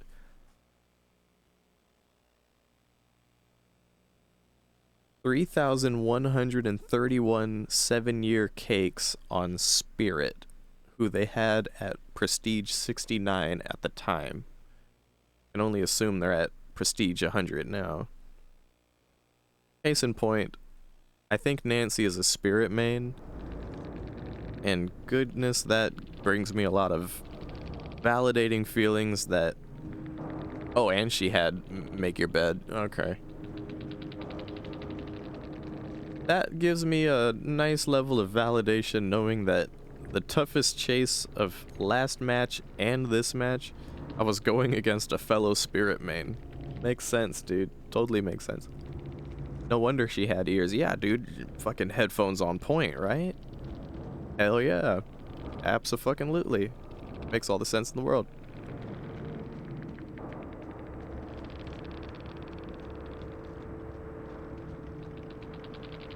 That's why when I was phasing and I wasn't going around with it and I was just waiting for her to vault back over the pallet, she didn't vault that shit. She stood right where the fuck she was at. She was like, I know what you're doing.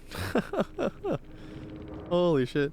And we were on Midwich, so I'm happy with that. I'm happy with that. I think that was a good match to end off on. So even though my avatar's broken, I want to thank y'all for hanging out with me, and it's been a fun time.